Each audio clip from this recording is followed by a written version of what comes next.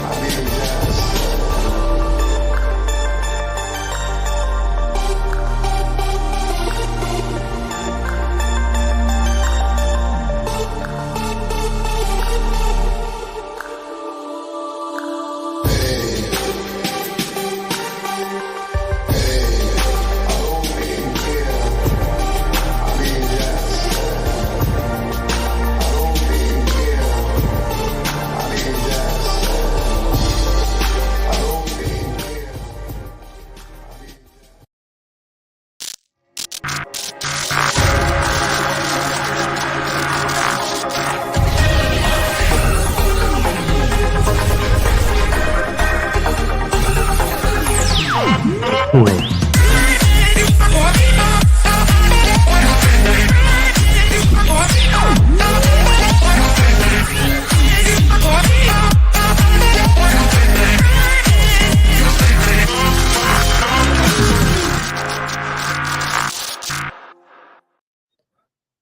everyone, welcome to DPA Open Mic episode 84. Can you guys hear me? I just want to check. Can you guys hear me? Yeah, I think you should hear me. You should be able to hear me. Yeah, so I need to test the super chat text to speech as well. So let's see if you can hear this. Let me know if you can hear. Testing 1, 2, 3 tilde. Do you hear the super chat? The super chat text to speech, just to make sure that it works. Yeah, I can hear. Oh, very good, very good. Okay, so cool. Yeah, so we're gonna okay, today's super chat. Super chat.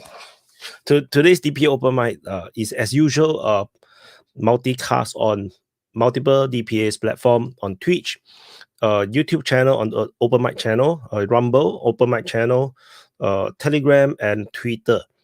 Yeah, 5. So we're going to drop the link to join. Give me a second. It took me so long, but I didn't prepare properly. Okay, give me a while.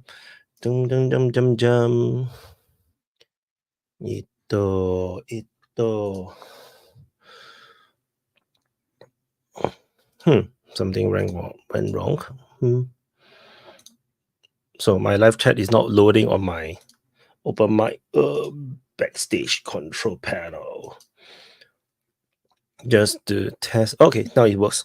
Okay, so I'm going to drop the link to join, which is here.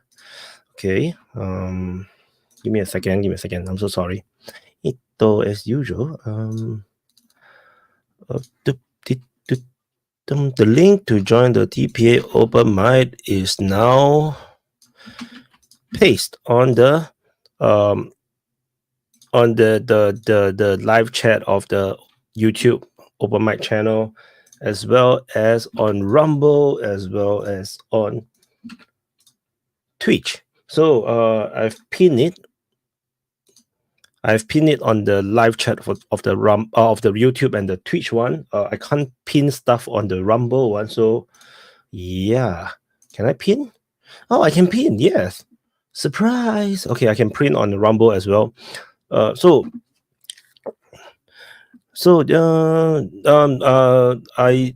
celebrated my wedding anniversary yesterday. So which is why the Open Mic is done today, because yesterday by the time I'm home, I'm drained. But I didn't sleep. I went to watch Attack on Titans anime for another 4 or 5 hours before I went to sleep. Yeah, lately I'm rewatching the show. I think I've never watched the whole thing, so I have been watching the beginning only. So this background. Okay, so let me show you the background. So this one is the Filipino ancient navy fighting the Chinese treasure ship, and we will now debate in the waters. So there's just some random shit that I'm doing. Okay, so if the link correct? Is anyone coming to hear that? Is coming to hear to chit chat? If not, then I will go on the monologue. So yeah. So what have happened over the week? I think there's a flare up between China and Philippines, as I reported. I also covered it in the Q&A in the live stream on the main channel. I think Ukraine continued to lose in the Ukraine war against Russia. I think there's a terrorist attack just happened in the Dagestan in Russia. I think just a few hours ago. I think, or maybe within the past day. So I saw it on Twitter. So the gunman or militant or terrorists attacked a church and a synagogue, and I think they burned it down or something. Then they killed, I think, some people, maybe policemen as well. Then finally the guys got shot as well. You have to for you to come in, you always had to log in through YouTube. It has always been the case.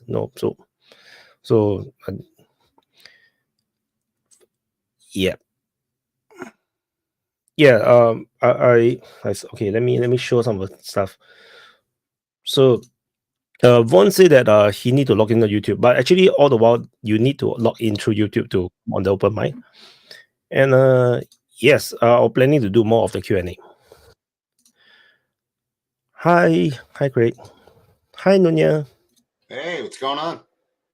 So, people on the chat also let us know if let me know if in the comments on the chat if any people's volume need to increase or reduce. Because sometimes I hear it's a bit different. Okay, so me also need to. CH, you are muted.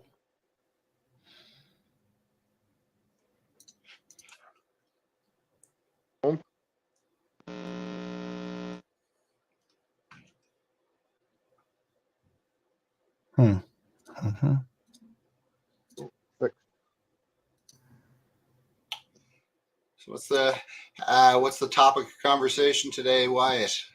Hope you had a good night last night. Oh yeah, I sleep very well. I slept like 2 times for the past 24 hours. I just wake up for the open mic. Then I realized that shit, my sit rep I didn't set to public. I just broadcast the link through social media and I didn't public the video. Where do we want to begin today, gentlemen? I think this speech attack in Crimea might lead to some escalations that might lead to more escalations. So I'm not sure how big of a story that is today. They've been going at Crimea often, though. So is that news, really? Canada Day on Open Mic.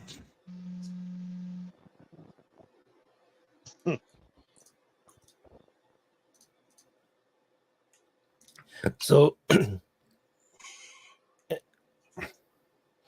hi, Marlin. Happy anniversary! Oh, thanks. My wife can't hear it, so it's okay. I'm single online. Ooh. Hey, sailor. CH is too soft. Okay, let me adjust him higher. So we adjust. So what's the big thing? What's the biggest thing you guys think happened over the past week? I actually not sure. I struggle to keep track with all the things. Israel is still on the offensive. Oh yeah, one of the big thing is Israel planning to attack Lebanon. Then like it created a lot of hoo-ha. I apologize and then I think for the live chat. It was my operator error. It wasn't anything. It wasn't YouTube or you. I was like, what the fuck? And then there is this rumor from the Americans telling the Arab leaders that Israel is planning to attack Lebanon, and it seems like the Americans cannot stop it. A lot of rumors about that. So I think that's one of the big things as well over the past week. I would agree. I think Lebanon has been threatened, obviously, and they're keeping about 200,000 people in the north of Israel are evacuated, and that can't go on forever because the Israeli economy can't handle it. The stress in the Israeli economy is rather incredible. So I don't see how they can avoid taking on the fight in Lebanon. The question is, what will the United States do about it? So far, they've issued all these red lines and then supplied the Israelis to do whatever they want. So they have no reason to believe that wouldn't continue if they attack Lebanon. So I think that Biden's behavior has made an attack on Lebanon and a wider war inevitable. So that I would agree is the biggest deal. Yeah, Craig, TH, your mic is a bit soft. Can you check your settings? Is it set to the correct mic? It sounds very soft. I think I have a headset problem. Yeah. That's it's better. Yeah, that's Yeah. Yeah, but I can't. It's not holding there. It's falling. What about my mic, real quick? Does my mic sound all right? Yeah, you're Glorious. perfect. Perfect. Loud and clear. Oh, did Vaughn buy a new headset?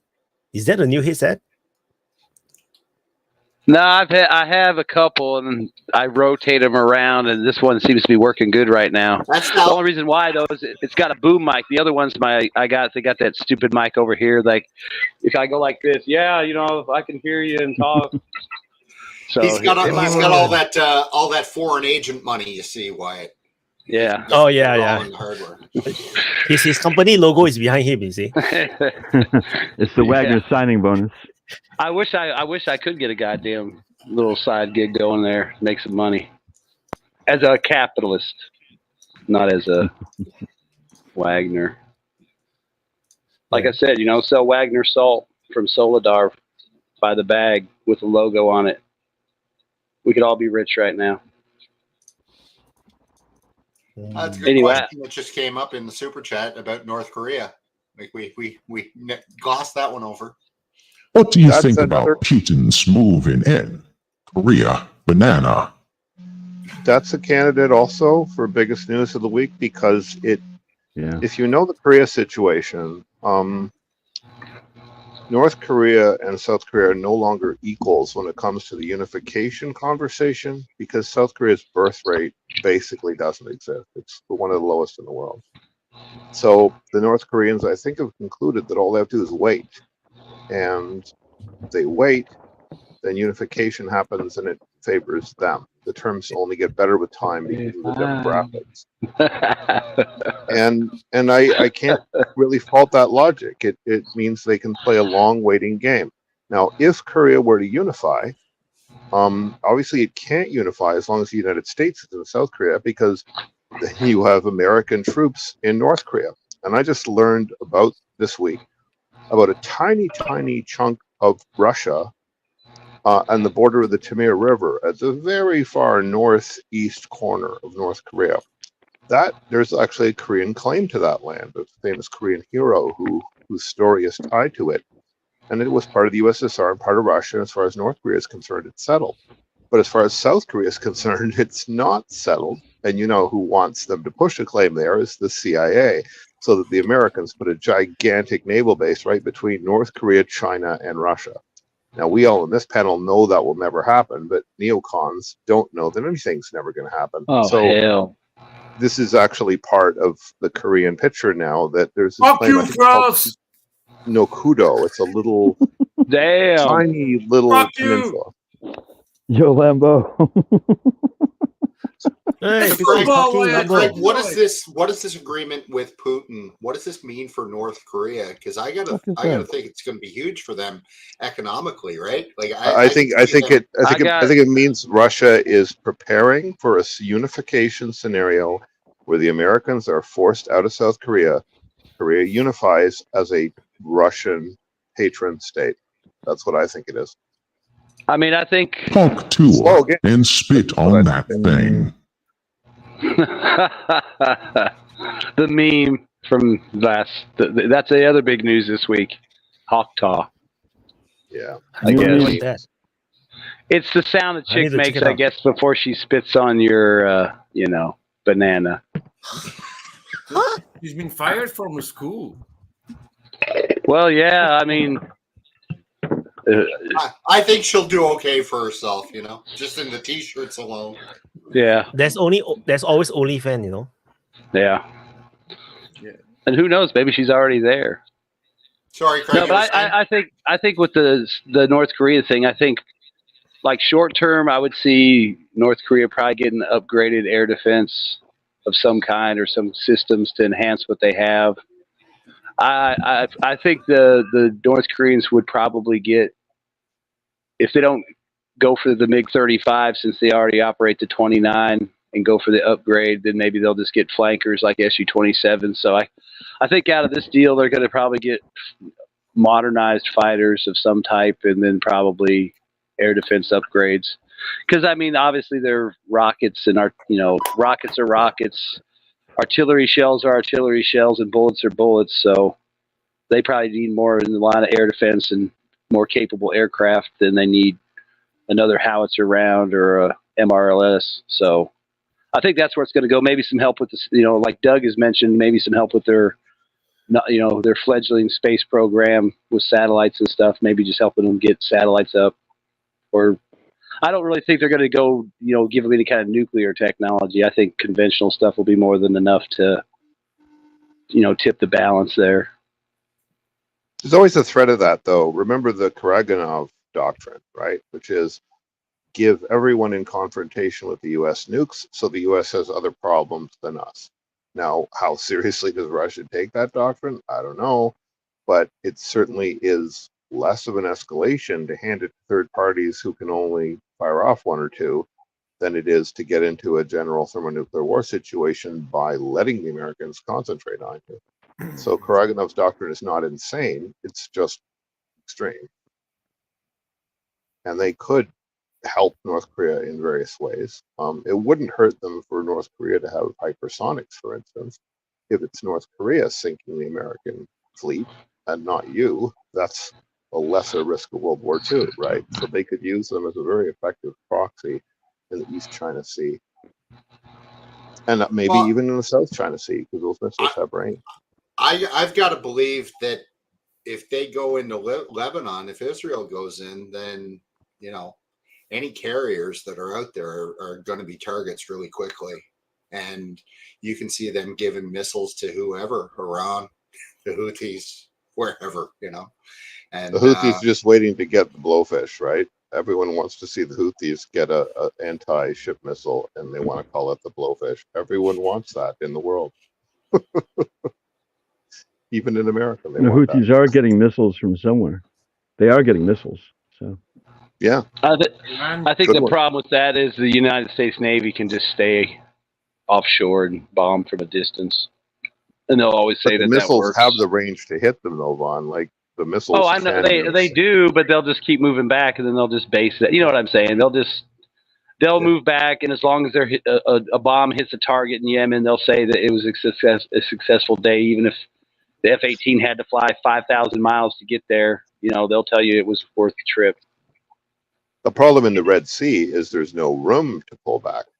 I'm thinking. My guess is they'll drop way back into the Indian Ocean somewhere around Diego Garcia and hang out around there and lob shit. Because that's about you can fly stuff in. You got ports there. You got airfields there. So but you then have a range problem, which means that.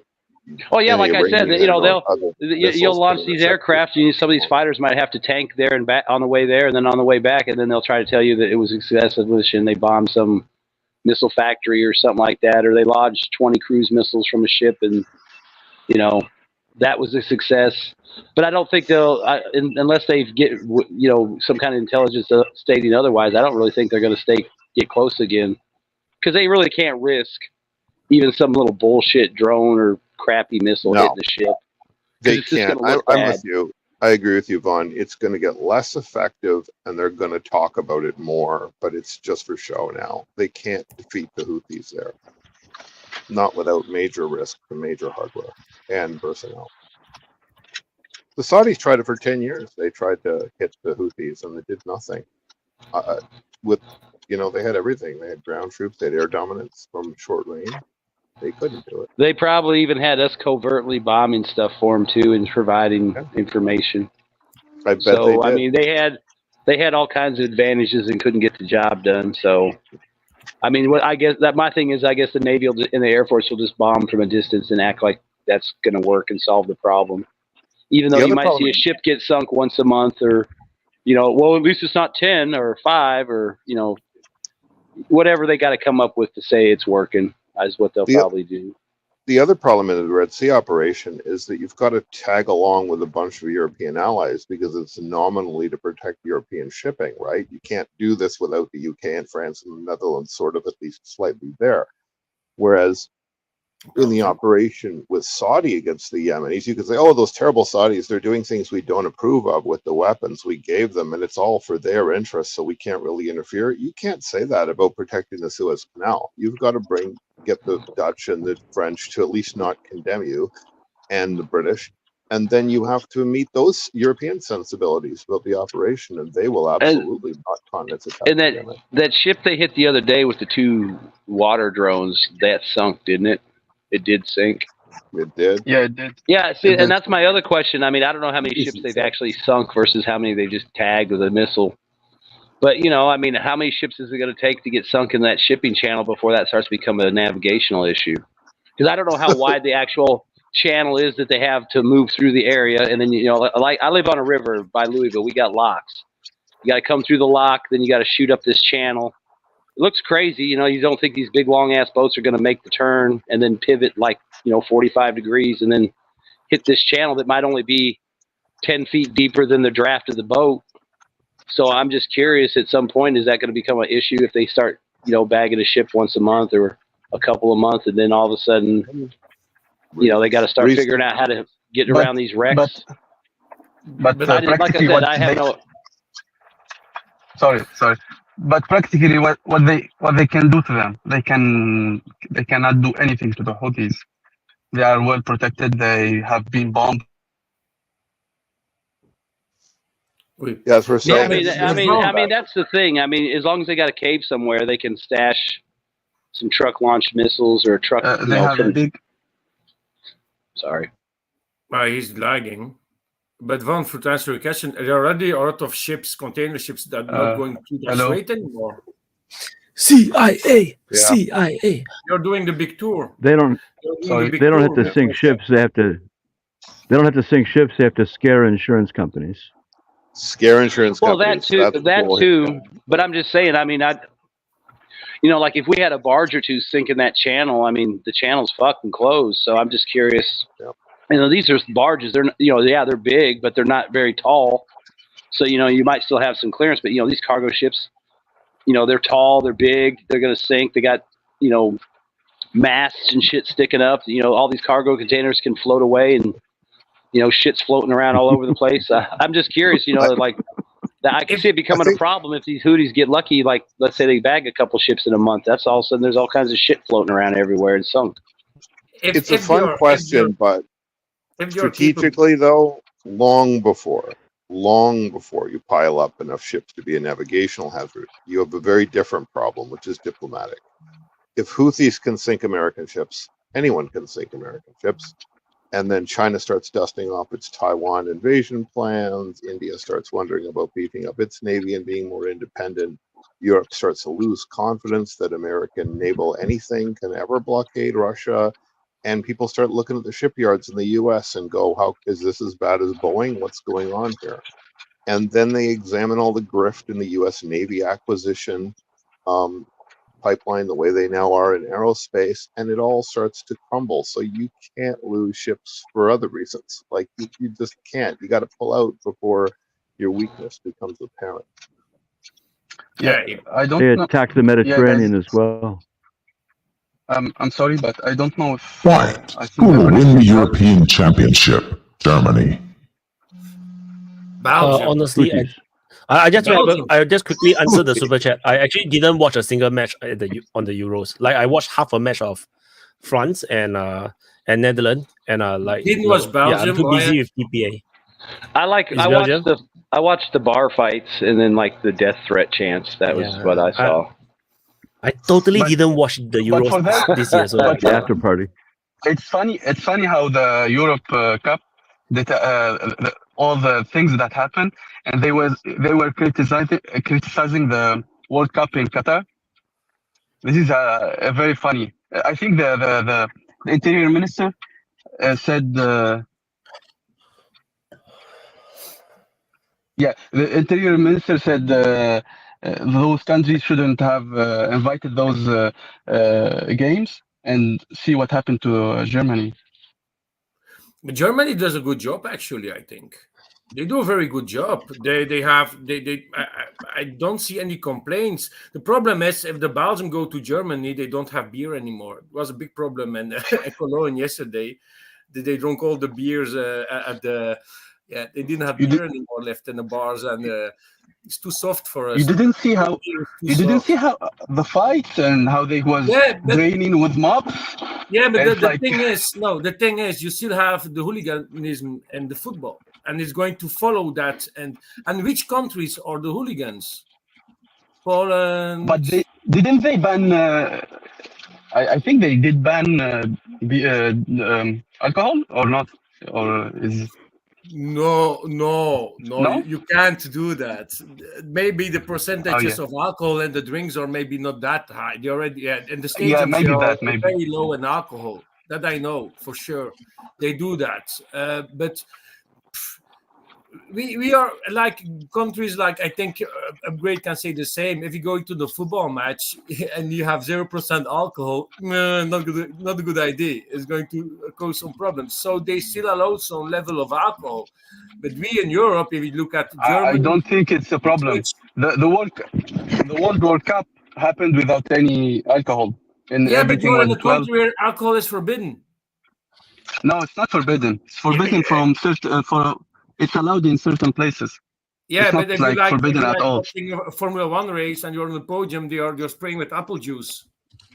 Yeah, I In know. Belgium, if you're winning the cycling contest, you're getting 9% Duvel beer that you can spray with it. That's the difference. No, it's no. Actually, no. Frankly, Germany does a very good job. They lower the alcohol percentages in the stadiums. They have the party zones, so the fan zones are very well protected. Yes, there are some issues with some crazy guys that want to attack something, but that's happening everywhere, and every country can have something like that. It's normal. We're going to compare Germany with France with the Olympics. You will see the difference. German police. Oh my God, it would be a disaster. They are very well organized. The cities are very well organized. I think if I look to the match from yesterday from Belgium, that we need to play against Ukraine. And I'm hearing a lot. Hey, They Mr. Lambo, I'm hearing a lot of coke. A lot of coke. They didn't conscribe the football team. When they will do it? I don't know. They have a football team. They should conscribe them. Maybe they're training with landmines. I don't know. If we're on sports, I'm going to point out there was some pretty big sports geopolitics news. Israel got the boot from the Olympics. I mean, that's pretty big. And Palestine's football team is advancing rather ferociously too. Yeah, I mean, I only saw 2 news stories on this, so I thought it was verified, but Israel was out of the Olympics last I looked.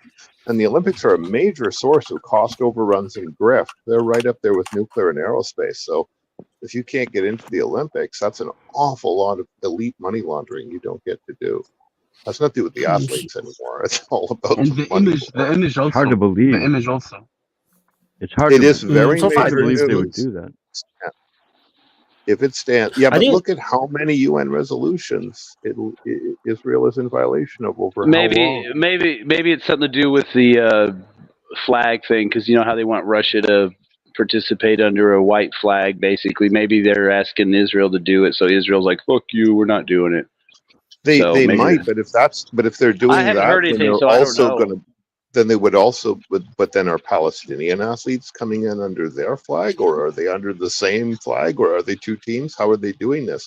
Remember how Korea did, right? Korea unified the teams and went as a unified Korean team. That was interesting. Maybe they could do that as a peace move in the Olympics. Wow. So what happened is that what happened is that there are some people trying to get Israel out of the Olympics, and then the IOC actually rejected this demand, and Israel will still be competing, but it does makes it look really ugly because they kicked out Russia, but they didn't kick out the Israelis. So it's like, the double standard is becoming so obvious. So they've reversed that. The Israelis are in under their own flag again. Like they were never kicked out.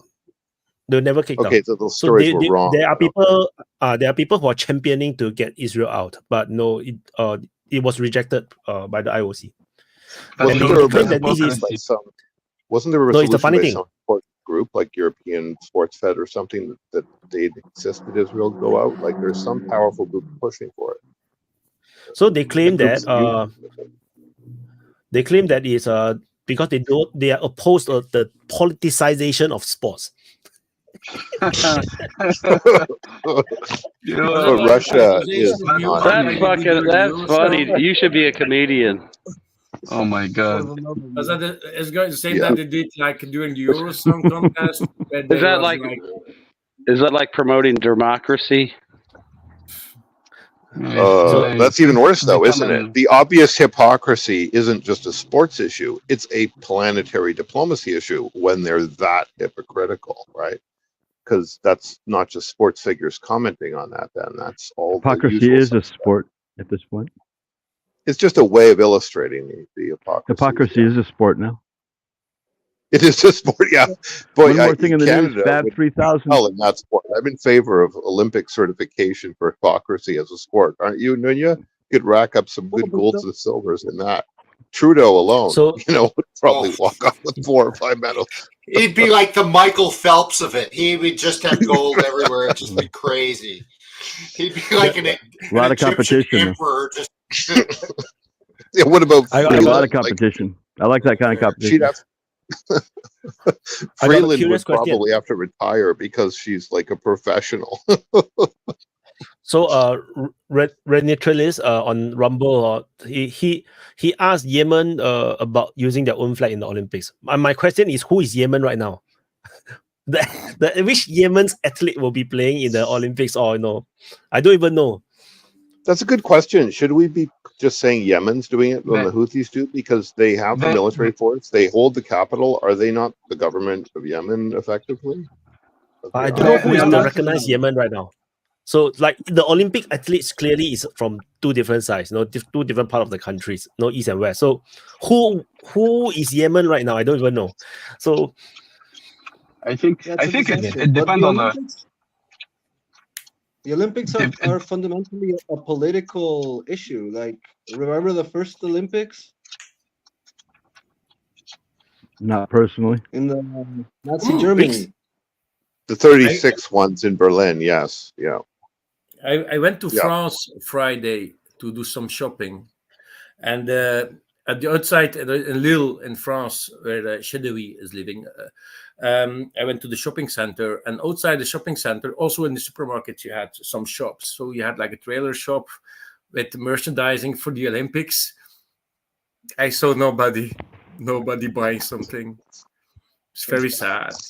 It's going to lose a lot of money, I think. It's just not a good time with all the inflation. No. If you just look at the tourism, the people that are coming from other countries to watch the Olympics, you need to see also France is a very easy country. Like for us, if I just take the example from yesterday for the football game in Cologne, it's just it's not far away of our borders. So a lot of families went there, even if they didn't have tickets to go to the stadium, they just went to Cologne to go see the football. It's the same in France.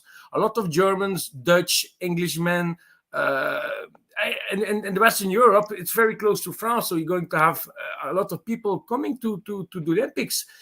For a lot of people, as a once in a lifetime opportunity to see something like that. I probably, maybe, I don't know, going to go there.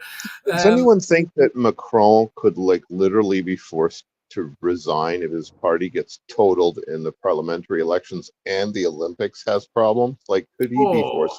I think that's his plan anyway. I think he wants it. Yeah, it seems more like that's what somebody else. More than so, like Sunak, he just wants to get away from it now. Yeah. Well, honor will dictate. I don't think Macron is. I don't think Macron is willing to leave his seat. He will stay there as much as possible. Yeah. He can't do much though if he loses the parliament, which he will, according to all the polls. He's kind of screwed. Yeah, Macron really seems to hate ruling France. A president can do some own decisions, but they still need parliament for certain things. And he's going to ratify treaties. Yeah. But the problem he's going to do for France is going to give all his shit to the next people, and then they're going to blame these next 2 people. Like if Le Pen is going to become new president in a few years, he's going to try to blame her, to make like blaming her that nothing works anymore, because he's going to give all that big shit to her. The stupidest thing that he said is, if you don't, I think they retracted that. If Le Pen, not Le Pen, she won the election in parliament, he will resign. But they did retract that, because everyone will vote for her for him to resign. No, he's not going to resign only by the parliament, but like told, if there happens something very bad in the Olympics, I think he's going to. It was a statement, but they retracted. It was a statement. Yeah, but what has Macron said that he hasn't retracted?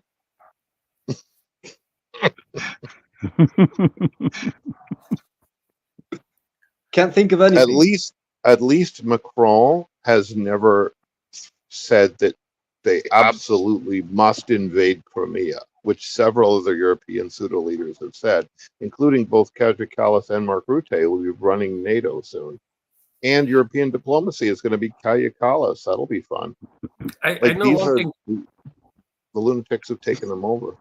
I know one thing for sure, and I will maybe start with that because I read in the chat a lot of people want to hear about Ukraine, and I'm going to come at that point.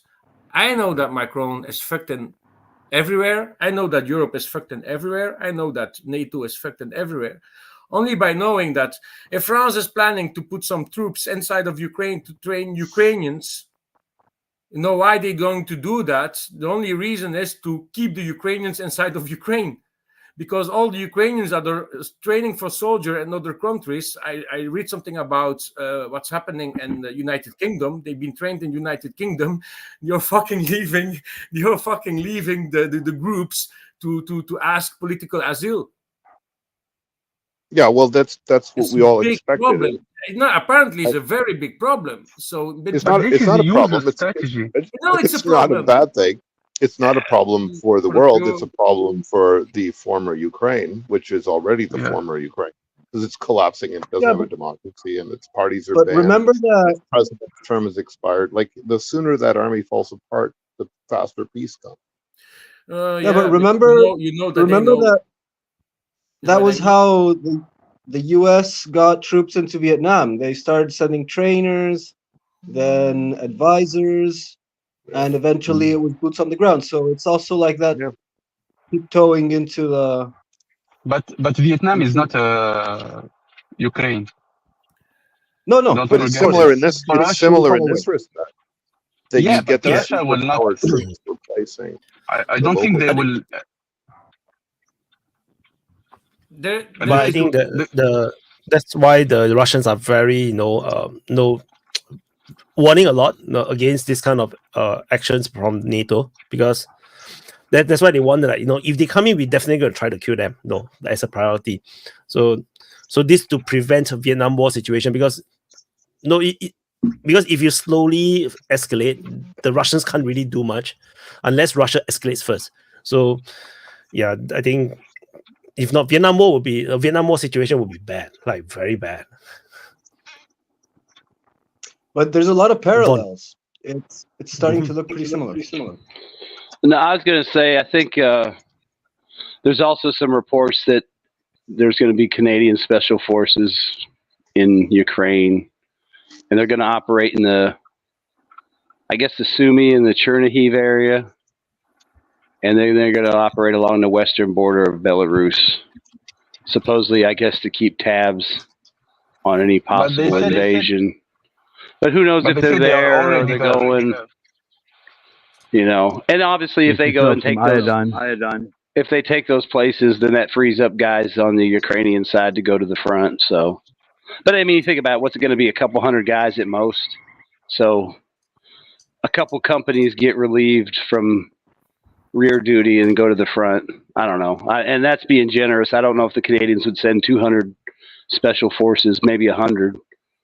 It just seems like a lot of guys to send for a country with such a militaristic history. Well, it's funny because the dynamics when Canadians lose troops is they will initially sort of support bolstering the troops or pulling them out, one or the other. Maybe this is a bet that they think they're going to bet on their propaganda, so that if there's an attack in Sumy and 70 Canadians die, that's going to make a lot of shift. I mean, I don't know. Maybe NATO's bringing the Canadians in to commit their world-renowned war crimes. Maybe to intimidate the Russians into quitting. Because that's what they're famous for. They're very, very tough fighters because they are very efficient war crimes committers, apparently. No, I would be worried about USA knows. No, we only celebrate the war crimes perpetrators and give them standing ovations. We ourselves are not perpetrating. You know, that's not us. We just pat them on the back. Oh, no. You need to go back and look at your history. Very, very long and storied military history. I mean, the Canadians are feared around the world just because of the war crimes they committed against, like, Native Americans and British and French. Oh, Vaughn, hundreds of years later, those war crimes still make men from the SAS quake in their boots or Spetsnaz when they hear them. Just like the Ukrainians and Germans are no longer not. Will only be safe from conscription in Russia. Everyone claims they've reformed now, right? No one is those bad guys they were a century ago, right? It's not true. Of course, they still are. But I would worry about any NATO special forces being deployed in Ukraine because they are competent. They will fight. They will effectively take down some Russian assets if they get the opportunity just for practice.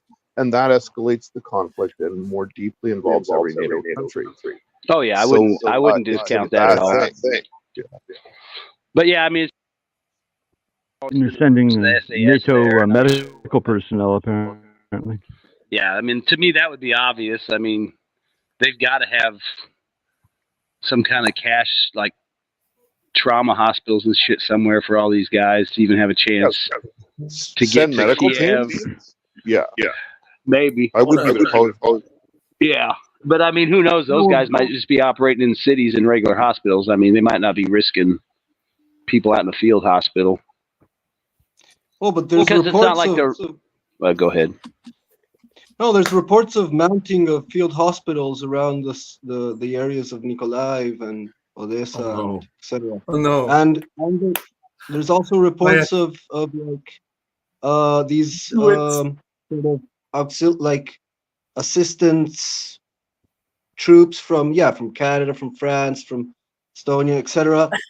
And it's weird because they've been making these sort of security agreements with Ukraine separately, like the NATO nations have been making security agreements with Ukraine separately.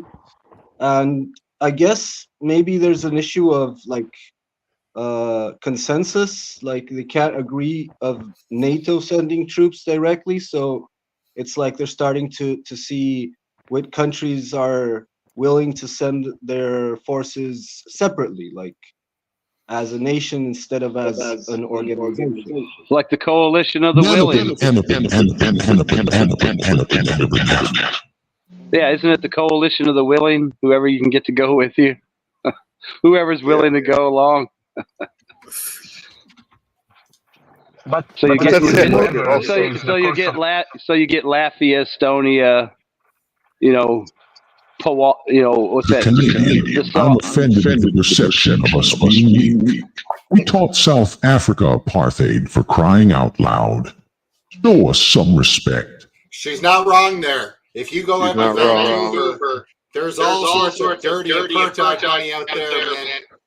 So yes, we're just trainers in Canada. We train everybody, everything. Apartheid, war, you name it, we can do it all. As long as it's just training, we're cool.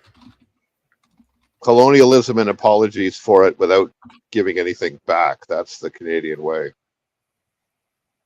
We'll acknowledge all of the land that used to be native, but the natives don't get it back. So there is some echo. The echo is coming from Vaughn. So every time he's unmuted, there's an echo. So, yeah. Vaughn, you need to put your electronic warfare from the Wagner group off. Put it off. Not good. Or Hok Tuah your microphone. I would just interpret these like strategic placements of NATO troops in places like Sumy and Nikolaev as almost like an attempt to like lay down a kind of an infantry minefield for the Russians to say, you're going to lose more men than you expect here, and this is actually our hard point. We don't want you crossing, Kherson into Odessa by land. We don't want you in northeast Ukraine, but we're not going to put those guys in Donetsk We might not even put those guys in Odessa, and we're not going to put them near Transnistria, right? Like where they're not putting those reinforcing NATO troops is significant in itself. And they may want to discourage the Russians from going into, say, Kiev from the north again, but they may not want to discourage them from going to that next band of cities, Kharkiv, Dnipro, Zaporozhye city, and the rest of Kherson. Nikolaev, if you put something there, you're at least saying don't come this way and take the whole Black Sea South Coast. Maybe it's even a way of saying let's negotiate because we'll have new leaders in about 5 months. And all these countries except Italy and France will have a lame duck. One of the more interesting things that happened in the last couple of weeks was Meloni inviting the Pope to the G7. Now, the Pope has taken a very strong stand on both Gaza and Ukraine conflict. He wants them both to end. And she knows that. He was there talking about autonomous weapons and AI, but everyone knows his stance. She gave the Pope access to all these leaders, knowing that she'll be the senior leader, really, next year, even though it won't be in Italy. And the peace agenda will be much more represented, I think, in future G7s when these leaders we currently have are gone. There'll be way more people willing to talk peace in both Palestine and former Ukraine, Ruthenia / Novorossiya / Tarita, or whatever we're going to call it. I had to make a point to somebody who doesn't know much history that Ukraine, meaning borderlands, is like Yugoslavia. We didn't pile a bunch of weapons into Yugoslavia to let the Yugoslavians remain Yugoslavians. We allowed it to break up. And now that region is pretty much at peace, except for minor issues with Kosovo. So if you let Ukraine break up and everyone has the kind of government they want, then I think we have far less trouble in Europe in the future. So Yugoslavia and Ukraine analogy is one I think you may want to emphasize to people. Ask them this question. If we had piled in weapons to, say, the Serbs and said, keep Yugoslavia together at all costs, including genocidal levels of conscription and nuclear war escalation, we'd still be fighting there. So that's the analogy I like to use now for Ukraine. And the one I like to use for Israel now is Algeria. They've killed the Mandelas and the Tutus and all the peacemakers. And so we're looking at the French Algeria, Silesia, Kaliningrad scenario where all the belligerent population is likely to be forced out by their incredibly hostile neighbors, immediate neighbors. Egypt, Jordan kind of destabilizing. The Houthi situation not really resolving, and a war coming in Lebanon.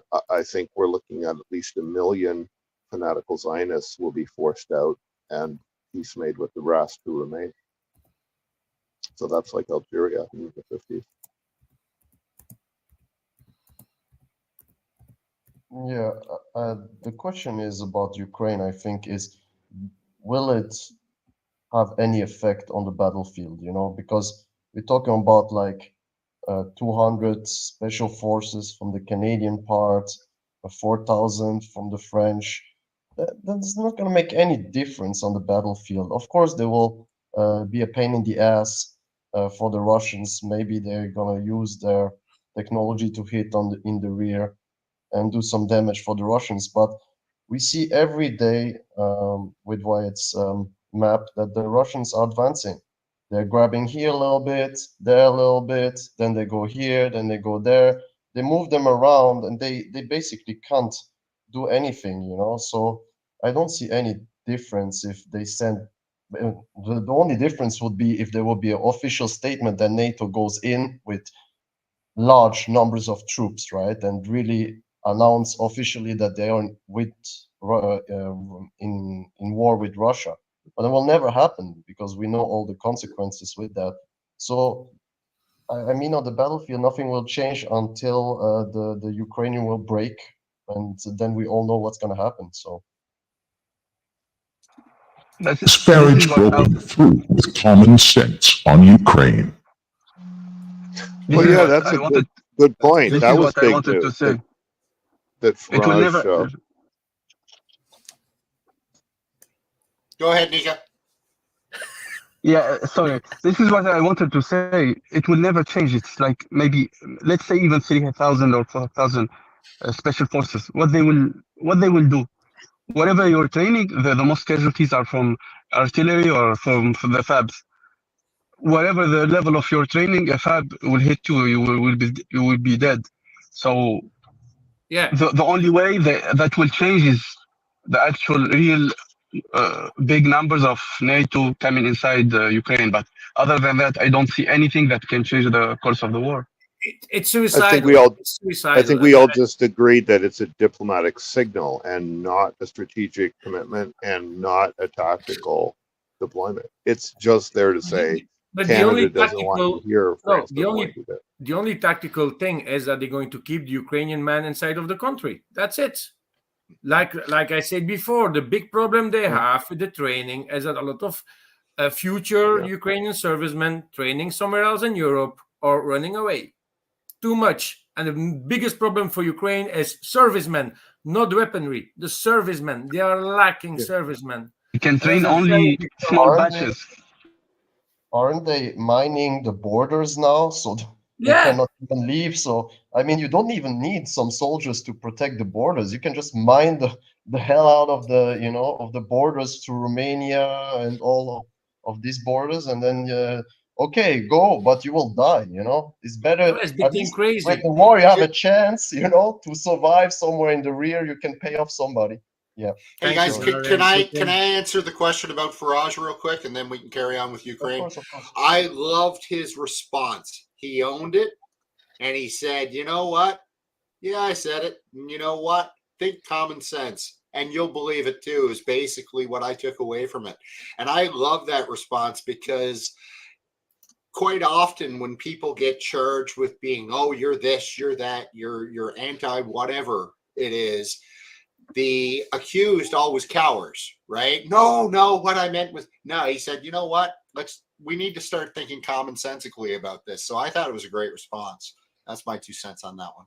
Yeah. It was very controversial in Britain. What did he say? I missed it. He basically said, NATO caused this war, right? Okay, yeah. But Farage, said, look at the history. And I think that the British people, they're smart enough to see through the crap, right? And they know what's going on. But what makes this different? What makes this different is in the States, we already had RFK Jr. say that. We have got prominent people like Mearsheimer and Sachs saying that. And even Trump has basically said that, right? What's different in Britain is they are much more their media is much more uniform. People are watching ITV or BBC only. And so now this has to be reported. And it's the first time a major figure in Britain has come out and said, no, we provoked that, or we certainly played our role in that. Like, that's a big break in the propaganda. The other thing is it's happening in election context where Farage's party is going to make the Tories lose in about 100 seats. That's 100 Tories losing their jobs if the anti-Ukraine war faction shifts from the Tories to the Reform Party. And it also, the biggest reason why this is such a big deal is that Farage was wide open to doing a unity deal or joint candidates with the Tories. But now peace in Ukraine is going to be a condition of that. That's the really big hammer. It's like if you want to bring Farage into your tent, you're going to have to take the peace in Ukraine position. And the Tories, are the Tories desperate enough to do that? Because they're going to be cease to exist if they don't. So they've got a huge factor to make. We could be down to as little as 50 seats if Farage rises 5 points and they drop 5 points. They won't be a political force ever again. Will they sacrifice Ukraine for that? Of course they will. They're Tories. They're just nothing but crooks. So, that's the internal Tory debate right now, is can we bring in Farage and kick out Zelensky? So now that's Britain is in chaos over this one issue because of his electoral effectiveness of Farage. Thank you, Aaron Putin. I am a member of the DPA now. But his statement, will it change anything? So it's the same with the troops on the ground with Ukraine. Politicians talk a lot, but when they actually need to do something, will he actually not send any weapons if he gets elected or has a majority or something? I don't think It doesn't so. matter because we're talking about how it affects the election, not how it affects the decision. He could completely reverse himself once the election's over, but it will affect how people vote in the election, which determines the party balances and the policies that they campaign on and the things they promise the public. Like, it almost doesn't matter. It matters that they're campaigning on this in the Reform Party now. Yeah, but you campaign on something and you want to actually achieve this, right? You're going in and you promise something. That's usually the politician, and then after you backtrack and you just go south what you actually said. So it's nice to say that he said not. But then you have people. But then you have people in the streets that you promised something to, that voted for you, protesting against the government they just voted for. It undermines you from your very first day. So it's much harder than that. You can't just say people reverse themselves. Like that, Britain has been very uniformly pro-Ukraine, and now it isn't. And so just raising this in the context of the Reform versus Tories vote decision that the right wing is making in Britain has an effect in itself, regardless of what decisions they would really make in practice. Is Steve here? I just heard that beeping noise. I just figured Steve was here. No, it's my mic. It's me. It's my microwave gender that doing that. I'm busy cooking myself. So anyway, we have a new guy here, Vispian, from UK. So please introduce yourself. No sound. There's no your mic. There's no voice. There's no sound. I think your mic setting is wrong. You check your mic setting.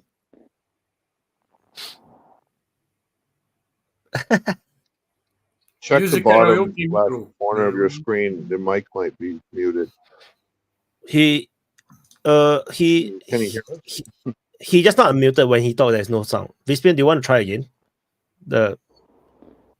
You go to your settings, you change your microphone, see is it to the correct mic. If not, then GG, well played.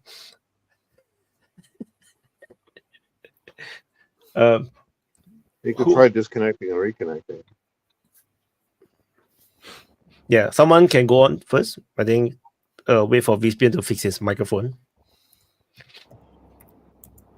I mean, we can start in Robotny real quick. I mean, just work our way around. The Russians. I don't know. That reminded me something. Just now, you are talking about the Europeans putting troops into Ukraine and whatnot. So I wouldn't say that it's useless. The problem is that you have to put more than what the Russians can counter you with. Let's say you put in 20,000 troops. If the Russians can put in another 20,000 troops, then it's pointless because you just even out. So you have to put more than what the Russians can put in. But then if you put that amount, that is World War III. And then Russia will just use nuclear weapons. So it's not really a win in that sense. Yeah. So I just want to finish that point because just now I wanted to talk about that. Then we somehow drift until I don't know where we go. In fact, I don't even know where have we been heading. We were talking about Israel. Then after that, suddenly Olympics came in. Then we talk about sports. Then after that, we went to Canada. I can talk about the first Fab 3000s. Hey, but what? Let me answer to what Wyatt was saying. That another thing that I've noticed is that like Russia seems to have specialized in a troop disadvantage situation. Both from the start of the war all the way up till now, they seem to be specializing in like making defensive lines and keeping a lesser manned situation from their side of the front line and just responding with firepower. So they seem to be very like conservative with their use of forces. And somebody said hello. Yeah, it's me. Sorry. All right, we hear you. Into my PC. Oh, welcome. I think it's the first time I've been on.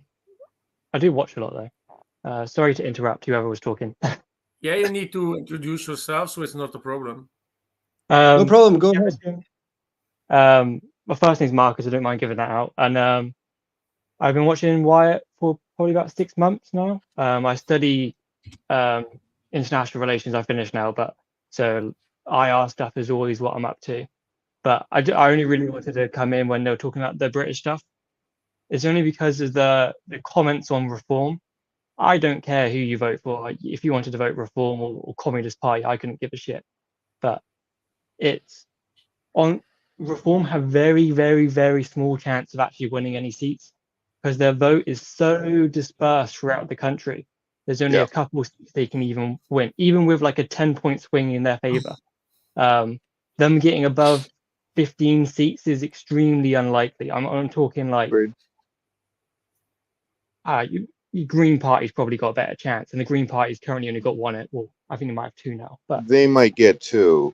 Like they're really they might win Bristol, so from Labour, but Green Party's a mess all over Europe anyway. In Britain, though, Agreed. But the difference with Farage on Ukraine is that there's very heterodox views on the right with Ukraine. So there's some people in the Reform Party that are extremely pro-Ukraine. Like I'm talking like boots on the ground level. They want to get in. And Farage is a bit more like, I think more probably opinion that most of us might have, which is that he would engage with Russia, but he also sort of slightly sort of sides with Ukraine, but he sort of puts NATO at fault for a lot of stuff, which I think is what most people who are not completely biased and sort of learned on the topic would sort of agree upon. But at the end of the day, Labour's going to get in, and Labour has the same Ukraine policy as the Tories. So maybe slightly weaker in the sense that they not going to up in any sort of boots on the ground, whether it's like advisory roles or even like proper military boots. So I don't think Britain's relationship with Ukraine is even going to change remotely in the next 7 years. Most people not at the top level, but here's the question: is we know that Starmer wouldn't change, but three things could happen. One is Farage is mostly impacting the Tory party. I agree with you. He'll win like 15, 20 seats. But the question is, how many seats does he cost the Tories with that widely dispersed vote? He could cost the Tories 50 seats. It costs them way more than he gains. That's the nature of these parties. But first past the post we system. won't know. Let me get to my 3 points here. That's one. Okay. So that third of the electorate has to discuss this now. Their heterodox views, as you say, now must be discussed, and in the context of an election, which is a hard thing, right? So that's one effect, big one. The second effect is, if the Tories end up, as a result of this, walking in with a 100+ seat majority, they have flexibility. They could kick out Starmer and every Zionist and still have a majority and put somebody who would change the policy in and still be the government. Like it's a shaky position to have something huge like a 2/3 majority, because they don't need 100 of those votes. They can pick the detrimental faction long term to them and start farming them out and putting in a different leader, as British parties are known to do while in power. Maybe not immediately, but I think Starmer was policy undermined from the beginning by a large majority. So that's a second effect that this has. And the third effect that it has is, are they going to prosecute Farage? Are they going to start passing crazy legislation like Canadian Bill C-70 or some of this nutty stuff in the U.S. House, where they're just going to try to put people on trial as Russian agents or something? Because if they don't do that, then everybody else is enabled to raise all the same issues in and out of power. And if they do that, then this whole business goes in front of a judge, and all the evidence the public has been allowed to ignore, they suddenly can't ignore. So there are three rather huge effects. The last one is the lawfare. The second is the stability of the governing coalition. And the first is the effect on the right and the Tories. They now must debate this heterodox positions and come to something, maybe not a consensus, but at least a range of defensible views. So it to me, the issue is not that Starmer's going to win and not change the policy. The issue is that this being an issue in the electoral forum itself has changed the game very much. I would agree with the third. Does it matter who wins? Isn't Biden going to be in charge anyway? Whoever wins the British elections, that does Biden's matter. their president, right? For an American analogy, yeah, I can make an American analogy. If the House had, let's say, a 60-seat Democrat majority, That would mean 55 of those Democrat votes would be disposable. Pick 55 people to dump. You could dump the socialists. You could dump the Zionists. You would have an internal party fight over which faction don't we need. You know that would happen if in the US there was a big majority. That's one reason there are no big majorities in American elections, because the big parties adjust positions to make sure there are no such big imbalances and the center stays in charge. But Britain now is unbalanced. The Labour is going to win by a vast margin of seats. And that opens the door to this instability. In the UK, Parliament Reform is will be sovereign. lucky to get 10 seats. Yeah. But Parliament is sovereign. So, like, we don't have, like, this presidency veto. We don't have Supreme Court. So, like, if your House of Representatives had a majority, one vote majority for either party, they can do whatever they want. There's no constitutional limits. There's nothing. So, if, they can send troops to Ukraine, they can fire Starmer, they can fire the entire diplomatic corps, they can kick out the Israeli ambassador, they can leave NATO, they can do anything with a one vote if majority. they wanted to. And there's not they have supreme power. All they got to do is have the monarch sign it, and the monarch's not going to veto anything, because they'll lose their comfy pension. The monarch is Obama or who? The monarch is the queen or king. Oh, it's king now. Charles. But like with Ukraine, the Ukraine policies, I don't think going to change. You might get some changing views on the right, but if Reform and Conservatives merge, the electoral success then will be quite limited, because a lot of those sort of one nation Tories will flee the Tory party then, and they'll go towards Lib Dems and Labour. And you got Lib Dems that are competing more so in much more seats than the Reform are at the moment. But then that makes the Lib Dems your third strong party, so you still have a three-party instability. And that is also a catastrophe, because the Lib Dems suck. But I think what's more important is that because Labour's going to win, and Labour's going to set the agenda. What's more important in the public consciousness now is Israel and Palestine, because Labour have a real threat from their core constituencies, so the places they have like 20+ points, all that, like in the Red Belt and Stature, where there's large Muslim communities who are now voting for independent candidates in the local elections, and potentially George Galloway's Workers' Party, and they're putting up candidates that are very, very pro-Palestine. Whether you view Palestine or Israel, I couldn't give a shit about personally. They're both shit countries, but that's the main focus where this election is going to take, is when Labour comes in, what's the makeup of those constituencies? Are they pro-Palestine MPs, or is the pro-Palestine vote costing them the seats? Because they could cost them the seats in the same way, where maybe the pro-Palestine vote is 20%, the Labour vote's 30%, and then the Lib Dems come in, or the Tories come in, or Reform. So I think Palestine's a much more dynamic issue in UK politics, in the sense that that's going to be where most of the publicity of all these candidates are going to be. But I do think you are right in pointing out Reform will change the view on the right, but in terms of actually changing anything in practice, I don't think that's going to. But your view on the left is equally interesting, because those minority constituencies, we see this in the United States as well. We have, for instance, Arab voters in Michigan calling Biden Genocide Joe. Many of them supporting Jill Stein, the Green, for president. She's unlikely to win, but she has a party, and over time, parties grow, right? RFK Jr. and Cornel West are not threats. They don't have parties. They can't take root anywhere and grow, but the Greens can do that, and they can take 5-10% of the vote over time, as they have in Europe, and start settling elections one way or the other. So that kind of long-term shift towards viable long-term parties, I don't think the Lib Dems are that, but I think the Greens are that. Certainly everywhere in Europe, they've taken root, and they've become a factor electorally. So the left is changing in the way you suggest, but in the long term, if they align under an established party banner, not just as independents or as parties unique to one country, but as parties that have a Europe-wide alliance, that will start affecting things. No, but CH, I think Vispian is going to maybe agree with me, and Upgrade is going to be agreeing with me. Green is actually losing, and is never going to be a thing in the United States. Why? You're fucking green. Green, I mean, and everything. green driving, green fucking eating also, with vegetables only. But what I can say is they're also pro-immigration, like a state like Texas. Never in their life they're going to have something to say in Texas. Just giving you an example. And Belgium, at the last elections that we had, the results was that Green lost a lot. Why? Because you also have an immigration problem. United Kingdom has a fucking big immigration problem.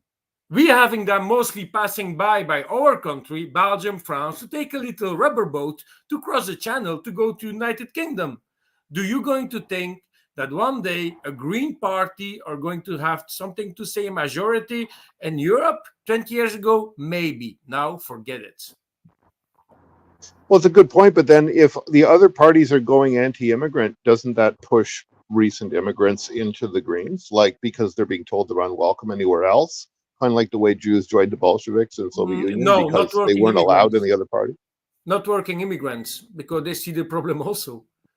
Like working immigrants. There is no Green Party in America. The Green Party is the Democratic Party. I mean, that's what the Democratic Party is. They make up everything. They're all part of everything. Yeah, and you see, whatever little outside fragment there is nothing. That's just the people that the Democrats didn't want, so they didn't realize the party's over. It's just like libertarians, you know.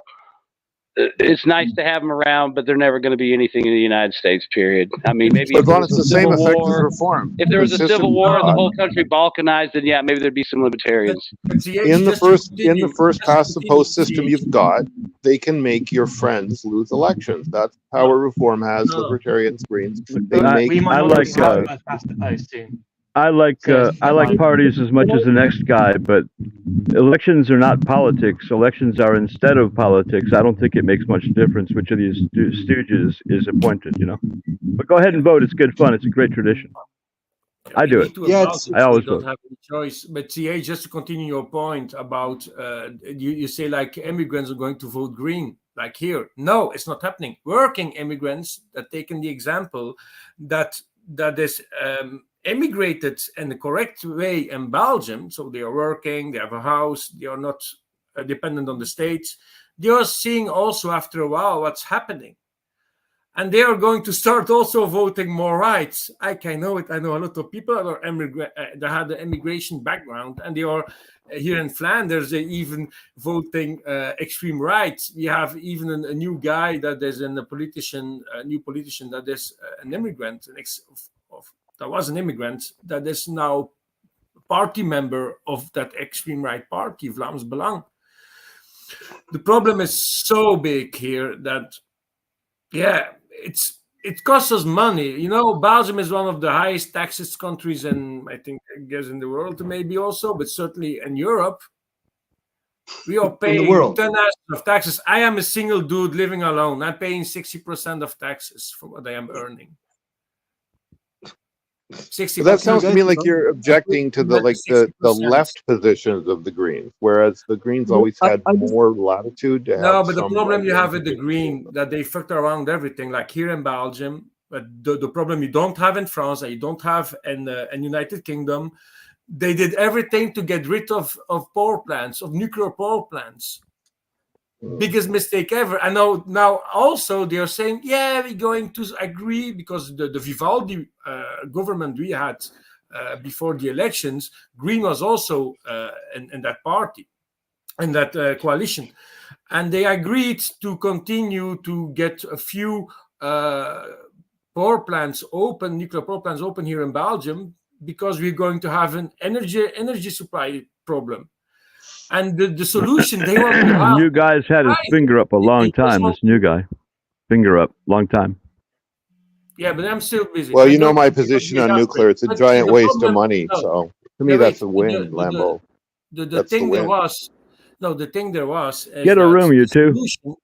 No, wait. The solution there was that they said is we're going to forbid every citizen in Belgium to have a gas installation in his house, but we're going to build gas plants. And the thing was what they said was gas is very bad for the environment, for the CO2. But the solution they have is build a new power plant With gas. It's fucking nuts. They lost everything in Belgium because their bullshit they were talking about. Everything. It's not only about immigration. It's about much more.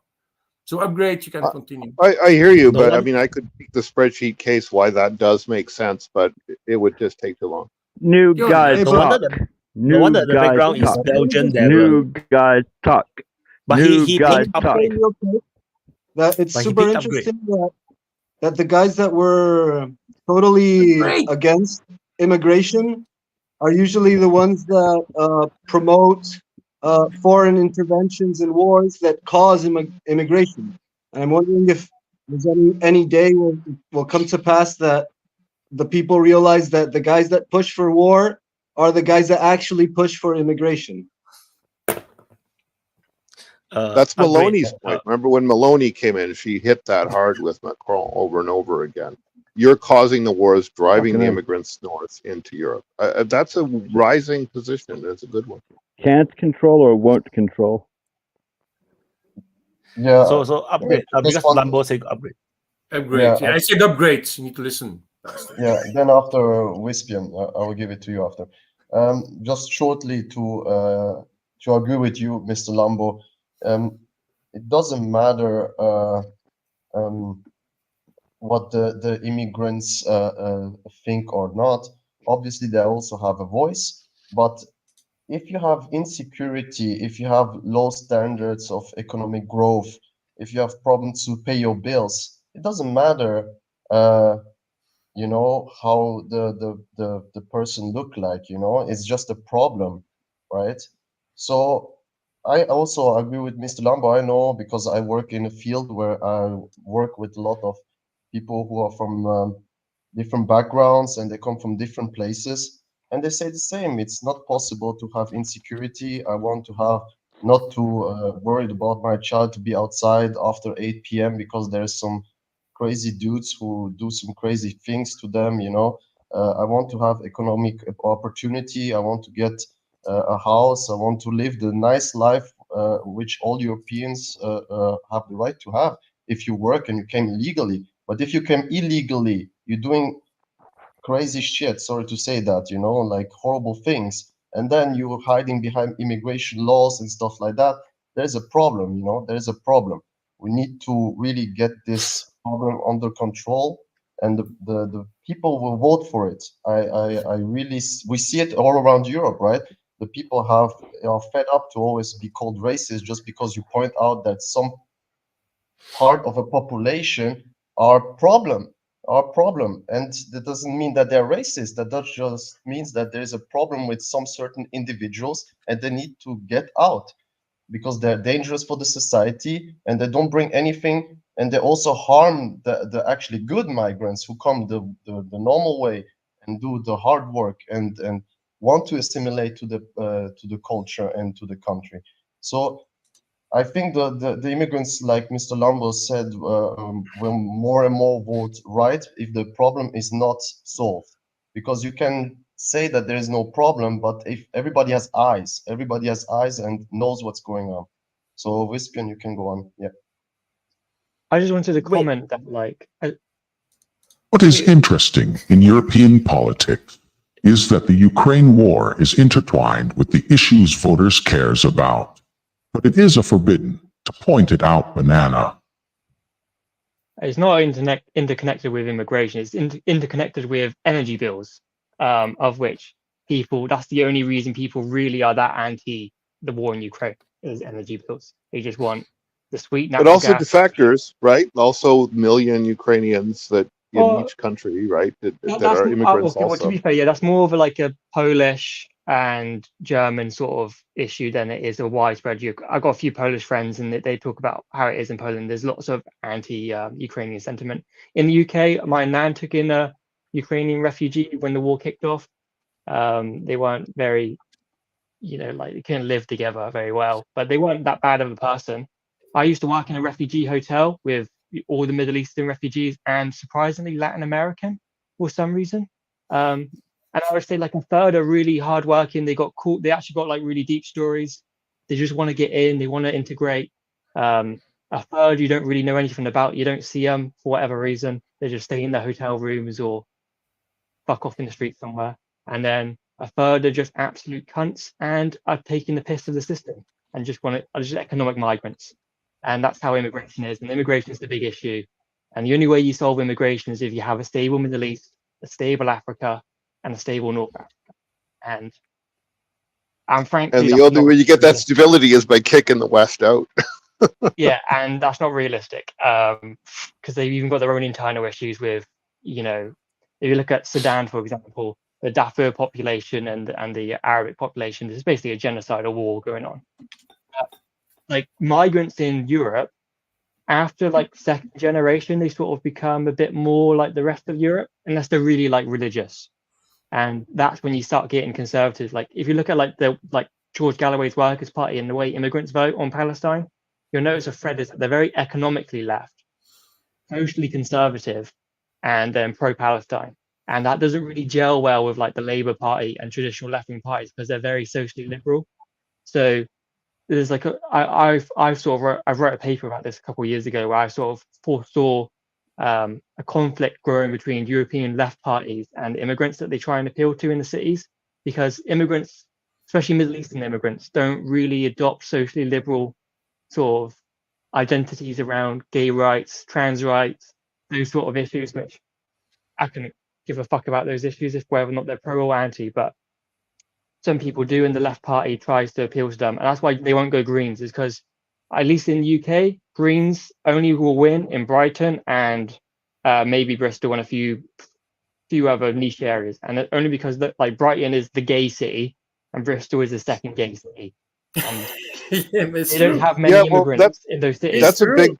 That's a big problem with the first past the post system is you're going to win in a couple of places, and then all your political talent is going to be from those places. So, yeah, but here's the thing, though: when Labour win, right-wing parties are run by oil European politics, not UK politics. Banana. Free European, technically. If you vote, not according to, not legally anymore. But no, your point's well taken. But I want to ask you this question, which is, the British system doesn't just distort the popular vote results into the wrong number of seats. It also impacts the policies and the talent that goes into the parties. So if the Greens win in the UK and let's say the two gay cities, then the Greens kind of just are reinforced in having the most pro-gay policy, and then they drive out other people who might agree with them on 35 other issues, right? Yeah, so which it is what forms happens. the culture of the party. It doesn't have to happen. In other countries with different electoral systems, you could have fairly right-wing Green parties that could cater to socially conservative views on various issues. So, one of the weird things about the European election was, in the countries where the Greens compromised long-standing positions, like France and German Greens, kind of in bed with NATO now, and putting up with basically not recognizing Palestine. Globally, Greens are very anti-Zionist and anti-NATO. But in the countries where that was subverted by people like Baerbock, their vote fell by a lot, from 20% to 12%. In the other smaller countries, it didn't happen nearly so much. The main thing that these little parties are there to do is to form enough of a threat to the big one that the big parties have to adopt their policies, like carbon tax in Canada, pro-EV, and subsidies for electrification in America. And that's how you keep those parties at 5 or 10%, by adopting the policies they've been pushing. So Greens have been wildly successful at that worldwide, but their electoral effect now, if they become the peace party, peace in Ukraine, peace in Palestine at all costs, that could start to attract in right-wing people, and they could compromise their social policies and grab that audience. It's possible, but for the reason you suggested, because right now they're winning in the gay cities, that's unlikely in Britain. It'd also be unlikely in the US, but in most countries it could happen. Or other small like in the United States, well, like first of all, with the Ukraine war, yeah, a lot of people don't like it because of the money, but you know, like for me, that's just another reason not to like it. It's not really one of the main reasons. And then on the whole, just the regular guy thing. I mean, like with Trump, he's totally tapped into this populist thing. He's got Asians, blacks, Mexicans. I mean, I went to a Trump rally. I didn't even go inside. I just went down there to see the crowd when he first ran in 2016. And it was like the most diverse crowd of people you could imagine, all working class people, different kind, you know, office workers, janitors. You know, there was liberal people of different races screaming the most racist shit at the people that were in line that were the same race as them. Just because, and they're like, I just want to go hear what he has to say. They weren't, saying I'm voting for Trump or wearing MAGA shit or nothing. They just tons of people in line. So I think Trump's done an excellent job of tapping into that everyman kind of, because like everybody's saying, like Lambo and Upgrade, most people like, I need a place to sleep. I need to eat, I need to pay some bills. And that crosses all lines. It don't matter if you're an Indian or a fucking Iraqi or an American or a German. Everybody knows you got some basic bills you got to pay. And if shit's hard, it's hard. And all those people talk. I mean, I work downtown. I work in one job, but the other job, I work at a gas station. So I meet tons of people. It's all the same. Maybe they don't like Trump, but they don't like paying for gas and groceries. And, they're starting to wonder about, like, I'm not trying to be mean or nothing, but you've got like inner city black people, people that you would never suspect pay attention to anything geopolitical. And, they may not know what country's getting what, but they know these fucking countries are getting hundreds of millions of dollars, and they look around their neighborhoods and the shitholes they are and the roads all tore up and stuff. They're figuring it out. They may not sit here on the open mic and discuss the intricacies of it, but they know their tax dollars are going somewhere and they don't like what's going on when they got problems here. So I think other politicians around the world in the West, maybe not in the West, just all around the world, to some degree or another, have started to tap into that and had some success. Maybe they'll have more success, or maybe it'll just be a little, blip. But, like Farage has the chance to have some success. Obviously he probably won't have a lot, but, Orban maybe have success like that later on. I mean, there's a lot of people, there's people out there, like those are the guys that are tapping into the traditional values and the culture and, trying to keep normalcy. And most people, that's all they want. They just want to go to work, hang out with their families, maybe have a vacation, drive a car, go to a movie. Not, they don't want to fucking worry about every 5 minutes some senile pedophile talking about dropping nukes, or some idiot in Estonia talking about, putting Russia on their knees. It's like, really? I'm tired. It's like people got real shit to worry about. And then you got these psychos that have zero worries because they have all the money in the world. They have expense accounts, slush funds, and they're telling you, oh, you got to go die for this guy, or you got to go do this for that guy. And like I said, it don't matter if you're a fucking dude in Tibet or, in the bottom of Africa or fucking down in the bottom of Argentina. Everybody's got the same problems. Wars cause inflation too, right?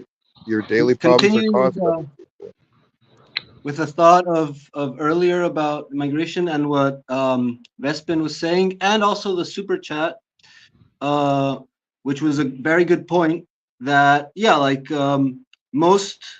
most of the discontent in Europe is directly tied to the conflict in Ukraine and all the ridiculous policies that have begotten from that.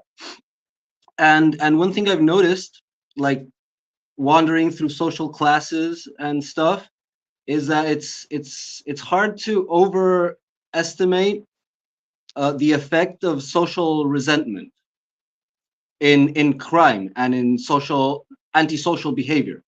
All the criminals I've met in every path of life,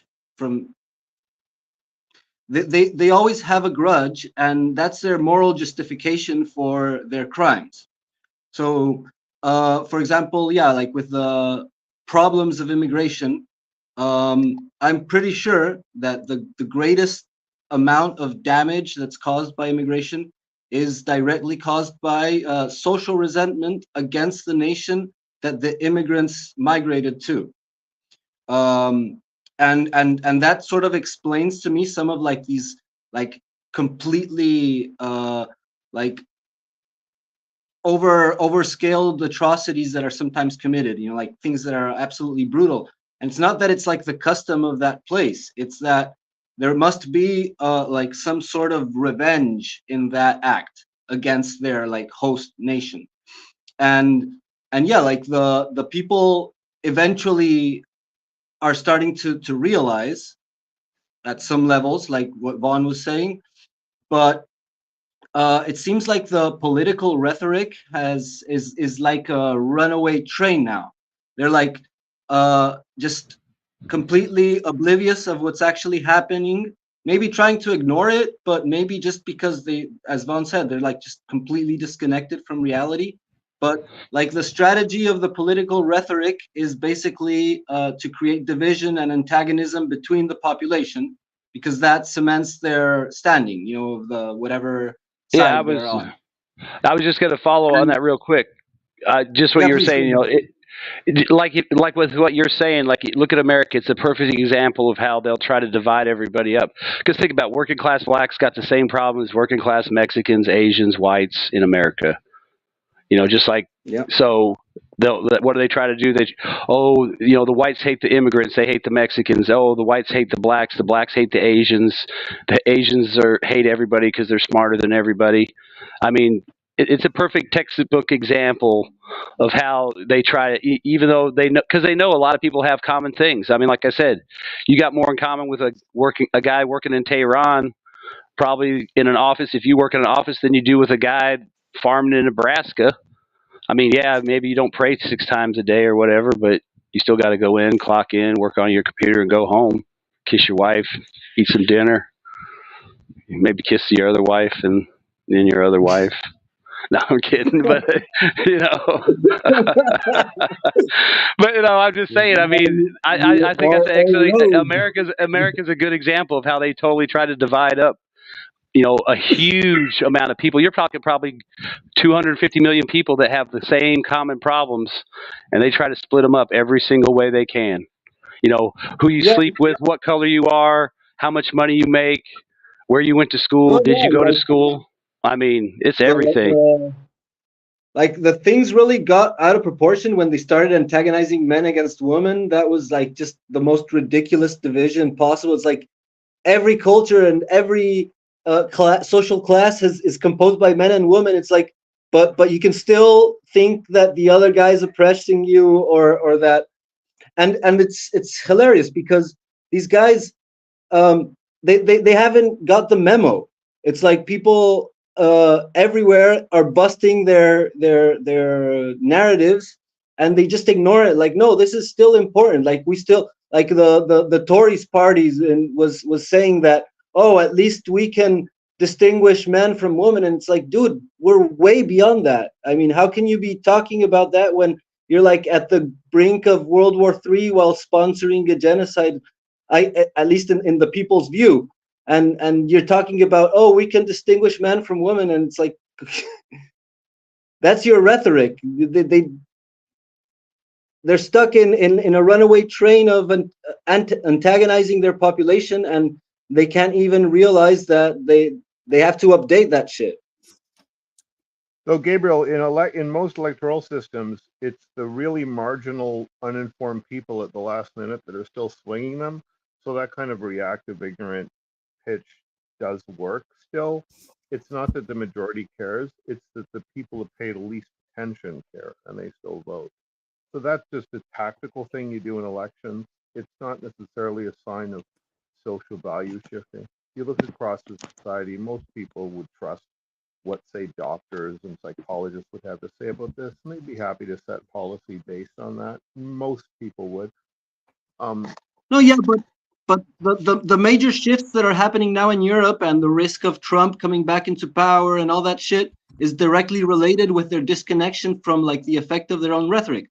What you say is true, but there's there's like an overtone window that's turning of like how much people actually care about the real shit beyond the stupid like polarizing rhetoric.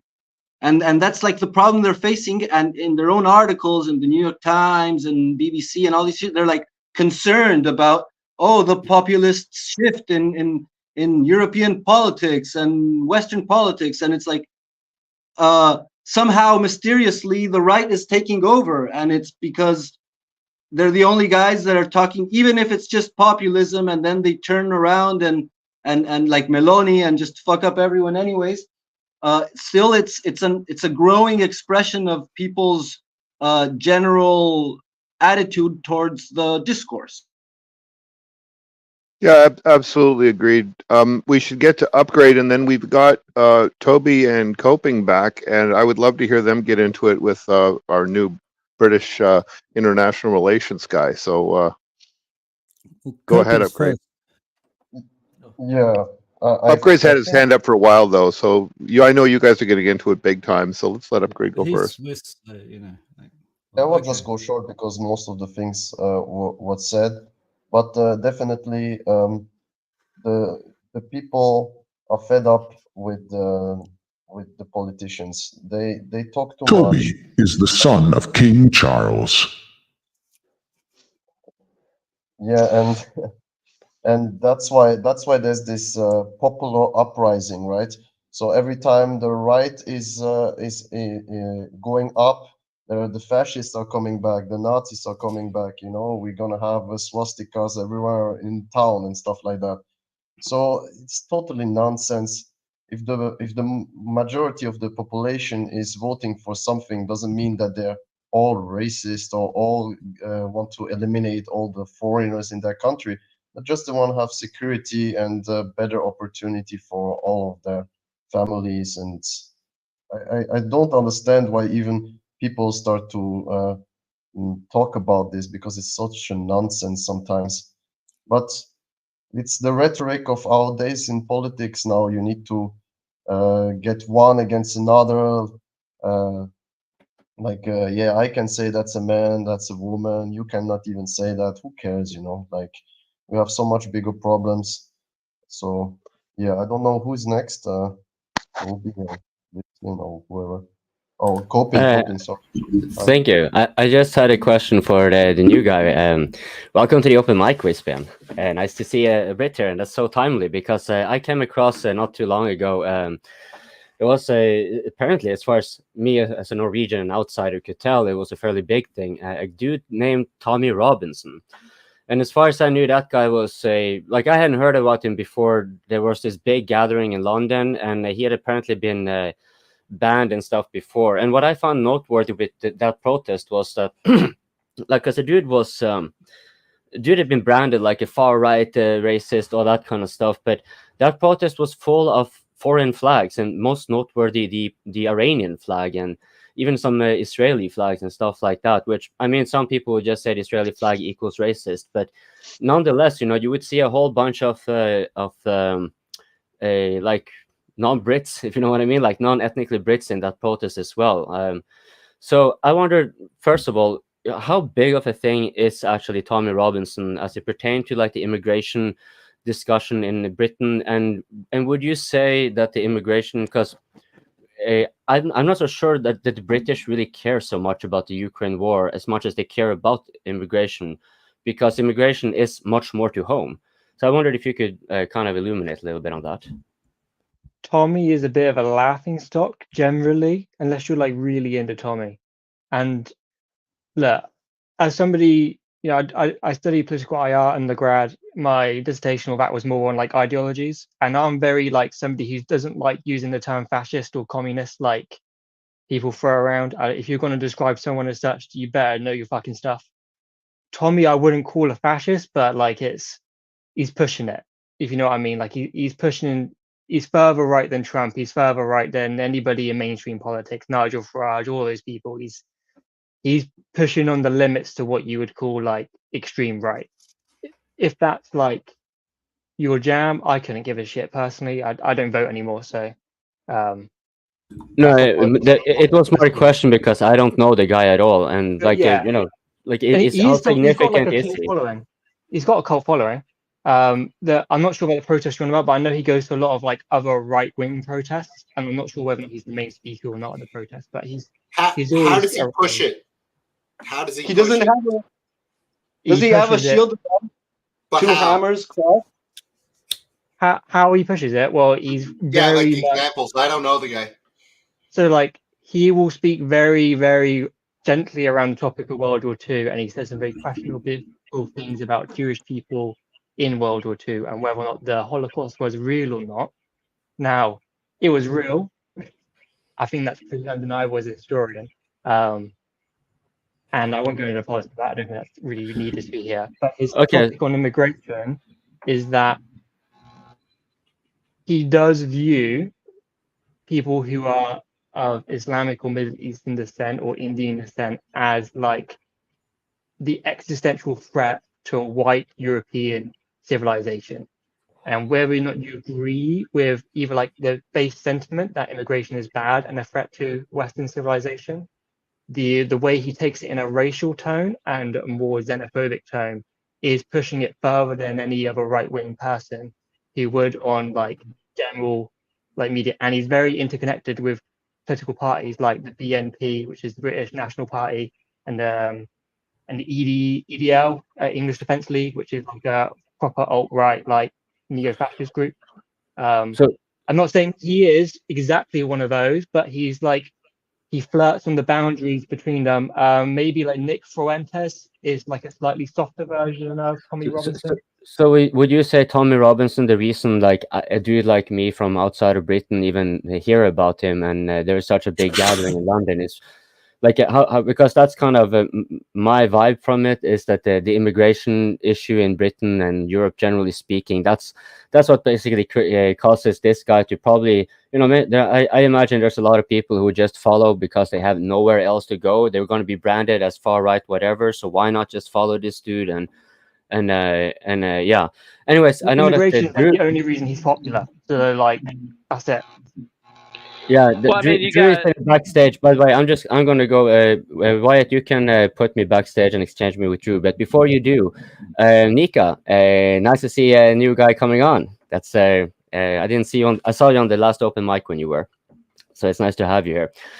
Also, to those in the audience, this is a very good time for you to like, subscribe with the notification bell on, and you know, if you probably have some spare pennies that you can throw at Wyatt, you know. Do validate us, help our own personal coping, and super chat directly to this open mic. Okay, that's my spiel over. Wyatt, you can just exchange me with Drew. I was just gonna say, I mean, I kind of look at Tommy Robinson and Avi Many as the same guys, just on opposite sides. They both kind of work for Rebel News and do all that shit. They both pop up at protests and antagonize the protesters and videotape it. Then they make a bunch of videos off it. I mean, he's just one of them guys, you know, he's like a shitty English, I wouldn't even say Alex Jones, because Alex Jones is actually entertaining. But, you know, he's one of them kind of guys. He's just a figure in the media. Nick Fuentes is probably the best comparison. Yeah, I mean, Nick Fuentes, he's funny, he's weird, you know, if he's good for a laugh, you know, yeah, he says some shit that makes sense and's right, but, you know, so is, what's her face, one of them, I don't even know the fucking bitch's name. But, you know, it's like Rihanna, she's probably said, taxes suck, you know, yeah, great, she said something smart one time, big deal, you know. Yeah, but it's interesting that this guy exists and I've never heard about him. It's like how hermetic is British media? Well, I mean, he kind of popped up a lot during Brexit, and then when those rape grooming trials were going on, he got a lot of play off of that, and then he kind of disappears. Then he pops up, then he disappears. Avi Yemeni, same thing. He popped up a lot during the COVID stuff in Australia. And then when Israel's war kicked off, he popped up and went over there. And now he goes back and forth. Kind of same shtick, different side. Yeah, because Britain seems to have like a super homogeneous perspective. Like there's a typical liberal versus conservative disagreement, but they're both super in lockstep with like the official narrative. Like British is the place where I've seen most sort of homogeneous lockstep narrative, especially towards like the foreign policy. Even like the pro-Palestine guys are like, yeah, but Hamas was super atrocious and shit, but that still doesn't justify. So like they're still holding. It's very hard to see from way back here any sort of actual dissent. Well, like look at U.S. like Laura Southern, another person. She got popular because she hit a few key hot topics like the white farmers in South Africa and stuff, and then she got some play off that, but now she's gone. That's the same kind of people. They hang on these fringe, media places, and they cover these topics that people are concerned about, but they're the more show off, exploitive, ones. They go find the most crazy thing they can find to explain or show and highlight this topic. But think about it. You don't hear about Lord Southern anymore. Laura Loomer, Avi Yemenis pops up every now and then. Tom, yeah, exactly. I mean, unless you were watching the internet at the time they were hot, maybe you hear about them now and then. But like I said, they took hot topics and ran with it for like 6 months, got famous, and then now they're nobodies again. No, Laura Southern kind of got kicked off the internet because she tried to move to Australia, and then the Australian government banned her from doing political stuff. Otherwise, they wouldn't give her a visa. And then, but now she's back because now she divorced the guy, and then she's free to do whatever she wants now. Okay, can I go? I one of my can we let Toby go first? You're kind of in the queue, Drew. Oh, all right. I'll wait. You're trying to. I definitely want to hear from Drew and Toby. Like, just as a note, I like when Vaughn and Gabriel were in a conversation with each other. It's really cool to let that continue and not treat that as like a queue thing. But if people want to get in pairwise conversations about one topic, that's really good. And if we got into that style more, I'd be thrilled. But you guys sort out what topic you want to be on. Can we do Toby first because he was waiting when he joined, and then we'll do Drew because he joined after, and then we'll just go from there. Yeah, kick it. Yeah, okay. So like you guys are boring me a bit, and in the chat too, there's a bit of dissent there that you're all very boring. So you've got to spice it up now. So this whole thing with not you, Nanya, you're fine. This whole thing with like blaming the immigrants, there's nothing new. It's like when people can't pay their bills, they always blame immigrants. Like we have like a party in Australia, One Nation. They're a bunch of cranks. Like they have no useful policies except blame immigrants. Look, I want to bring this to Ukraine very briefly. One of the things that Ukraine made a big deal about at the war conference was getting all the children back from Russia, right? Which is a really strange thing to ask for, right? Objectively, because like, how would that even work? Like, you're gonna like after you conquer Russia, you're going to go around to all these houses and grab the children back, right? And you've got to wonder why. Like, how does that become like a major policy? How does that become a major obstacle to peace, getting the children back? And it's pretty obvious, right? Ukraine has become depopulated. It doesn't have a functioning economy because all the women and children left. And the corporations that want to rebuild Ukraine and build it back better, well, they need customers, right? Meanwhile, Europe has done very, very well with all of the women and children that have left Ukraine and have gone to fill the gaping hole in their demographics. It's a bit weird to hear everybody sort of like talk about immigration as a problem when immigration is probably the only thing keeping European economies functioning.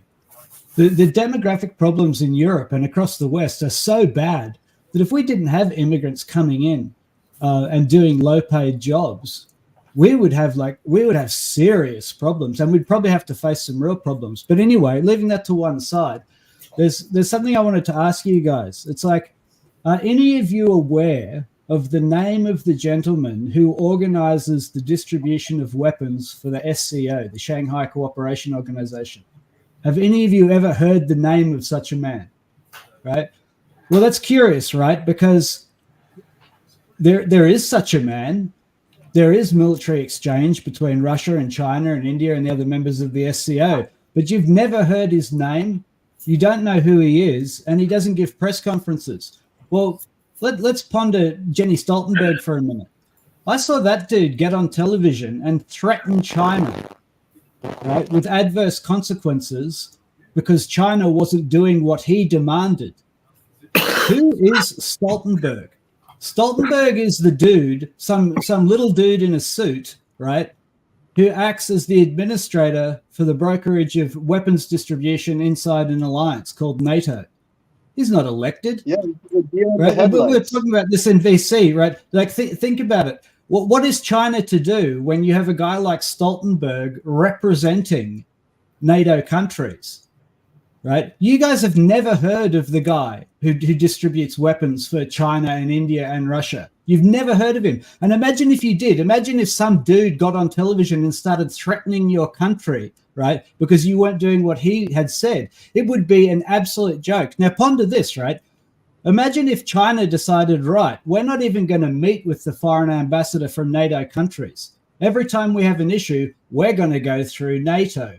We're going to send it to Stoltenberg's office, right? At some point, Europeans have to start noticing that their very countries, their leaders and their ambassadors are being usurped by an organization that doesn't really do much except distribute weapons in a military alliance. So anyway, that's probably changing the topic a bit, but that's what I wanted to bring up. And as for all this like anti-immigration nonsense, very dull. Like that is not new. All right, thanks. Tried 7 times to be elected Voz, as an MP and failed. Yeah, Voz. I have Right. nothing to say Is it my about turn? Voz. He disappoints me. Sure. All right. I got 2 points to make. The first one is more of a general theory of all these. Okay, if you set aside the cynicism perspective that the U.S. government is creating all of these like men versus women, straight versus gay narratives to split you guys apart, to get you to fight each other so you don't fight them. You know, if you take away all of that, and then you assume that what they're doing is actually natural behavior. They're not trying to force you to be a certain way to keep their power.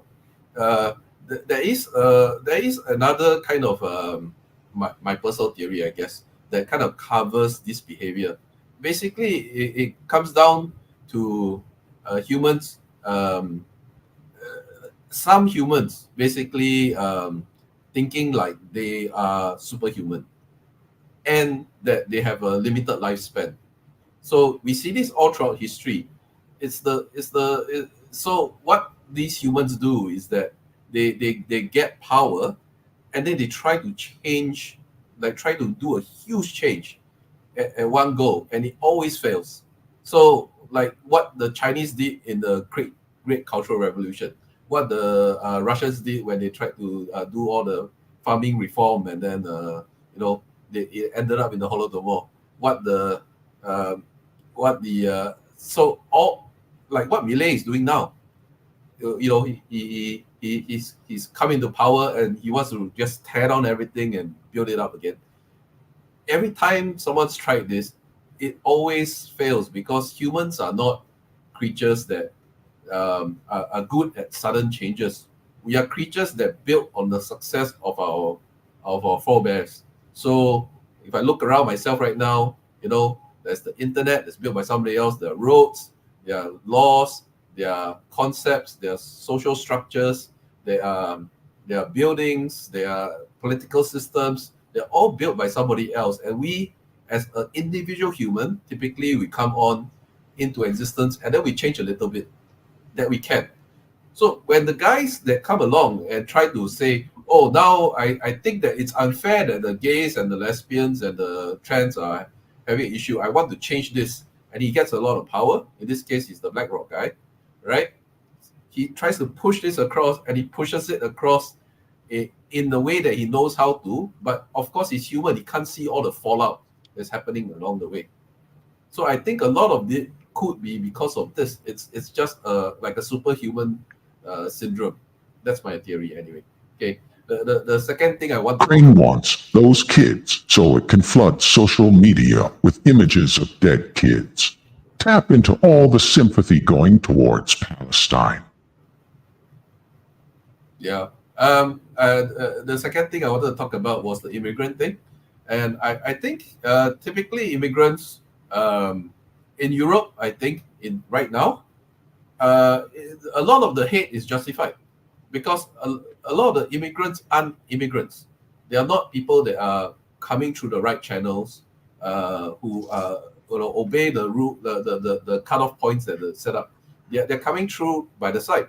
They're coming in as refugees, or they're coming in as as people that are seeking political asylum, and and I'm sure a lot of the people that come in through that are genuine refugees and asylums. But what has happened is the people in the Middle East and Africa that have committed crimes that need to get away from wherever they are, so that they don't face the justice back home.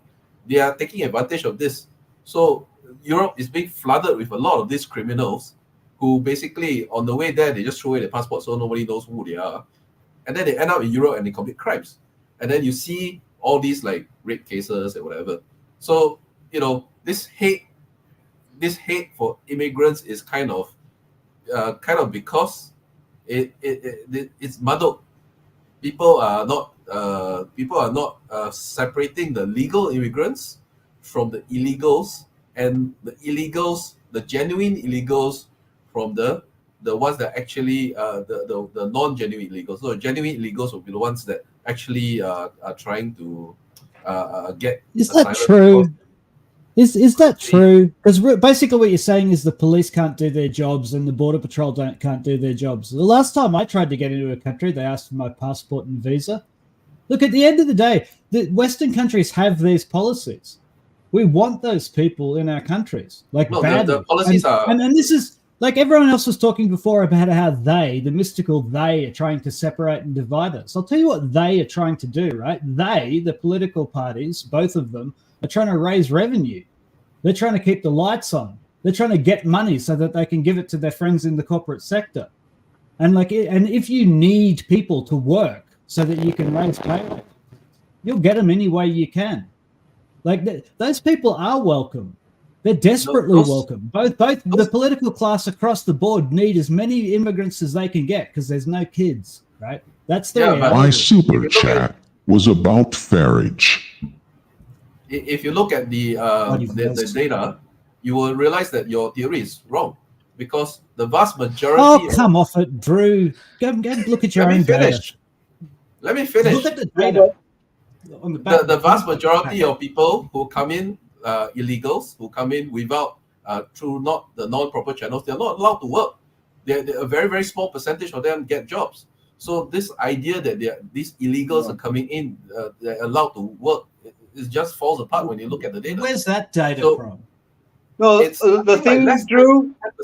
The thing, Drew, is that people who enter illegally usually work illegally, so they're not in the data, and that's one of the things about the people who are against immigration. They're usually the ones who enable it, because when you create policies against immigration, you precarize the situation of immigrants so that they can fall easier to illegal work, and so you can benefit more of their work. You can pay them less, basically. So the more you're against immigration, the more you can benefit from illegal immigration. Yeah. Okay. Yeah, I guess. So if the EU wants to fix this, they can with policy, because right now the policy is broken.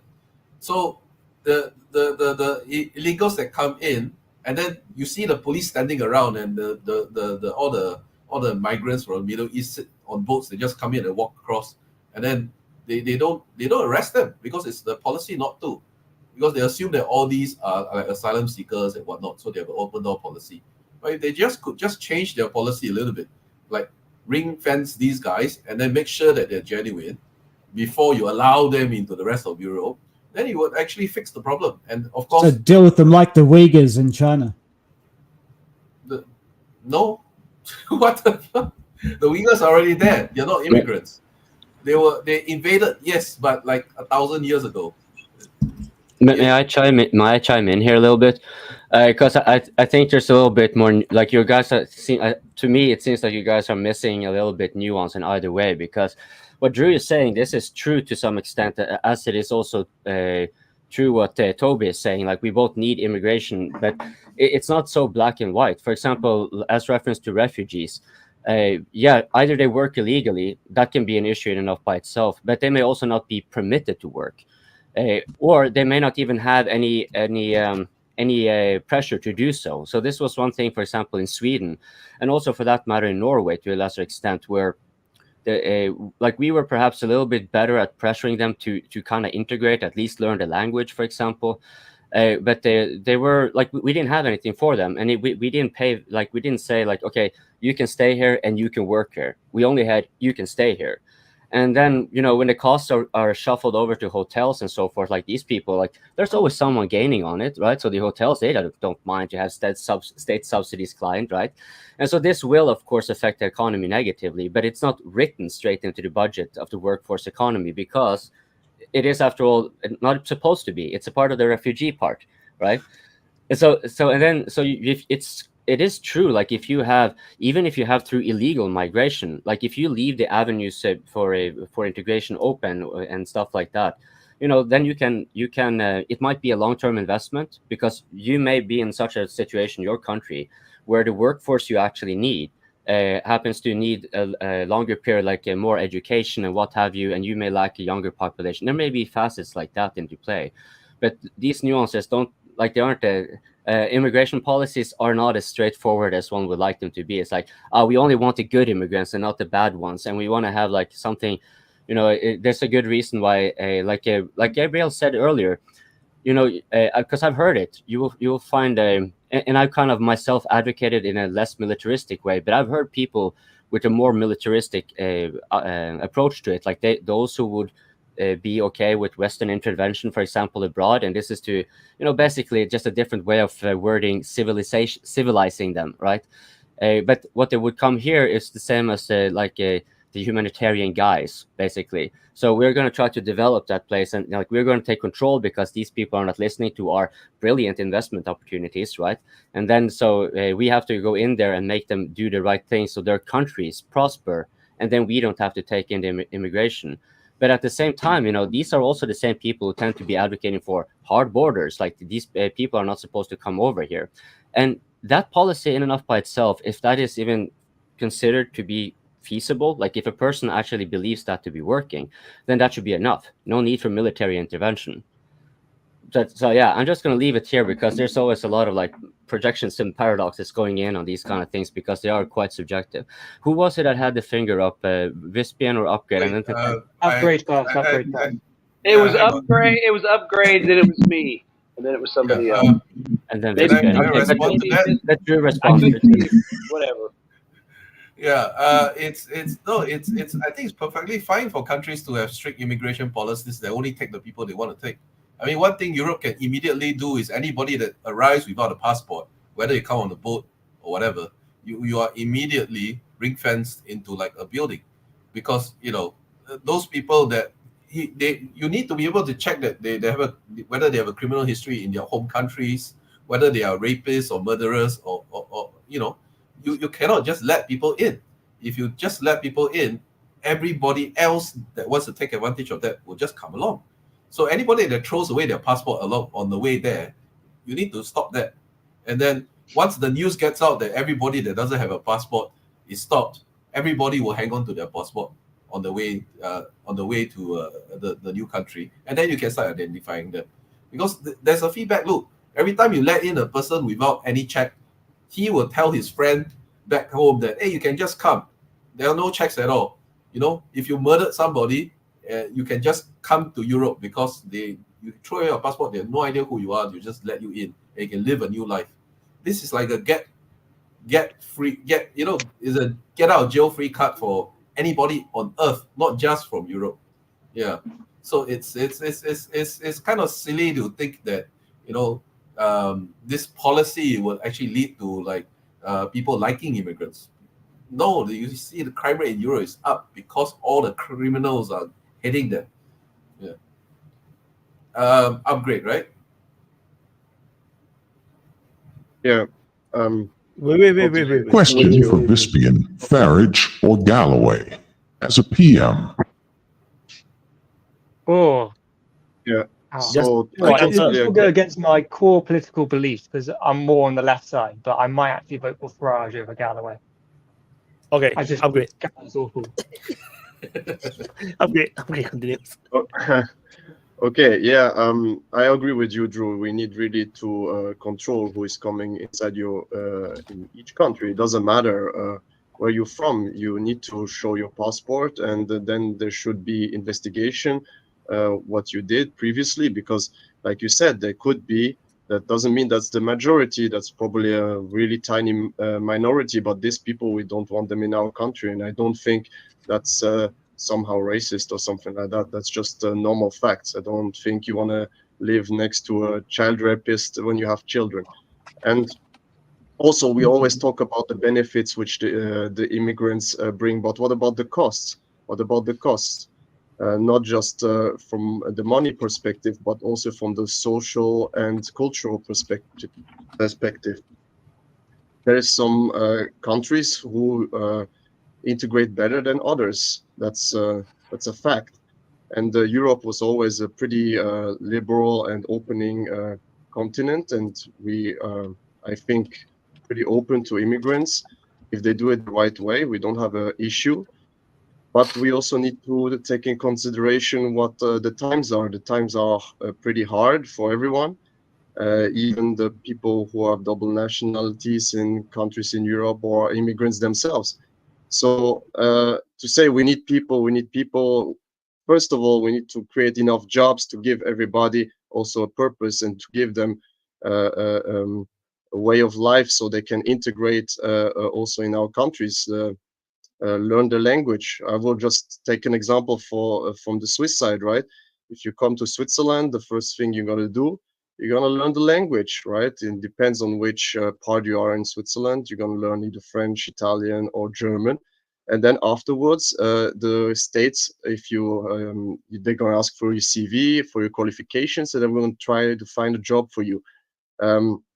You can deny jobs, obviously, right? You're not, if you have a doctor degree, you're not gonna go and make the garbage, right? But after a while, I think the third time, if you deny some job from the state, then the state can decide if they deport you or not. Because in Switzerland, that's our way of doing. We say if you want to integrate, you also need to have a job to get the feeling how it is, pay taxes and so on, be part of the society. And then afterwards, I don't think any person has a problem. Switzerland has 30% of the population, 30% of the population who are foreigners, you know, and we don't count the double nationalities in this. So there are probably more. And we live pretty peacefully because everybody works and we have a foreigners good economy. So yeah, Von maybe, yeah. But can I just say real quick that it's interesting to see how both guys in Singapore and Sweden have a hard time wrapping their head around the immigrational situation of other countries. Like the two hyper efficient countries can't figure out why the other countries don't work. No, because our countries work because we have strict immigration policy. That's why. I was just gonna say, in regards to the United States, we don't need to change policies. I mean, we have every law on the books. It's just a matter of nobody enforces them. I mean, we have checkpoints that you are supposed to enter this country legally. You know, President Trump had the money to build the wall. Apparently, all that stuff that they left out in the desert because Biden canceled, a lot of it's been stolen for scrap or sold at like pennies on the dollar for its true value. So, I mean, if you had built the wall and enforced the laws that has been on the books probably for 20 or 30 years, maybe even longer, then it wouldn't be an issue because you have standards in those laws. You have, minimum requirements. You have, the protocols you have to go through to apply for, political asylum or amnesty or work visa. I mean, it's all there. It's just all these nutless fucks in Washington can't enforce the whole package as a whole to make it work. So, we build a wall for 4 years, then now we don't build a wall, and now everything's wide open. Maybe Trump deported people and did the background check. You know what I mean? It's like a la carte enforcement and a la carte when we have everything there. I mean, North Korea doesn't have an immigration problem. Now, granted, maybe there's not tons of people trying to go there, but I'm just saying, if you go to North Korea, you got to go in and check in, and there's rules you got to go by to get there, or China or Japan or anywhere else, like you said. You can't go anywhere. I mean, yeah, I can drive state to state, but I have to have an ID. As well. And that's another problem here. I see it every day. We are giving these illegal aliens government issued IDs because I see them every day, and they're all the same. I mean, every state ID or state driver's license looks different from state to state, but all these people come in with the exact same ID. So, you know, they're already getting IDs. Maybe they can't drive, but it's not much of a step to go from driving to voting. Still not paying taxes though, and that's the other thing too. These people, people want to say, "Oh, it's hard for them to find jobs." No, they have no problem finding jobs because there's legal Mexicans and let's say Mexicans that have legit legal businesses. They'll hire them because they're trying to get their buddies in and help them out, or they can exploit them because it's cheap labor. And maybe that's the way they came up. Now they're here legally, so they're gonna, lift you up by the bootstraps by working you illegally.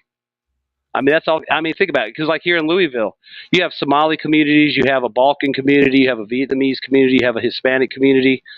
All them motherfuckers stick together. So coming in even if you're illegal coming in here, chances are you've got a network on the ground that you can tap into pretty quick and stay under the radar. Just very quickly, and then we'll go. Okay, yeah, Vispian. Me, I want to go.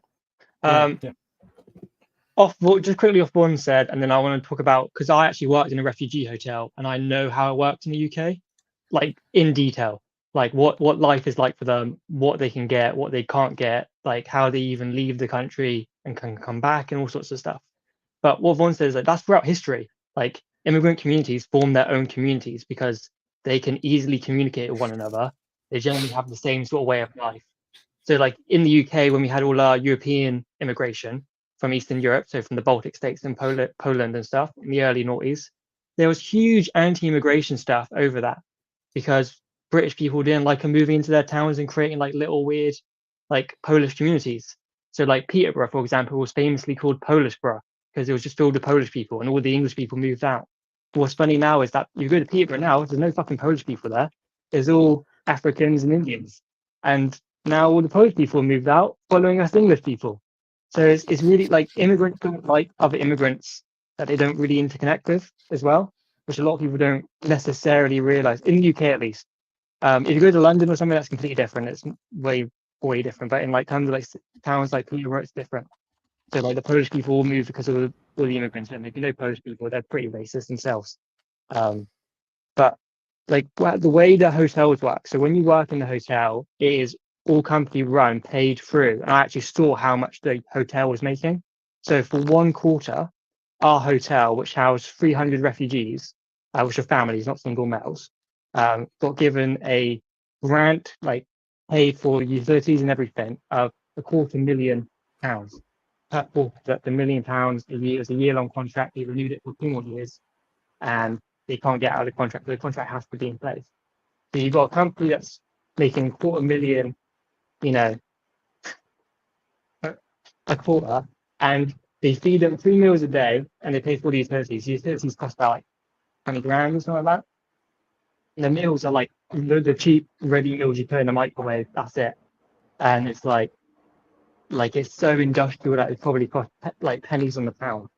So you got a huge company, like I'm talking like Hilton Hotel, not a small hotel, making this huge amount of money because they can have full occupancy in the hotel, have the whole hotel booked out for a whole year, and just fill it with immigrants. That's why it costs so much. And then when you talk to the immigrants there, like some of the immigrants are really nice people. They are actually real refugees. But most of the immigrants in the family hotel, so like if you split refugees into two, there's ones that come on the boats. They are generally single males. Last year was about 12,000, which is a very small percentage of total illegal or refugee immigration. The ones that come not from the boats actually fly in. So like most of our hotel was filled with about half was Kurdish and half was Latin American, and they just flew in. With passport, flew in, claim refugee status. They got at least get processed, and they go through the process. And that process that takes on average 12 to 16 months in the UK. So and by the way, you get like immediately from when you're in the when you go to the airport. So I was talking to some of the Latin American ones from Colombia. Go to the airport, talk to your border guard. You claim refugee status. They'll call over people. that day they got the bus across country into where I live, which is very rural. So we're talking like 8 hours from London into the middle of nowhere. They don't know where they're going in the middle of the night with kids and everything, to this hotel, which is already set up for them. Immediately processed into the hotel, housed, everything for them. And then when they're here, they're here for 18 months and they cannot work. It's illegal for them to work, in theory. There's the only jobs where you're allowed to work, which is, I think it's like a section B2 or something, where it only qualifies for doctors, engineers, scientists, your highly qualified positions, and surprisingly dancers for some reasons, if you're a professional ballet dancer. So you technically can't work. You talk to them, they've been there for 12 fucking months, stuck in a hotel in the countryside, so there's no city for them to integrate into. They want to work. So what they do is they already have friends that have gone through the process. They set up Deliveroo accounts, which is like Uber Eats here. They get on their bikes or whatnot, and they start doing basically like, Uber Eats sort of on bicycles for locals. And that's how they make the money. Or they go work in farmers' fields, because farmers will pay them cash in hand to go pick crops for them, which many people like in white European countries, most of us don't even want to do those jobs. That's why they come here, and because they can get those jobs, they know the jobs are there, they get everything paid for them. They may be in the hotel for 12 months, but eventually they get housed. When they get housed, they get the housing provided as a council housing, so it's socially provided housing. They get the utilities paid for fully here, and they get access to like job recruitment. So they get processed for a job, and if they don't want to stay here, they can take. This is what last year I learned in. They get their voluntary leave. So if they take voluntary leave, so if they don't even get denied, they can take voluntary leave. So they stay here for 6 months, don't like it, they can leave back to their own country or to another country, which they get a $3,000 check for leaving, and home security in the country that they're leaving to, and job network security in the country they're leaving to. So that's why you get a cycle of refugees, is because they can come here, get integrated into the economy here, where they can make a better living for themselves. Or if they did get sent back to where they came from, they also get all the stuff again, and a nice chunk of money, which is probably worth way more than it is here. Which I was just going to say real quick, like with the whole immigrant networks here, like in Louisville and stuff, I wasn't trying to say that they're a new thing. I'm just saying that, they have these established neighborhoods and networks. So, like if you have legal immigrants, that's fine, because then they can make connections and get in there and get integrated. But obviously with unmitigated total immigration that's not vetted, these people are, obviously going to take advantage of that same neighborhood too, and those same groups. That's all I meant by it. It's a good situation if you're a legal immigrant, but since you have literally hundreds of thousands of illegals coming in on top of it, even those local, like we have I think it's a refugee place in town, they're probably being overwhelmed because they're used to handling, people that are coming that they know about. Maybe there's arrangements made ahead of time, so they know people are coming. But now, they've got 50 guys showing up at the airport, or however many are coming here, dropped off by a bus or whatever. So that's even messing that up too. So basically, if I am an immigrant, we'll come back after the immigration talks. The takes are rather bad boomer takes. Suppressing semi/low-skilled labor's wages is a crime. And another thing to note for Lambo, you need to mute when you're not talking, because there is this very weird noise. Yeah, I forgot I watched the news. Very, very. Oh, okay. Yeah. Oops. I think I think Upgrade mentioned earlier, we have to make sure we have jobs and people can afford things. Like the connection between poor immigration and those things is pretty tenuous. I notice everybody here is talking about poor immigration and nobody is talking about corporate immigration or wealthy immigration. And I think this is why the Uni Party in the West is very cautious about nationalism, because nationalism, when it's picking on poor immigrants, is okay, right? But what's not okay is when you get a virulent strain of nationalism that then starts to nationalize things and turns against wealthy immigration and starts to say things like, BlackRock is not welcome in our housing market because it's making housing unaffordable. We don't want foreign energy corporations and their consortium coming in and setting their energy policy for our nation and telling us who we can get gas from, right? that's the fear. The big fear is that nationalism turns against the wealthy immigration, because that historically happens, right? And that's the fear against that. But I do find it interesting that like the focus is on the poor people, right? Nobody seems to have a problem with the cross-border flows of corporate immigration. It's interesting to me because those are the things that are actually having the biggest impact on the economics of nations. In Australia, it's not Australians who are bidding $2 million for a fallen down house in some rural town. It's actually somebody from China or somebody from some other nation that wants to park their assets in a secure location. So I don't know. I find this all this discussion of immigration is kind of interesting, but it's tolerable as long as you are all talking about poor people immigration. As soon as you start wanting to erect national borders against corporate flows of money and influence, then I think you're going to find out, why we need open borders. And, that's the cornerstone of globalism. Without globalism, where would we be? But anyway, we're not talking about Ukraine today, obviously. I wanted to start. Can I please respond to the super chat and Toby at the same time, because I think Toby made a very salient point, which is concomitant with the super chat. I'm not really sure I get the assertion of the super chatter that it is a crime, because as far as I'm concerned, like Toby said, these people who are migrating corporate-wise, well, these corporations are probably also facilitating one way or the other for keeping the disparity in the economy from the countries where the poor ones are coming from.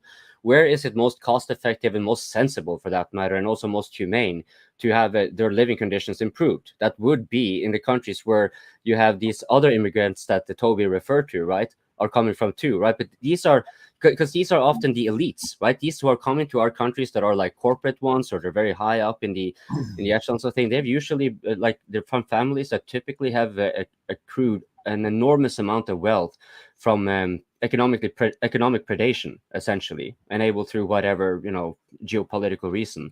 So yeah, I just thought that was worth kind of pointing out, like the super chatter and what Toby said, they actually kind of both linked fairly well together. So if we're sticking on the super chat, I want to agree with the super chatter. These are mostly bad boomer takes, and I'm the oldest person here, so I get to say that. Now it's going to interrupt us again. No. I just showing the super chat that you talking about. Oh, you're showing it. Okay. Well, look, we don't live in 1975. We live in 2024. And what I think is going on is I think they're letting in illegal immigrants preferentially for a very good reason. Because they know they only have a temporary need for low-end labor as they do things like build factories full of robots, put up agri-solar installations and all that stuff. And humanoid robots are already out there and renting for like, what, $3 to $5 an hour. When those are everywhere, they have a pile of illegal immigrants who are very easy to deport or to give conditional citizenship to, like sign up to the army and, you'll become a citizen, or else get lost, we don't need you anymore. So it's a very disposable labor force that has the effect of depressing the minimum wage for your citizens. So they put pressure on those citizens, pressure on those wages, and then they can deport them or conscript them later. Because robot labor is absolutely displacing a vast number of low-end jobs. And they know that's happening within 10 to 20 years. So letting in illegal immigrants and then that you can mass deport, well, we'll keep all the attractive women in our modeling agencies and as our mistresses, but, we're going to put all the guys in the army and send them to Ukraine. So that is a sustainable, in the financial NATO sense, NATO's idea of sustainability. They can keep a steady flow of bodies going into the Ukraine with these like people with conditional citizenship, whereas then they can replace all their domestic servants and workers and whatever with robots and AIs. And they know they can do that within the next 15 years. So they only temporarily need these people. That's why they're letting them in illegally. That's my theory. Theory maybe for United States like that, but not for Europe. But Vispian had a good point. You see, if you see delivery bikes in the cities, or you go to the McDonald's and you look in the kitchen, who's making the burgers, these are all foreigner people that barely talk language, And it's really like that. You go to, in Belgium, I can say it, you go to any McDonald's, any Burger King, any KFC, you go to the kitchen, 80% is foreigner. It is we have here like work in factories and to work in construction plants, and I already of construction sites. We're using like it's not really immigration, but we are renting people for other countries to come work here. So we asked to a foreigner, so the Belgian companies asking to a foreigner company like for Spain, Portugal, Romania, Poland to bring some people here to work here. If the job is done, they're going back. Actually, they're switching every month. We have that with truck drivers also. We have that with a lot of people. So we don't let immigration coming to here like we did in the 70s to work in the mines, to say, come live in Belgium. They actually may be doing that more for hospitals, Medicare, to old people houses. They're doing that like that, yes. They're going to attract people for other countries because there's a very big lack of it. But not for construction, not for working in factories, not for driving trucks. They're working with external companies from Poland, Romania, Portugal, Spain. They go very far for that. So it's not like that. You can see, like I said, for the McDonald's situation, Deliveroo, these are immigrants that came to Belgium and they want to work, they want to integrate. And that's the most easiest way to get a job because you don't need to be educated for that. So that is the thing, actually. Voyan, go. Go cut in right now before anybody cuts you out. You've been waiting to speak for like 10 minutes. Oh, Wyatt, yeah. Voyan. I want to. Now are you're you talking muted. about? We're talking to Voyan. I don't think Wyatt. No, I want to push Can back you hear me? after Craig first. Hold up. Before let Voyan speak. I don't know. I held the finger before he did. Okay, go on. Okay, Craig, the thing about the deportation, I would lend it some validity if we were acting like Saudi Arabia, which did deport millions of migrant workers, as they call it, or slave workers or whatnot. Just in the same way as they could just show the middle finger when it was about receiving refugees from their neighboring area. Apparently, because not all countries operate by the same rules as the West. And the thing about just turning it around, let's say even if if there was a judicial precedence was set for that, and there were actually real will for doing it, well, you need broad will for doing it where the levers of power are in charge, and they may actually just figure out that, why would we? We can just have the divide and conquer work in our favor here, right? So, like, I wouldn't presuppose. I'm not saying it's not possible to deport, like, let's say, millions of whatever illegals, but honestly, I would kind of, if I had to bet, I wouldn't bet on that. Okay, sorry for. It's selective, right? It's just selective. Like these are like also Hold the up. point that Voyan, Lambo's go. making about Voyan, contractors. go. Craig, same deal. Craig, please shut up. It's Voyan's turn to speak. Yeah, well, I'm answering a question directed to me. Okay, did you get your answer finished? I think so, unless Coping's not No. satisfied with it. These are all temporary workforces. The deportations will be selective and minimal. You can let them in and figure out later who to deport. Yeah. I have watched, I think, since 1.5 hours or something, and the issues that you touched are basically somehow correlated, and I would like to make an overarching comment on it. The immigration issue is always there and always discussed. The macroscopic view on it in Europe, Europe has 6% joblessness, European Union. And most of Europe has more than 20% joblessness of youth, of young people. The only ones who have lower figures are Germany, I think France or Switzerland and something, but the majority of Europe has huge jobless numbers, So in Germany too, there is often the corporations are saying we need skilled labor immigration, but sometimes this is just to to push wages down. But the immediate or midterm future is definitely Europe is having a problem demographically because of the low fertility. But this is also an issue that touches then the Ukraine and possible NATO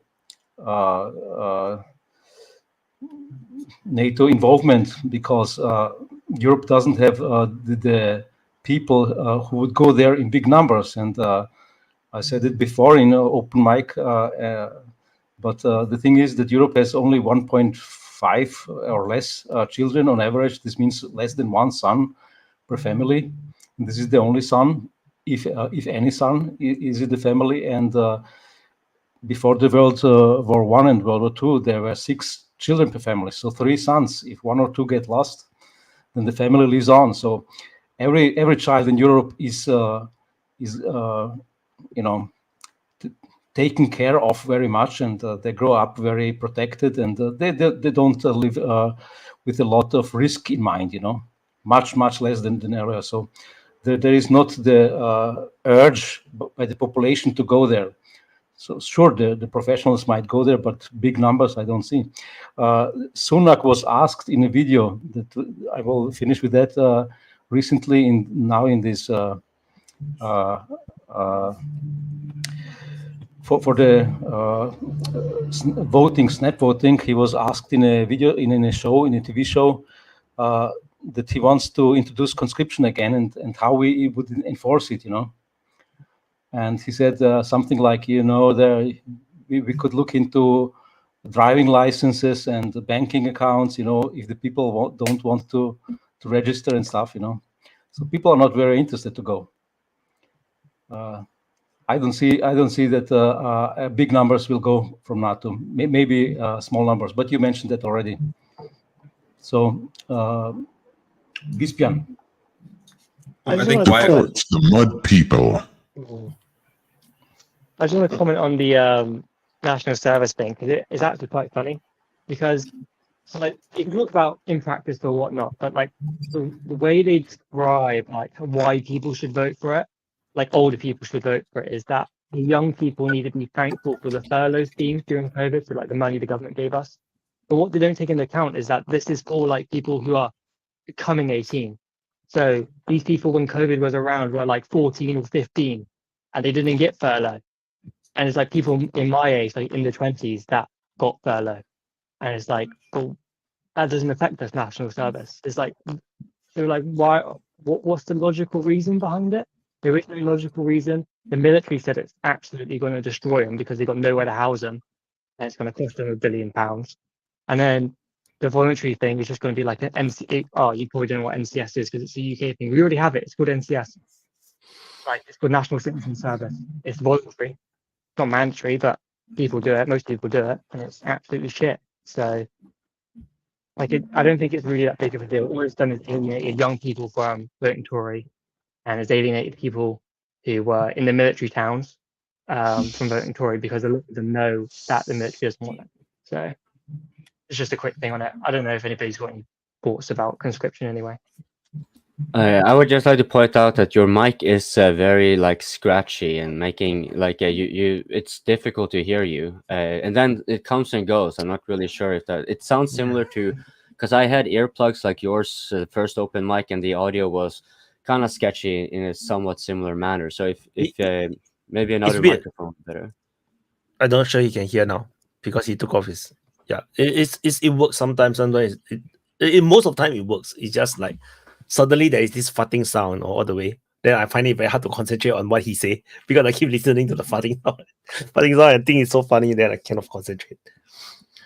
And also in the backstage, more Hasona, please reply in the private chat, because if not, I will not let you in. And who's next?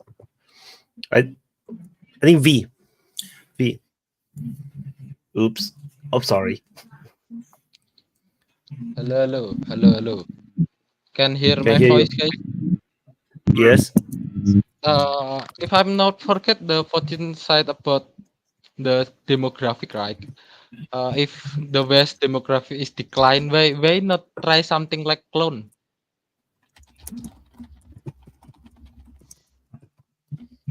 did you say cloning? Yeah, you can't really do cloning in the West. I mean, maybe you could somewhere, but like the population probably wouldn't accept it because they Not legally.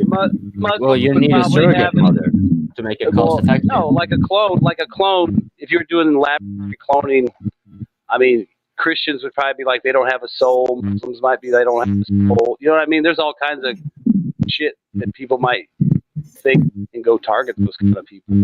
Vaughn, there's something going on with your audio connection. Probably your wire is being shaky. Yes, people in the audience, please throw money at Wyatt so he can be living luxuriously enough to just pay the audio for all the panelists who come on here. Please just throw some money on while you're at it. I told you, Vaughn, you need to buy a Hello Kitty headset. But hold on, let's just entertain the thing about cloning, because I mean, since we're already so far out, you know, how are you going to solve immigration, right? And we have already gone over that, and now we got like this spaced out version of cloning. Okay, but as far as I know, cloning is like at our times is quite expensive. It's not something you can do that easily, anyways, and like you'll need a surrogate mother, and that will kind of bring us back to catch-22. Where are you going to get the mother from, right? If everyone is getting too old and so forth because of the demographic shifts, then Shadowy, please, yes. You're muted. Shadowy, you're muted.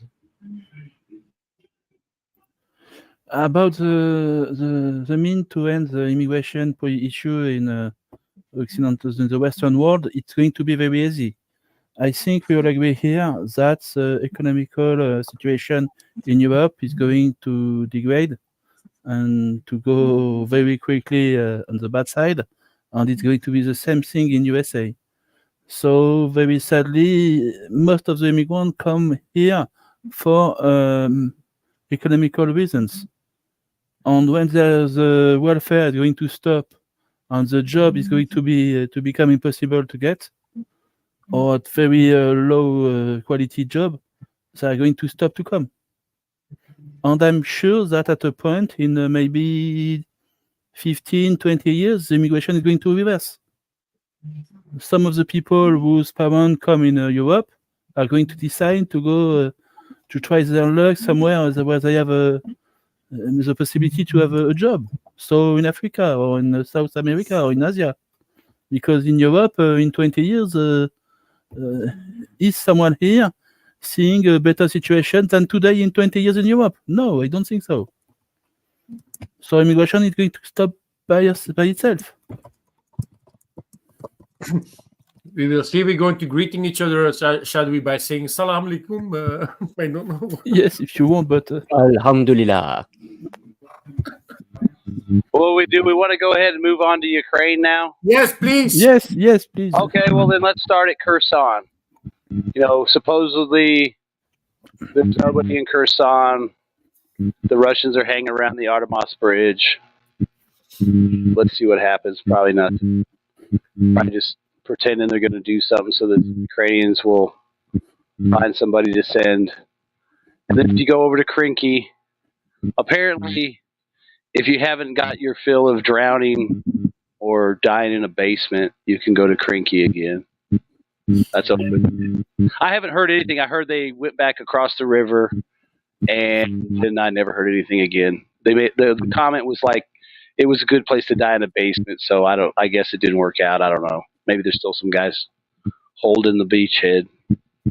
We can start there, I guess. If anybody else has anything. Yes, I wanted to say about the Krinky situation or any other place where the Ukrainians are trying to resist a lot to the Russian army. They are just creating a place where they're going to attract a gliding bomb, basically now. The more they resist, the more they need to put at the same place a lot of people, a lot of soldiers, a lot of weapons. And it's going to attract gliding bombs. And immediately they are going to be destroyed. So basically, it's what the Russians want. They want the Ukrainian to resist the advance. So they put together at the same place a lot of war supplies and a lot of soldiers and so on, and they destroy them. So for me, it's part of the Russian plan.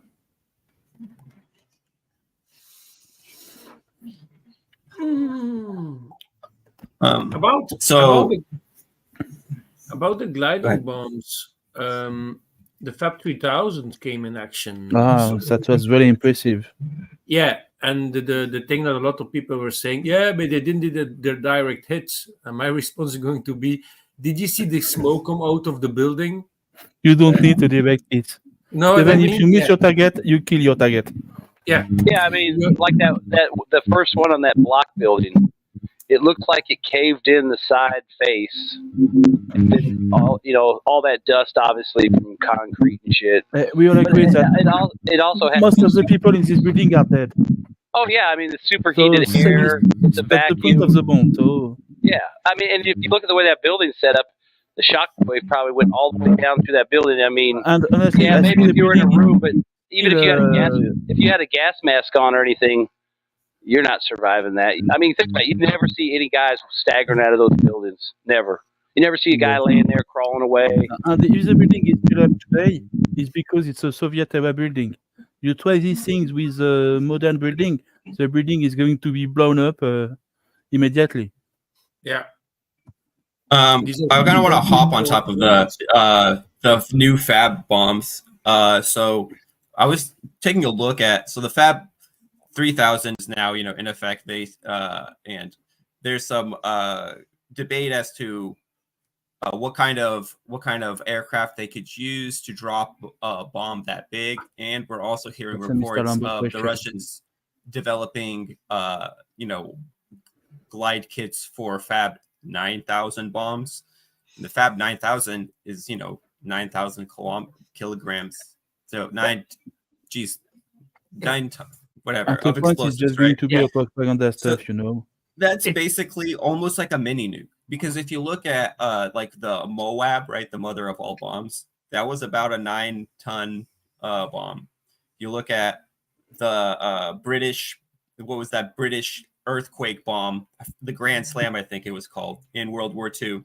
That was about 9 tons of explosives bomb. So this is almost like a mini nuke level. You forget something. Weapon. This is. You forget something that explosive is totally different between World War II and today's. So today, I'm talking about. Yeah, but like 1 kilogram of TNT is not the same like 100 kilograms of TNT. There is different, and it's all. Yes, they have different types of. He's just talking about big bombs. Big bombs, okay? Yes, but we're talking about. Yeah, I don't understand why we're getting tangled into completely useless minutia here. So we're talking about massive explosions, which are on the level of like really low end, tactical nuclear weapons. And already with the Fab 3000, there have been it's been a huge morale breaker for the Ukrainians, because news was coming out. I was on Twitter. News was coming out that when they first had these Fab 3000, when there were first reports, even maybe rumors of Fab 3000 use, you saw that the Ukrainians were saying, no, these aren't Fab 3000s, and now people know, like it's out there, and now it's like, okay, well, at least now what they're saying is, well, there's not that many platforms that can launch these weapons, which I don't know. Probably they would know better than us. I can answer you directly. The big issue, I think, is the morale. What time are you going to talk about Africa? Rolling. I think that part of the big issue with that is the fact that it's a morale breaker, because if the Fab 3000 is a morale breaker, it doesn't even matter how useful or how big or how often you can deploy the Fab 9000, right? It's just the fact that that it's out there and that could be coming for you. I think it's a complete psychological game changer. Go ahead, Voin. Voin first, I think. Yeah. Voin can go. Voin can go. I'll wait. Go ahead. Thanks. Go on your mic. Yeah. Regarding the fabs, there are a lot of questions that are also the people asking in the live chat. You should remember that if the bomb is isotropic, it doesn't go up linearly. The weight that is doubled in the 1,500. But if it's not isotropic, the explosion that goes in all three directions of space. This means you have to have a cubed size. Not just twice the size, but 8 times the size to have a double size of the explosion. So it's not a dramatically huger explosion. It's the 1,500 was already huge, then the other issues, which planes are going to be used or which are being used. All of the Sukhois can be relatively quickly adopted to use them because they have just to adopt the pylons and maybe a bit of hardware and a bit of software, so they can use most of the Sukhois that they have because they can carry a lot. But then again, the size is not dramatically bigger. It's just the weight is bigger, but the explosion size is not bigger. It was huge before. Born. Yeah, I mean, when you get to the 9,000, honestly, the only thing that's going to carry that is going to be the backfire or a bear. And I can't even see using that. It's too big. It's not going to fit under the wing of a Su-34. And even if it did, I don't think anyone's going to take a chance bouncing down a runway and hoping that those few inches of clearance you have is enough. So I'm just thinking, and I can't honestly think of a target you'd want to use it on unless you found a massive fortification that you had to just obliterate. But it would send the message too. I just don't know how practical it is. Maybe they make it to a demo with one on a fortification, just to break them around more. But that 3,000, I think they said has a 230 meter kill radius. It's got a miss probability. I heard 1,000. Well, yeah. 1,000. It's massive. It's just massive. And then the shock wave, and then you figure the toxic gas, the burning air, the vacuum, especially depending on what kind it is. If it's thermobaric or whatever. But you can see the force on that, and it's. I figure the 3,000 is more than adequate. Those things are just. If it had hit that building per se and gone through the roof, it probably would have dropped half of that building, if not the whole thing, even though it's an old school Soviet block. Because it's still shoved in the face of it. But I just figure that you'd have to have a pretty big aircraft to do that. I don't know if it's really practical. It might sound scary, and like I said, maybe you build one and show it off, like Bradley said, like an intimidation factor. You don't know if there's more of them, and if it's coming for you.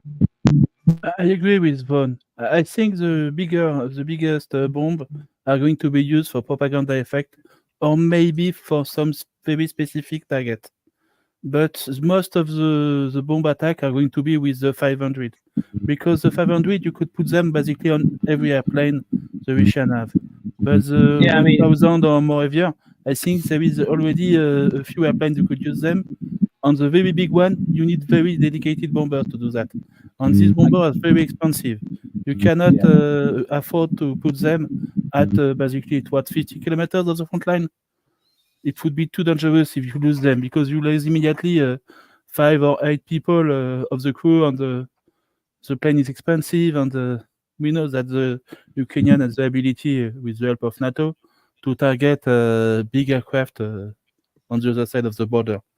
So I think they are going to drop 1 or 2 for the propaganda effect, but no more than that for the biggest bomb. Another thing too, right in the center of the building complex, wiping out the small buildings and probably killing anyone in the larger one. How is that a miss? No, Okay, whenever Effie is having that super chat, you gotta have that Wyatt. You gotta have that voice, because now Effie's picture also fits the voice, and she sounds prettier than the. No.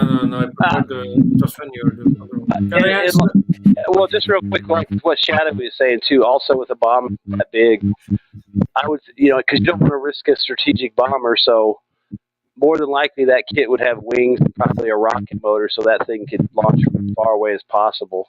I mean, obviously they're not going to give up have a, that thing's so damn heavy, but it might give them enough more launch. Like I said, I just don't. It's going to be a big propaganda thing. And think about how backfire or something, drop off 2 of those things, and then rocket motor ignites, the wings pop out, and then you see some poor bastards in Ukraine like an hour later getting flamed. Yeah. Can I? Yeah, I guess. Yeah. So the primary launcher of the FABs is a Sukhoi 34. That's easy. They can go up to the 3000. Why? Actually, I think in theory, I searched pictures of the Sukhoi 34 carrying his external tanks. So actually, they carry up to 3 external tanks, and they're very big. They are very big external tanks. They are huge. So normally now they are testing these FAB 3000s. It's actually a new type of bomb. Never saw them before. They're carrying them between the 2 engines, so in the belly, underneath the belly. And normally, in theory, if I'm looking at these pylons mounts for the external tanks, they are also able to get 2 extra, so on each wing 1, so they can carry 3. But for the moment, they just launch 1. What I want to say, the effect of the blast, somebody said in the chat, is maybe better to use 4 FAB 500s. I not agree, because the blast of that 3000 is so big. It's going to be bigger than the 500s. The 500s are actually very good to drop in a line, like on trenches. We already saw that a lot of time. They're dropping on the trenches, so you can see a drop in the line of 4. Actually very accurate. The 3000 for the moment, they are actually pretty accurate, actually more accurate than the 500 in the beginning they use them. So actually they use them properly. The super chat is actually very good. Why? Because if a bomb drops on something, you have 2 types of shrapnel, 2 types of things that cause damage. So you have the shrapnel of the bomb himself that already fucking killing. And in that bomb, you also have the blast of it, the shockwave, the fireball. If it, an ODAP is going to be the vacuum also. Actually, that's the most deadliest. They're going to do, or it's going to be very scary to see 3000 ODAP. But you have the second shrapnel, and that is, like they said, if you hit the center of the building is going to explode. That's also shrapnel. You're going to see very big area. I think the very, like Yvonne said, the very big killing blast is 243 meters, and I think the shrapnel blast, so where you can have shrapnel dropping on the ground, can be up to 1 kilometer for the FAB 3000s. But we're never going to see, and that's also that shadowy said for propaganda, never going to happen. The FAB 9000, they go only use them if Ukraine is out of air defense, if they are out of airplanes, because they just don't going to risk to use a bear. Like for the 9000, I think it's logic. For 5000, I don't use a bear if they have the internal engine bomb bay to drop it. They can't hang it under the wing. They need to put it inside of the fuselage. So I don't see a Tupolev 160, because no, the new 160s have a rotary, actually no, for now, a cruise missile drop system, like a rotary of a gun. You see, drop, rotates, drop, rotates. So the Tupolev 95, yes, but never going to use them. It's first too slow, too easy, too big to destroy, even 50 kilometers from the front line. So for the moment, I think in theory, the maximum we're going to see are these FAB 3000, but they're going to be upgraded to ODAP, the thermobaric bombs, and these ones are going to be very devastating. If you've seen footages and trenches of an ODAP 1500 or 500, you see these corpses and the trenches. It's disgusting. You see a full body completely in black. It means this is actually the body is transformed into coal. It's very scary to see, like a TOS also. The TOS actually is also thermobaric. It's very dangerous. So the logic thing is Sukhoi 34, because its primary task is bombing at Sukhoi 35 or 30, 27, 33 is for the carrier. These were actually more attack aircraft. The primary task of Sukhoi 34 is to drop bombs, and they're using them massively. Yeah. All right, go upgrade. Any news on the strike on Sevastopol? Those global hawks over the Black Sea need to be taken out. BTW, only the 2 new Su-34s just delivered can carry the Fab 300. Yeah, the otherwise can be retrofitted, but yes, no problem. All right, upgrade, go. Yeah, I had a question, guys. What's more effective, the Fab 3000 or the TOS system at the moment? Effective for different things. Yeah, The DN-Su-30 carries 3,000 kg Brahmos. Yeah. I'd say overall the Fab destroys targets at a terrible. The Fab is a game changer. Yeah, and the TOS is very short range also. Is what is that? 6 kilometers? How many kilometers does a TOS launcher? Well, I think they have they've 7, upgraded it. I think it was 7 kilometers was max, and then they've upgraded it maybe to 10 or 15. Yeah, but think about what they said about the Fabs. They know, they don't know when they're coming. They're quiet. And they just disappear. Whereas you probably know you can hear the tosses coming in because they're probably under artillery beforehand. Whereas you show up at a deployment point 50 kilometers behind the front line and you think you're safe, then all of a sudden the building's gone. So I'd say that Fabs overall the main. But you need to unplug and plug in your audio again. There's something wrong with the connection. Can I ask a question? You know the Sevastopol thing, right? We read on the Telegram that 5 missiles were fired and they shot down 4, and there were no casualties from those 4.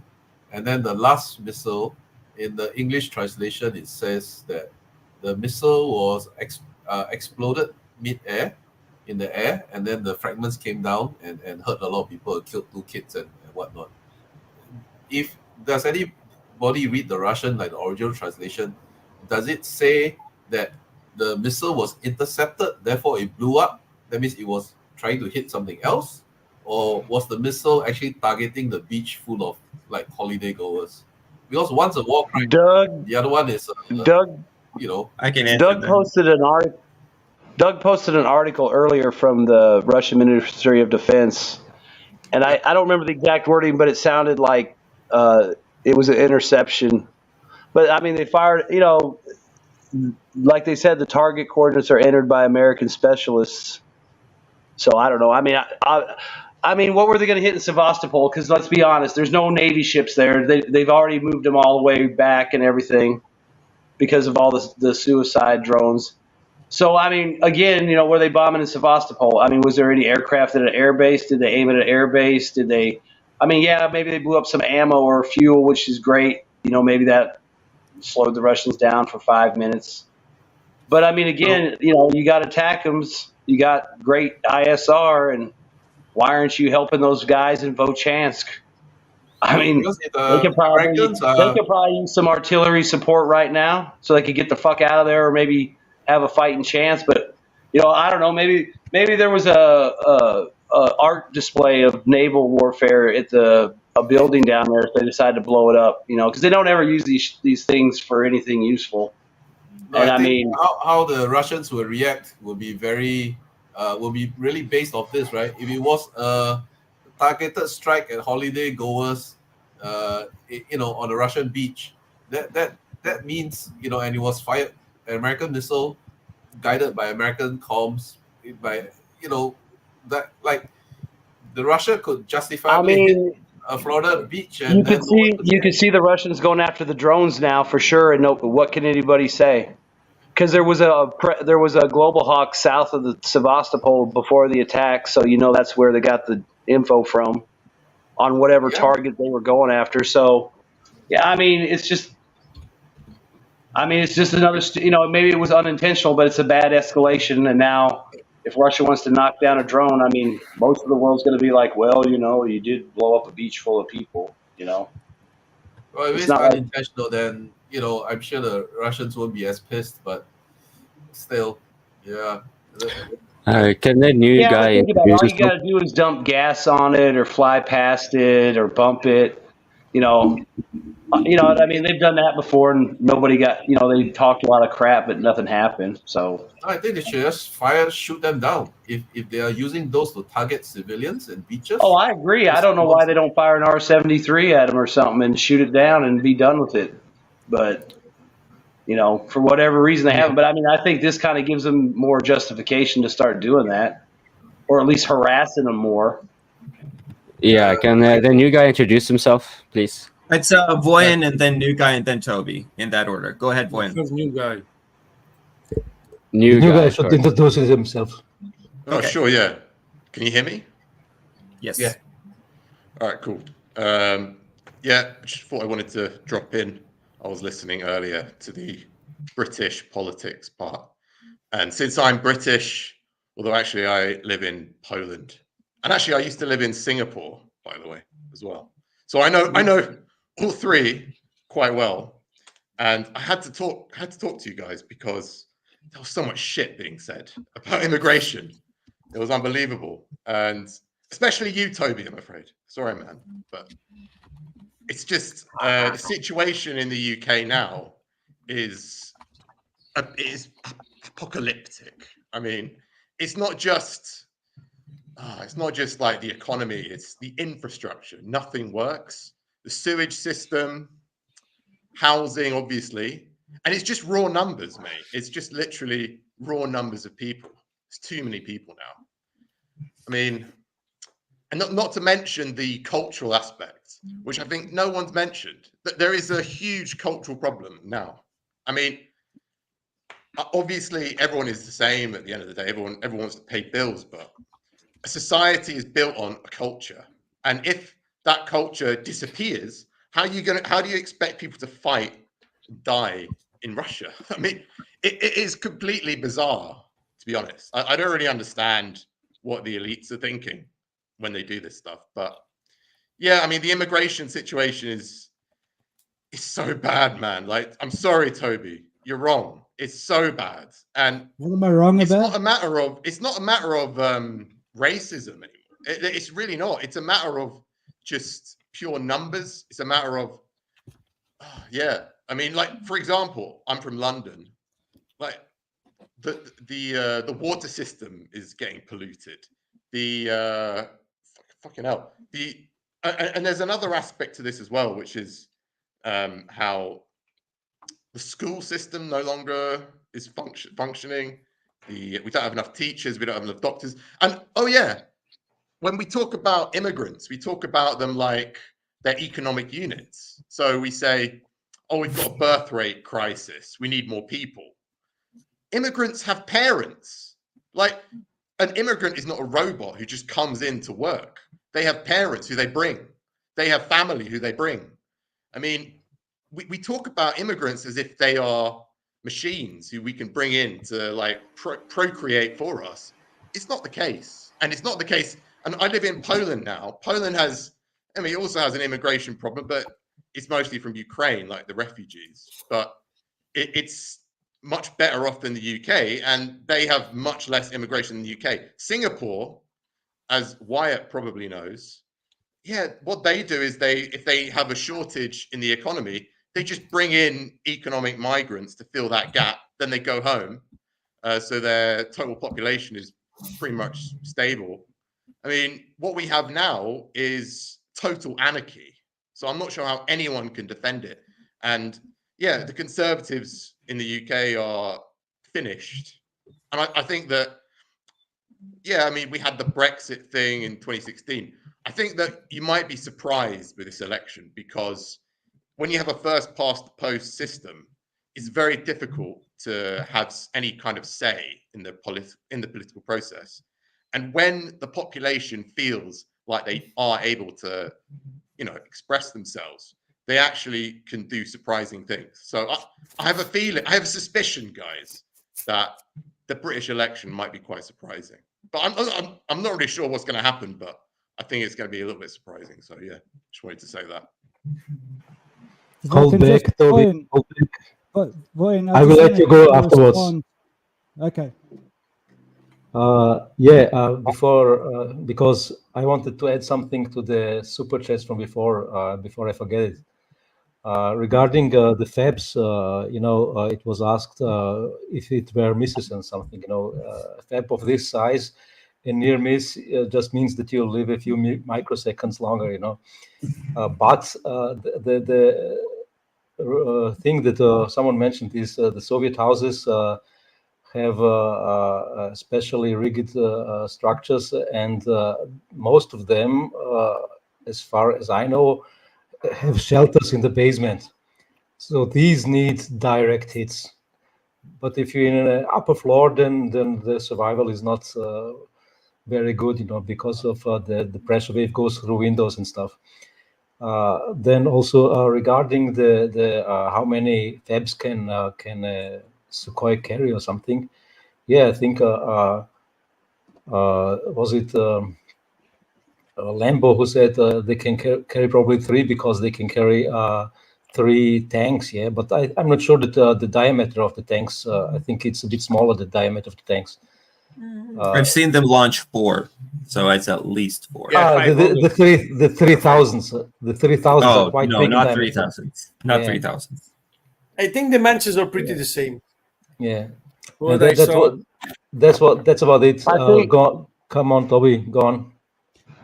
All right. Well, first of all, I'm going to just respond to Tycho. Listen, I think there's like some people struggling to understand what I said. I didn't say that I think that the immigrants should come in because we need more people.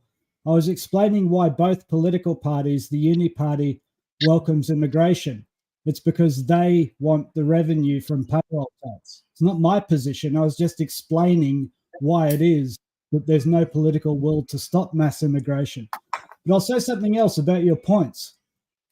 What you're saying is pretty confusing. You say that the infrastructure in Britain is rubbish, and that there are all these problems. Well, that's a product of British culture. And we've all seen the products of British culture, the rainbow flags, the anti-family policies, right? Why save it? Why does it deserve to be saved? This is what I don't understand. You condemn your own culture, right? We can all see that it's anti-human. So why the nostalgia for it? Why not just let it die, right? Yeah. Like, why should anybody care about British culture? If anything, British culture is exporting some of the most toxic rubbish imaginable to the world. And we should welcome the immigrants because at least they like children. But anyway, what I was going to say about Ukraine is I saw recently that Hungary and Stoltenberg have agreed that Hungary is not going to take part in whatever it is that NATO has cooking. I wonder if anyone has heard anything about that, because that's almost a statement that NATO is going to intervene, right? Because otherwise, what is Hungary sitting out of, right? So has anybody any inkling about what it is that NATO plans to do? Are they going to send an army into Ukraine? I have read a news piece about that. That Orban supposedly said that NATO is going in within the next few months, and that they don't want to have any part of it. So but they still there's that. But they're still paying their contribution.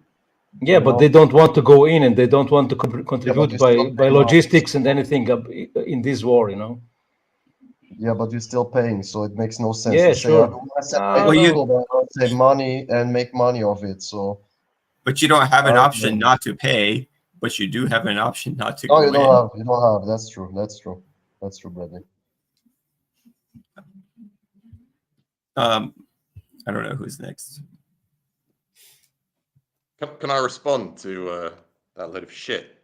Sorry, Toby. What are you talking about, man?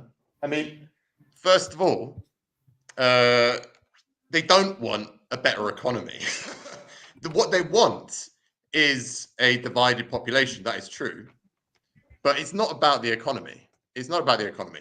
I mean, sure, there might be some business-related interests, but it's really different. It's not that there's no desire to fix the problem. there's no desire among the elites to take any real action, as there is no desire to stop the war in Russia.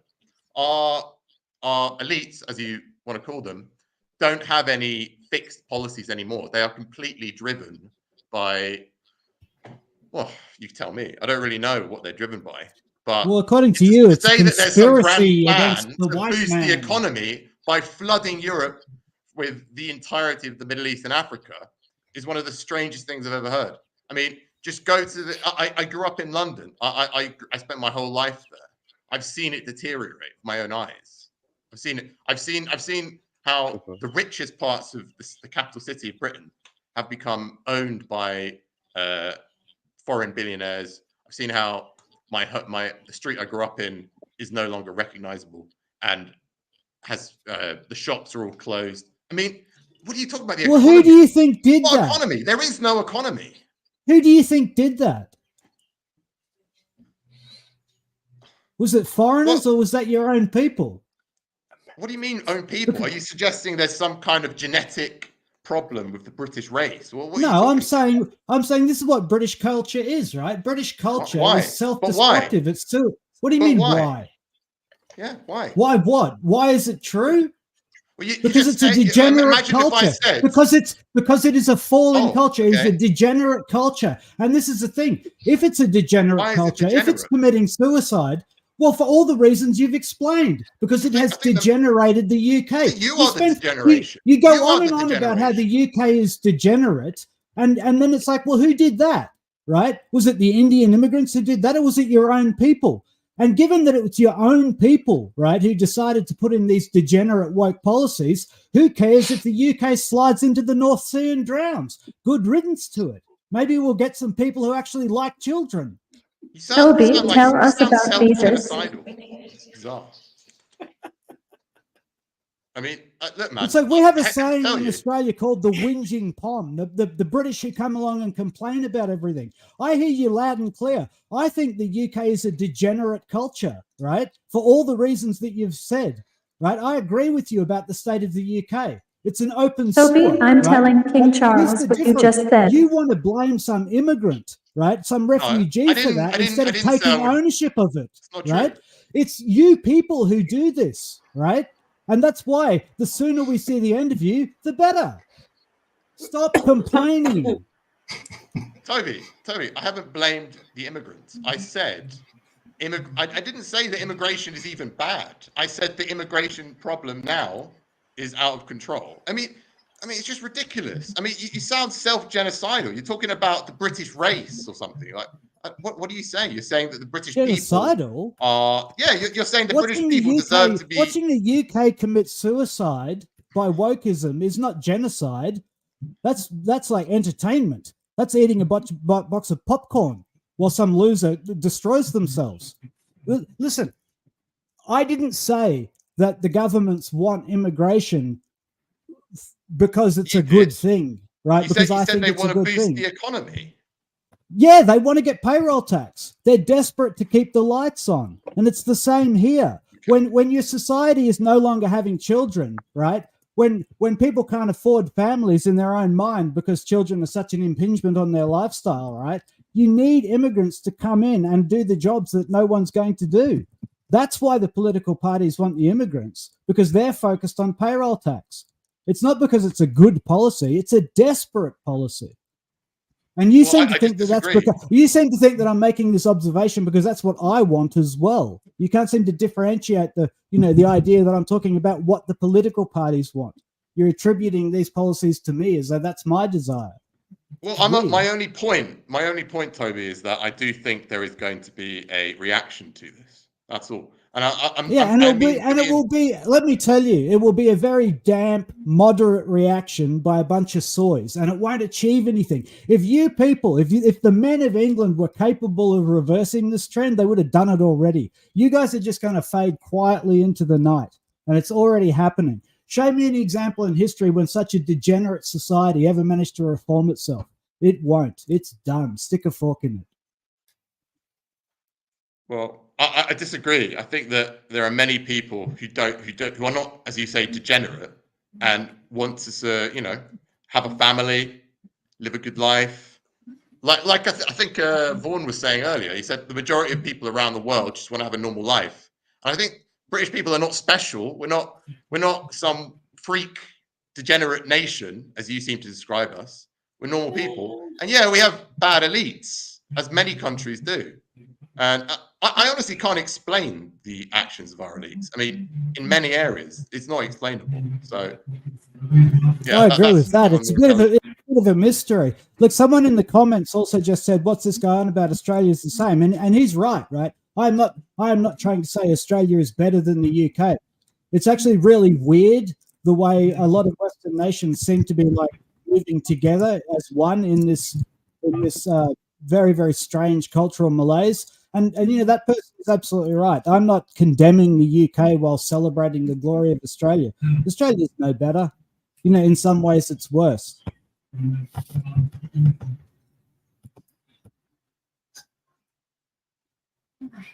Wait. Something going to happen right now. Ambo playing PS5 for an HR on Open Mic GigaChat. No, I am playing PlayStation 4. I am busy installing upgrades for my farming simulator. Okay? I'm not playing. I am busy putting upgrades on my game. Thank you.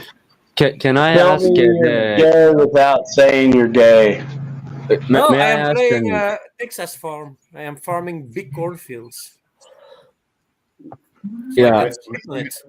I wanted to ask a question to Tycho, but since we have a new guy here, I'm just gonna yield the question to his introduction.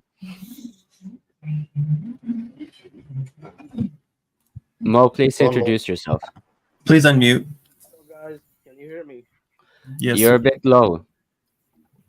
Okay, I'll try my best. The internet here is really bad, but I'll try my best. Can you hear me now? You are very far away. It's hard to hear you.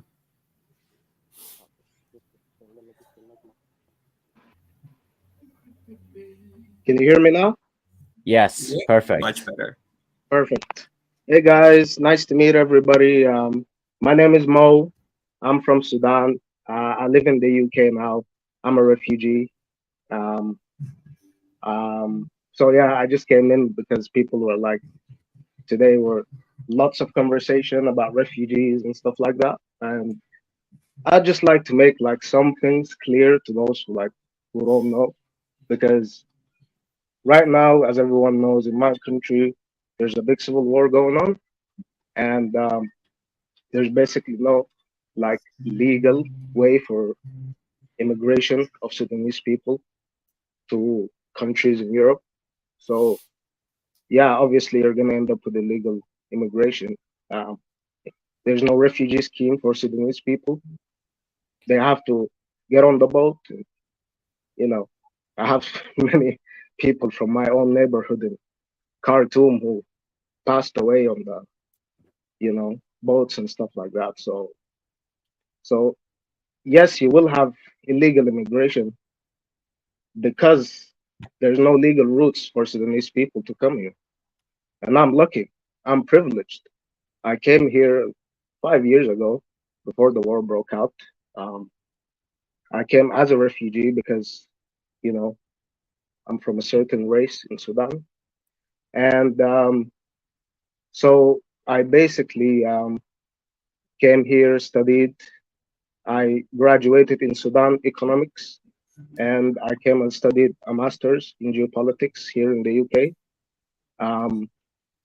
So there's lots of misconceptions about people coming to the UK. Not everyone is a illegal immigrant that comes and wants to commit crime or have a problem with the culture, or you know. And I really don't see what threat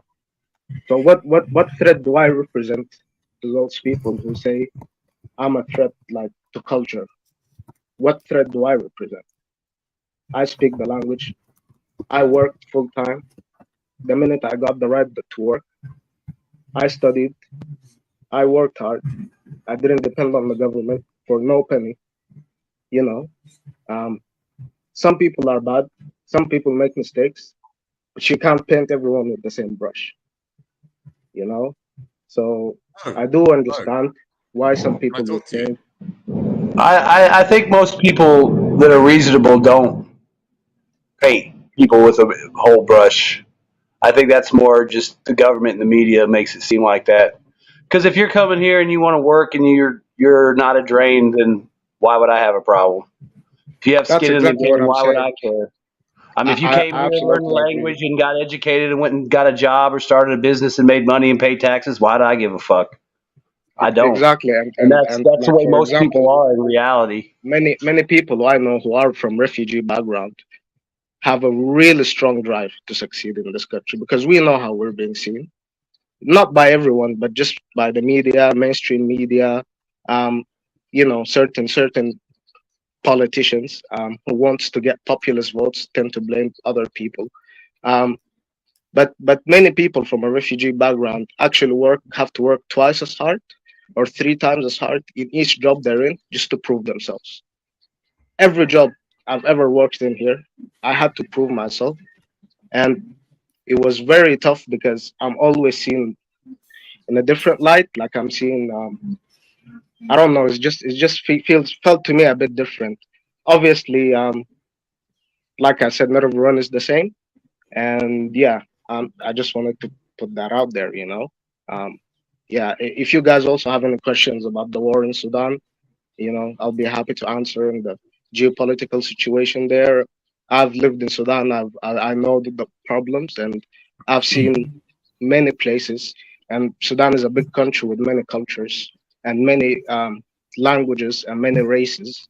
And I'm happy to answer some of those questions.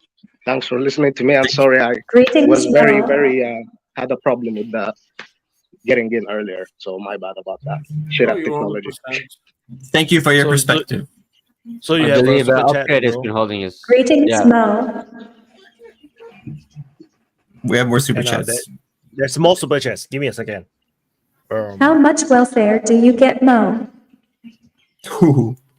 I get zero welfare. I don't depend on anyone. I get zero welfare. I pay my taxes. That was a question. Like I'm not gonna. Yeah. There's one more. Oh, tell us about fusion reactors in Africa. I don't know Fusion what the hell are reactors? fusion reactors. I think it's a joke. I think that's it's a troll. joke. Oh, Britannia. Britannia rules the pile of poo, banana, banana, banana, banana, banana, banana, banana, banana. And yeah, these are the ones slightly before. Have we run out of topics to discuss? Not enough geopolitical news. Excellent, madam. Excellent. Because that's what I was hoping we could get off Yeah, this why don't we immigration ask Mo onto Sudan. why don't we ask Mo what he thinks about Ukraine? But upgrade is next though. Upgrade is next. Yeah, Upgrade is holding my finger for a long time. Yeah, nice testimony, Mo. And I think all of us understand where you're coming from, and big thumbs up that you're doing what you do. I'm really impressed always with people coming from countries which are such horrible circumstances, and they can manage to do it. It's really big up, and I think most of the people in Europe would gladly take you and give you a nice, good job, and you should succeed in life. I hope from all my heart. But on the other side, we don't have problems with people who are like you, right? We have problems with people who come and disturb the country. I mean, like, not disturb the country culturally. That's another topic. But if you're doing some like bad things, like even if I come to, like, let's say Sudan, and I'm raping girls there, right? You will also say, hey, get the fuck out of here. You don't belong here because you're doing bad things, right? And I think because you need to differentiate with the immigration, right? The good ones and the bad ones. And there's bad apples and good apples. That's the truth, right? That doesn't mean that because you look different or you from different background that people will say, oh no, this guy will not take him because he looks different, or no, we don't have a problem with that. We have a problem with people who don't do good things, who actually I cannot describe. Many things happen, right? This can also happen from people from our countries, right, who do horrible things and they go to prison, and they should also, you know, the same penalty goes for everybody. And Toby, I understand where you're coming from, but when Tycho is defending his culture to actually, or his country, and he's pushing back on it, you say, oh, well, it doesn't matter, Britain is over, it does, you don't need to push back anyways, they are over, they are, I mean, either we go and one direction or another direction. That's my opinion, right? Who was next? Listen, on that point, Coping, I'm just going to interrupt really quickly, but then we'll go to you. And this is to Mo, and maybe this will make my point, right? So I'm going to ask Mo a simple question. You know, Mo, you'll get told you have to assimilate, you have to become part of the glorious UK culture. To what extent are you going to become woke in order to assimilate? Like, are you going to adopt a gay lifestyle, right? Or are you going to watch what you say on social media so that you don't offend woke people? Like, are you interested in assimilating into woke culture? For me, it's just about following the law. I will respect the law wherever I go. This is See, the that's law. dodging the issue. See, you're not assimilating into our glorious European culture. Yeah.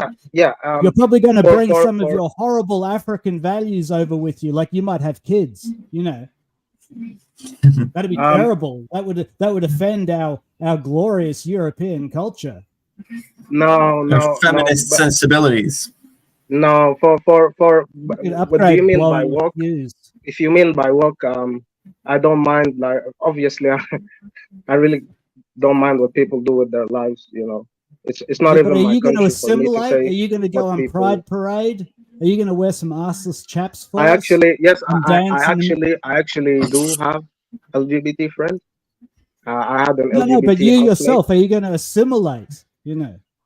No, I mean, like, what do you mean by assimilate? To the point where I'm accepting of everyone? Yes, that's for me assimilate. Part of this glorious Western movement, you know, assimilate, become like the Europeans. I think his answer was he was going to follow the law, which basically means whatever it takes to just get by. I mean, that's a pretty like straightforward answer as far as I was concerned. But okay, I thought so too.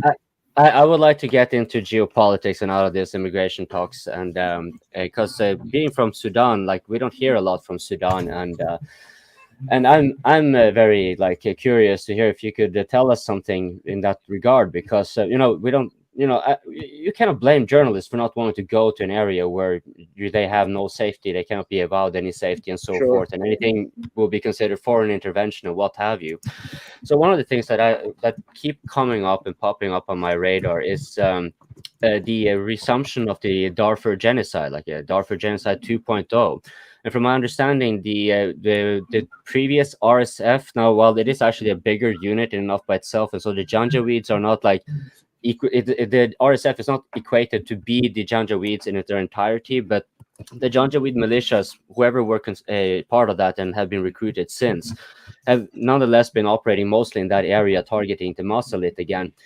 And as far as I've understood it, the scope of the deliberate targeting of civilians is including basically anyone who happens to be black, anyone who's not Arab. Which kind of puts a little funny contradiction, well, not funny really, but it's like contradictions in the sense that, you know, Muslims have a tendency to fight each other quite often, but then you come with a fault line of pure racism, which is not too uncommon in the Arab world, especially when it comes to black Africans. So I wondered how, like, where in that area are you from, and like, how where do you, like, how is yeah, can you just explain, because we don't know a lot, so if you could kind of Sure. I know many places in. I need to let the super chat ask his question also. It's basically the same question. Can Mo talk about the civil war in Darfur?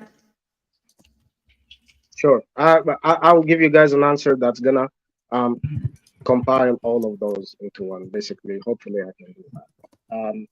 So basically, I'm from Khartoum.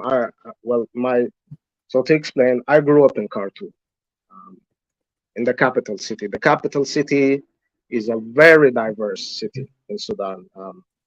You know, people talk about, you know, diversity in places in London and whatsoever. The amount of diversity in Khartoum is unbelievable because we are very diverse nations. very different backgrounds, tribes, languages, ethnicities. The country is basically divided. Um, well, it wasn't like that in the beginning, but we had, when the colonization came, some places in the country were turned Christian by missionaries, especially the south of the country, and they were blocked from the rest from trading with the Arab part of the country. And basically, when colonization left, you had a power imbalance between Arabs and non-Arabs. Arabs were preferred by the British because, Arabs, I think it was just racism, honestly. And Arabs were preferred to rule, and then they were given all the important things, the trade, the ministry post. They were given education. They got scholarships to go to UK and other places. And then that created inequalities. And when the country separated, the government still continued that policy. They didn't really change anything. It led to a point where people of African origin were quite discriminated against, and their cities and regions weren't really as, they didn't have lots of universities or like, infrastructure, and therefore they were marginalized politically as well. So that caused a problem. And that problem, instead of the government trying to fix it, they basically took the hard way and were like, let's go, war and whatnot, and get rid of the separatists and those people. And so basically that's what happened. It's the same story which happened in South Sudan than it happened in Darfur, in the west of the country, basically. And obviously, many people are to blame. It's not just the colonial legacy. It's also the people who came after colonization who did bad things. So it's just a compilation of lots of problems. My father is from the African side of Sudan, and then my mother has some Arab roots, but also like mixed with Africans as well. And we do have lots of Christian population, Orthodox Christian, Coptic. We had lots of immigrants from other countries, Ethiopia, Chad, before the war came. So it was a very, very diverse country back when I was living in it. Right now, it's very sad. I don't know what to say. It's just sad. Well, I can just tell on the open mic. Usually, when you're done talking, let's say you've been handed the word, you just give it to the one who has the finger. So now Tycho has been having the finger, so you can just hand it over to him. Sure, go, bro. But wait, because there's another rule. When Wyatt is talking, everyone shuts up.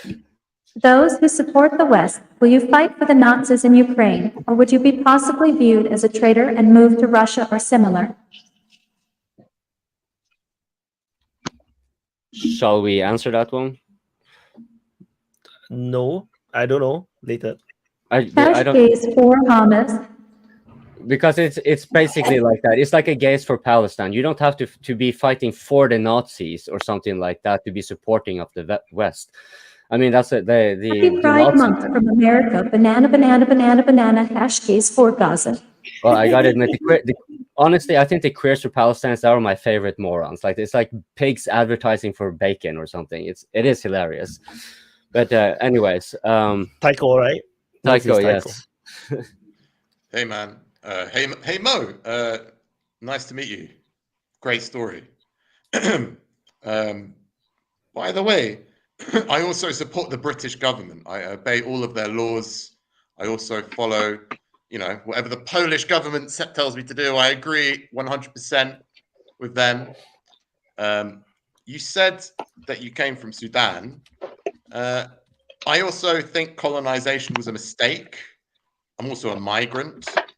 You were talking about how Sudan was a very diverse nation, and then it ended up in civil war and genocide. Are you afraid that something similar might happen in Europe as a refugee? Do you feel like Europe is in danger of breaking out into racial conflict or tribal conflict the same way? Okay. How do you feel? Sure, I'll answer.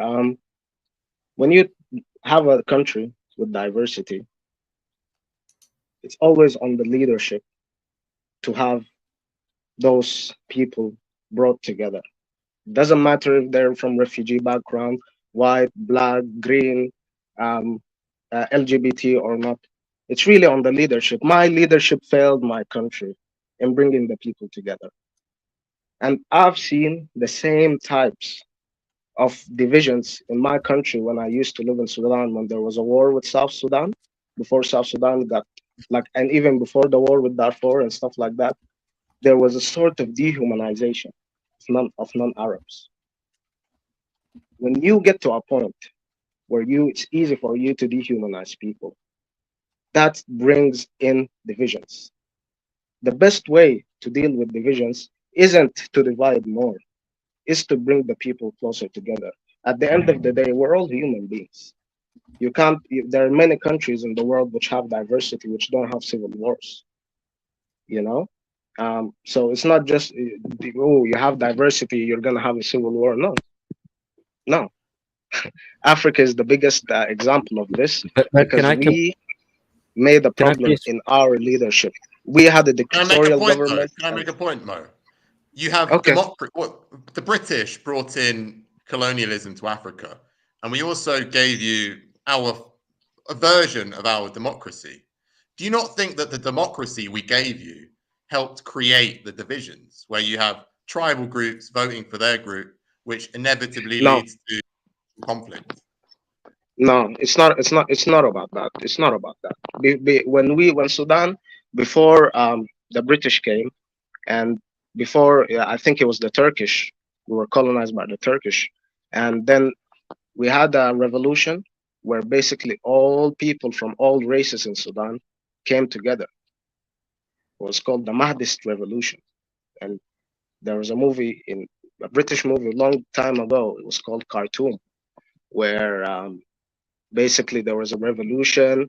All races. I can tell you, there's races in the east of the country next to Ethiopia that came together with the people on the west, that came together with the people who weren't even Muslim, just on the one goal, to have a state of our own and to have an independent state and not being controlled by the British, the Turkish, or the Egyptians. So it's all about how the government plays it, man. It's all about that. You have your diversity. To have a strong government, you can't really do it with democracy, as we're seeing in Western countries now. And I mean, division is just increasing as diversity increases. And there's been studies done, by the way, in big corporations where if you have a problem with too many people unionizing, a common tactic is to increase diversity because it decreases the ability of the workforce to unionize. So I'm sorry, but it is a tried and true tactic of corporations to use diversity to decrease sort of solidarity. And I would make the point that this is what is happening to Europe, is that the powers that be are afraid of losing control, and they think that a more divided population, where the division is sponsored using migration, amongst other things, will be easier to control. Now, maybe they're wrong, but that's my theory. I think it's better than it's a ticking time bomb. If a government thinks like that, it's a ticking time bomb. The government has to be a government for everyone in the country. You can't play sides and try to divide and rule. That's Can I please chime in on some society. inaccuracies here? Because what Tycho is actually asking you is actually quite to the point of how you're explaining the situation in Sudan, because we do have over 200 mosques in Europe which are funded by Saudi Arabia and such, right? So we have the same issue, Arabization and Islam, right? So if you just like with South Sudan there was Christianity, so that's kind of very much relevant to what Tycho was saying. But at the same time, like he was referring to like a democracy. Now Sudan was a far cry from a democracy. One of the reasons it did devolve into civil war is actually because democracy failed, and so you had two warring partners, two warring sides. So that it's a much more complex and longer factor behind the democracy part. like the democracy is also a way, because you can view it this way. Democracy is a good way if you have the freedom of speech and expression to take the pulse of the population and subsequently adapt, right? So there are factors like both of that can be no right more and freedom wrong, of speech. No more right. freedom of speech. But freedom of speech is incredibly important. That's what makes the open mic here, and that makes all of us proponents of freedom of speech. To those of you in the audience, don't forget to press the like button, subscribe with the notification bell on, and throw money at Wyatt. For God's sake, throw money at Wyatt. Okay, but I have this question to you, Mo, because that's kind of what Tycho was actually asking you. Are you concerned that, for example, the Arabization and like we hear like mullahs crying on the street wanting Sharia, for example, and stuff like that, and so there are people who respond like they don't want that part, right? So how would you kind of like how's your view, because you have kind of been subjected to Arabization from Sudan, you come to Europe, and because there's some people who say, oh, it's just Islam, right? So if we were to just address those people whose sole concern is only Islam, what would your take be on that? Is it a risk for Europe to be taking in Arab Muslims and in large numbers and what have you? I don't understand what the risk would be exactly, but nowadays you're not gonna have like Sharia law or things like that. These are things that don't exist anymore. And when you're talking about Saudi funding those places, obviously I don't agree with that. The Saudis are one of the most extreme Wahhabi types of Islam, and I don't think many people in the Arab or Muslim world follow that type of like Islam. And it's actually, it was invented during the times where there was a revolution against the Turkish Ottoman Empire. That's when the Saudis, the Salafis, and the other part came together to do that, basically. So that very type extreme Islam isn't really prevalent a lot. In my family, we basically normal people, Can I change it back to Ukraine? Can I talk about Ukraine? Please. We need to talk about more relevant stuff. No offense. I think if we could bring this back, the conflict between the West and Russia. I mean, Russia does. It's not like the Cold War. They try and pretend it's like the Cold War, but it's not. Russia doesn't have a political system that they're trying to export. But if they do have a political system, the political system they have is strong government. And that is what we do not have. We have weak government, which is controlled by different interests. And I think that may be what is going on. We have a system in the West which has developed over about 100 years now, which is subject to the control of corporations, interest groups, whereas other countries around the world have maintained a more strong, united front. And that is the conflict overall. That is what is driving this war, is this conflict. And the elites are afraid of strong government in the West, ultimately sort of changing changing the system. That's what I would argue. I'll give it to Vojin, or I'll give it to the new guy, the guy from Croatia. Too bad you lost in the Euros. CIA got him. So no, yeah. So Vojin. I think Euro is frozen. Upgrade was before me. I will wait. Oh yeah. upgrade forever. Okay, upgrade go. My finger is dying, guys. My finger is dying. No, it's pretty interesting to hear also from Mo's perspective, because we need also a counterbalance to the points we bring, and appreciate it what Mo says. Maybe to come back to Ukraine, because it was the topic which Tycho took. Yeah, I think our elites are scared that we unify and that we get stronger together, because most of the people, if you make now a polling about the Ukraine war, I don't think a lot of people are for sending more money to Ukraine, for example, or send boots on the ground, right? If you ask the population, if you make a referendum, do you want to send more money to Ukraine? I think it will not be a good numbers for the ruling parties. Right? It's the old people. It's the old people. It's the older population. The older I don't think population it's is just the older population, because there's also a lot of older population who is massively affected by inflation, right? Because they can't pay anymore the groceries because also of the Ukraine war and the utility bills they need to pay. So I don't think that's just the elderly that wants to rich send older more. people. Rich older people are insanely pro-Ukraine. I mean, you see it in Poland, you see it in the UK. Upgrade is the most polite man in America. I'm not even American, but yeah, thank you very much, Archimedes. Thank you. Come to the open mic. No, I just I think they hide it behind this democracy thing, right? That's deep rooted in our societies, right? And they camouflage it so they can send more money. I don't think it's because they want war with Russia. I don't think the old dude in his who has 401k or stocks in some companies, he says, let's send my son to the front line. Or Yeah, they do. You know? They see No, it. They no. see it. They do. They see it as Look the at the last beginning of the- chance for some Okay, kind of Tiffon. like, yeah, the older Yeah, population. just give me a second. I'll just make my point, and then you can come in. Just give me a second. Sure. When at the beginning of the war, you saw everywhere Ukraine flags, right? Everywhere in entire Europe. Where are they now? Nowhere. Everybody took them off. Nobody gives a shit anymore. Everybody is in deep problems economically. Pardon? I hear somebody talk. Yeah, everybody's in deep. Yeah, everybody's in deep economical problems, and I think that to just push it the blame on the older population is not true.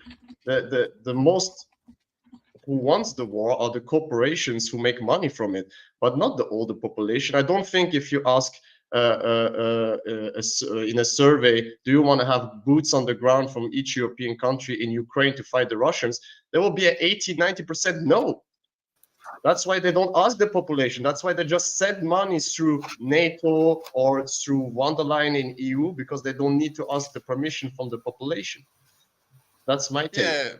Yeah, I agree, but it's still UK sucks love from America. Yeah, it does. It does. But if you are the most hardcore Ukrainian supporters in every nation are old people. Honestly, I mean, I've seen it myself, and it's usually old women. Actually, it's like yeah. But to be fair, those old people are all Cold War people. That's why they still talk like it's the Soviets. I mean, look at all these old guys on TV that are pundits. I mean, they have to catch themselves all the time saying Soviet instead of Russian when they're talking about, whatever operations the Russians are doing or whatever. I mean, I think that's part of it.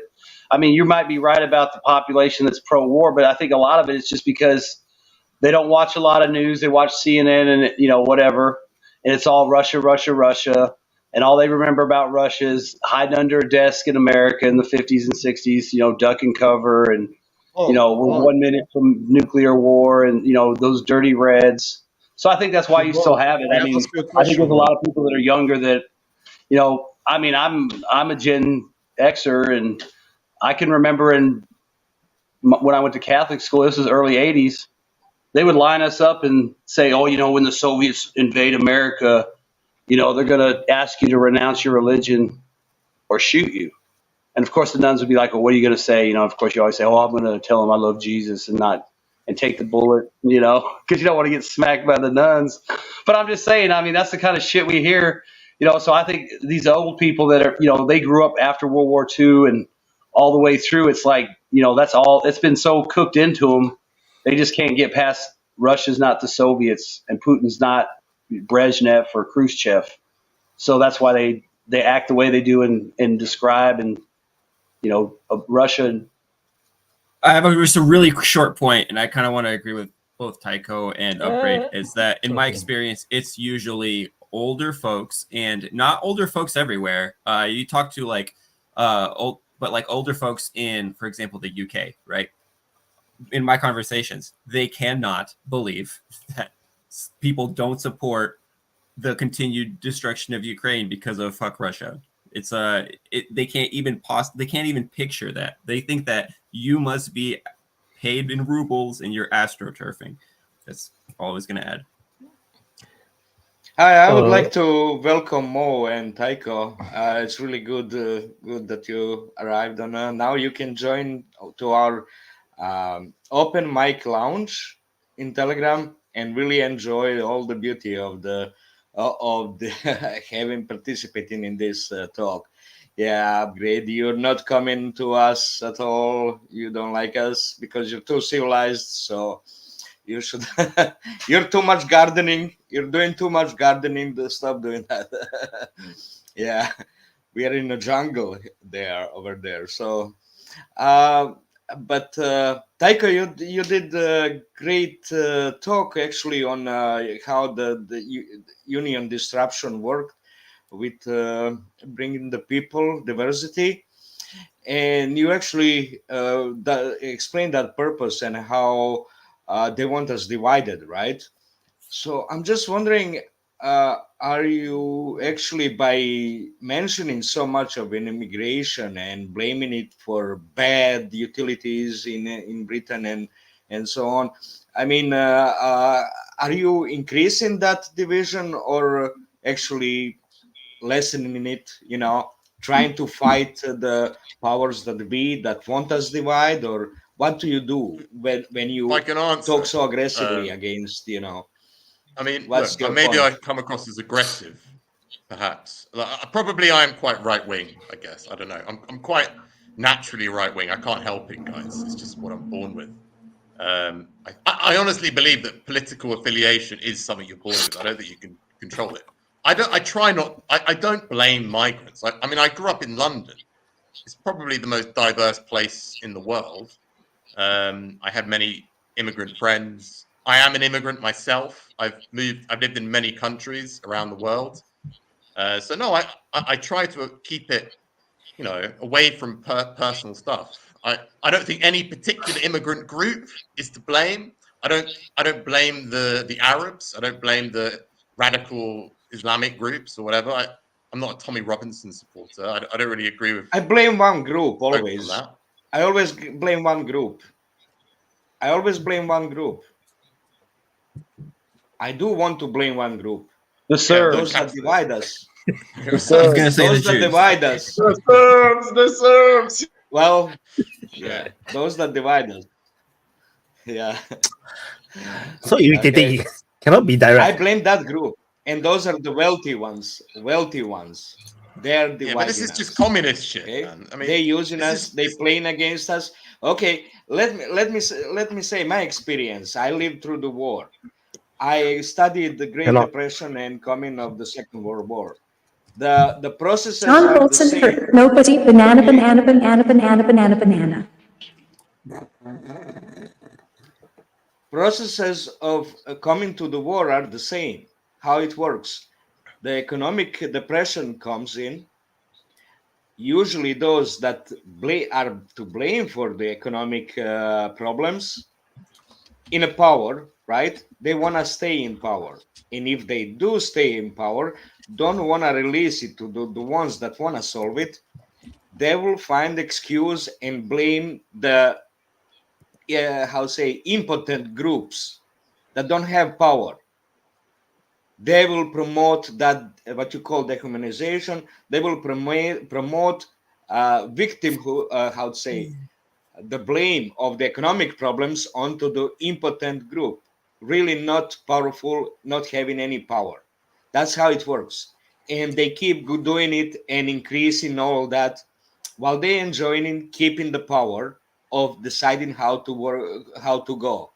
Economic problems increase, the blame increases until it cannot be stopped.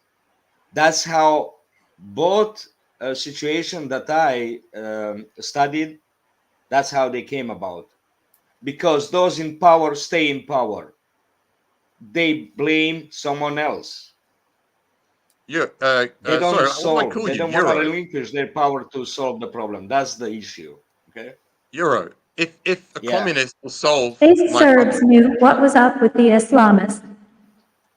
if a communist solves my problems, I would happily vote for a communist. You know, I really don't give a shit. I'm just tired, you know, of shit leaders. I honestly don't care anymore. I don't care if you're left, right, whatever. We just need competent leadership. Competent leadership. That's the most important thing for me. I mean, I just think that the type of person who is responsible for Western leadership now is so useless that I would vote for any change. And I think that many people feel the same way. So, I mean, I've heard this talk a lot, you know, that immigration is sponsored by big business and they use it to foment hatred in order to whatever. And maybe so in some cases, but I think that we do need to change the leadership structure at the end of the day, which is the most important thing. If the communists are competent, then I will vote for them. But I don't. At the moment, they're not. The communists are worse. So no.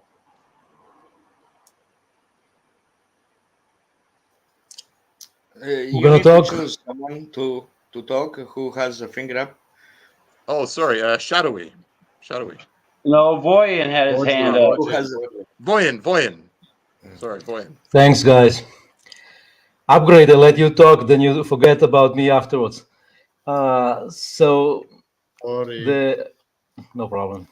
The thing is regarding the talk that we're doing. We're always going back to the immigrants and stuff. But I would like to hear about from Tycho and Mo, because they're new, the Ukraine war in your surrounding. You know, Tycho in Poland. What do the Poles that you are communicating with talk about the war? And Mo, the same in Great Britain. What do the immigrants in Great Britain say about Ukraine? And what does the Sudan say, or the Sudani people? Tycho, go first. Yeah, sure. I mean, I can talk about Poland. In Poland, it's similar to the. I think it's the same in most of Europe.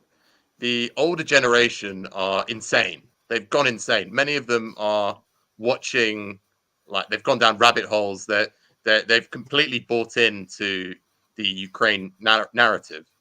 The younger population is much more diverse in their opinion, and it's a lot of it is about money, because the people who are suffering economically, yeah, there are old people who are suffering economically in Poland. Actually, there are pensioners who are suffering, but I think that there is a very strong mindset in Poland that Russia is always the enemy, and you know that is dominant. That is the dominant narrative. But there is a growing sort of, yeah, there is a growing rejection, and it's mostly based around the economic situation in Poland, being, because Poland is actually doing quite well, guys. I don't know if you know, it's doing quite well, and at the moment they're potentially experiencing a downturn due to the war and inflation. So I think in Poland there is the beginnings of a rejection, but Poland is very dominated by America, and so is Britain. I think that this is the key factor: is the countries most dominated by America are the most subservient, and that's just reality.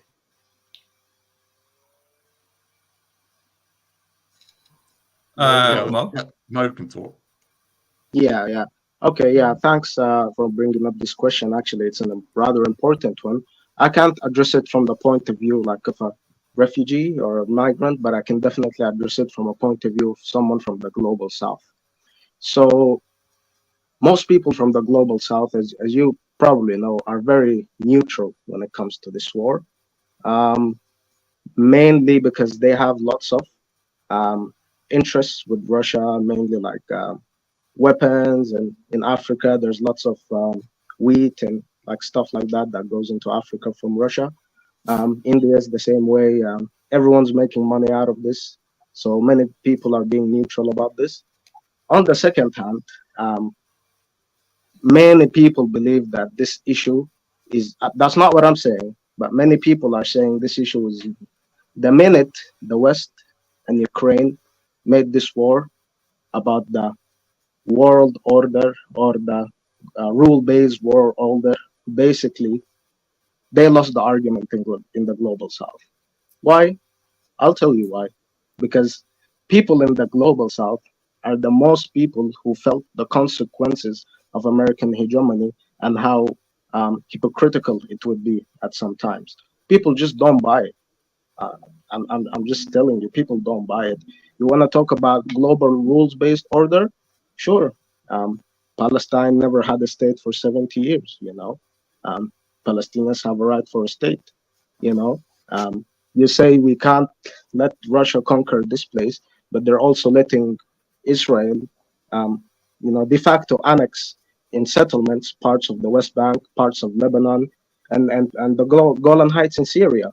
They say you can't illegally invade a country, but they did that in Iraq, and they got no consequences whatsoever. They say you can't. Yeah, exactly. They say this war is about democracy versus autocracy.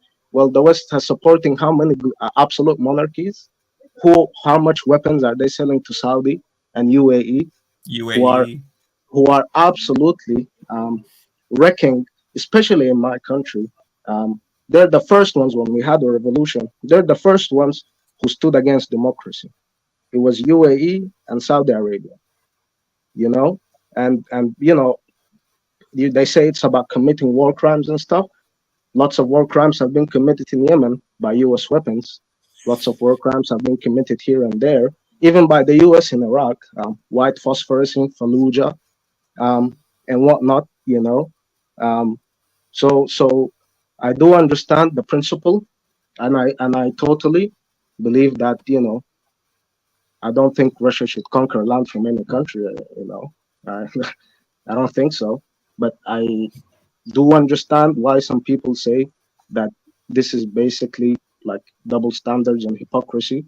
And you can't get to the minds of everyone, and people do have their interest, and people have their reasons. And many people don't want to see a 1991 moment again where the West has a total hegemony over the world, because we've seen the consequences of that in Iraq, in Libya, in Yugoslavia, in many other countries.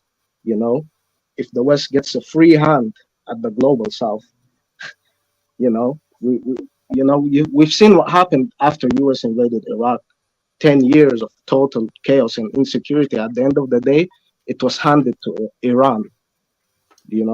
So I don't think many people really benefited from that situation, especially not the Iraqi people.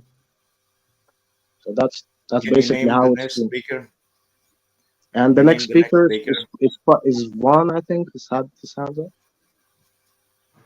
Euro was next, then I think it's me. Okay, go ahead. When you were mentioning war crimes, I want to talk about this shelling of the beach in Sevastopol. So the attackams actually passed the airport, Sevastopol airport. It's north of the Sevastopol. So if it was some saying that these attackams were targeting the airport, but no, they passed it. So it was going over there to the Sevastopol.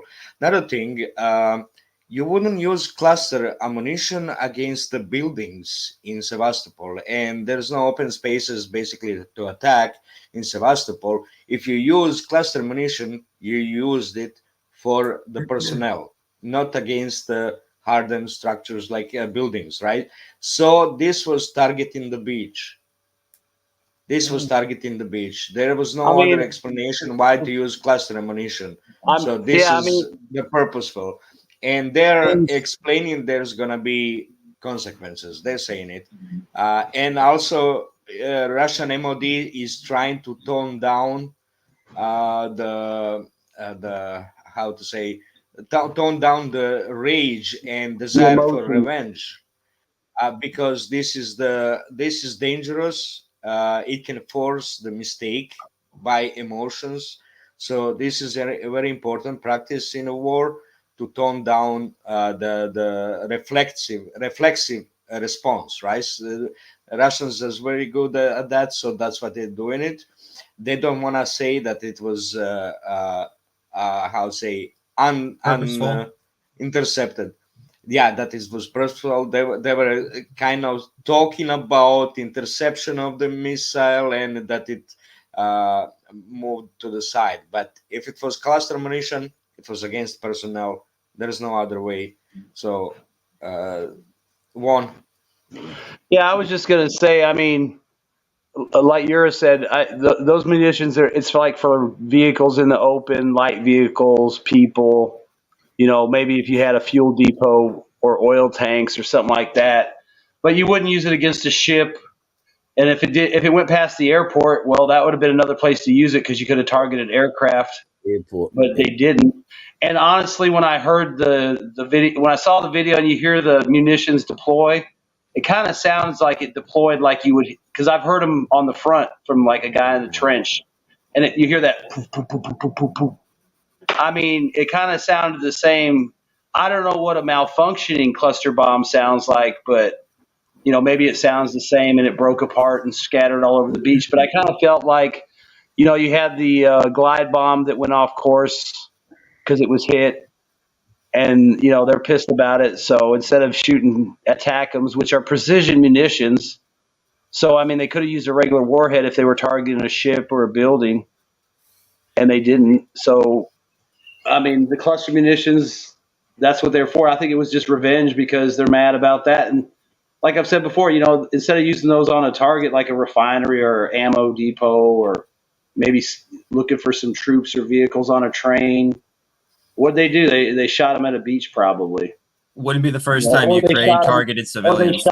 Or they shot them at Sevastapol, where everyone knows there's no ships. Maybe there's some buildings that nobody's probably been in since the 22 February. You know what I mean? It's like all those guys are in bunkers and stuff. So what were they even shooting at? I mean, was there like did they miss like some antique piece of Russian naval history in a building that they had to blow up?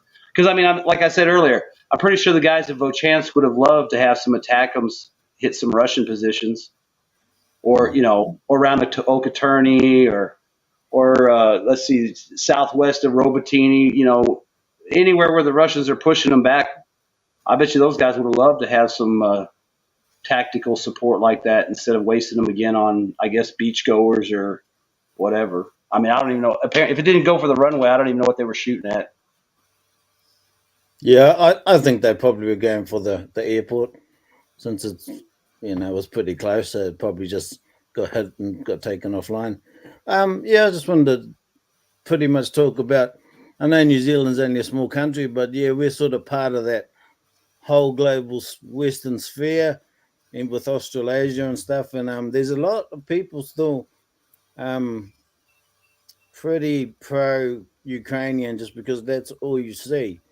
But you are starting to see slowly, and it is the younger ones that are starting to pretty much see what's going on, especially when they see what's going on in Palestine. They're sort of starting to click in their mind now that the West isn't, you know, whatever's going on with NATO and the USA, that they're not what they seem to be. And, you know, so it sort of opened a few eyes.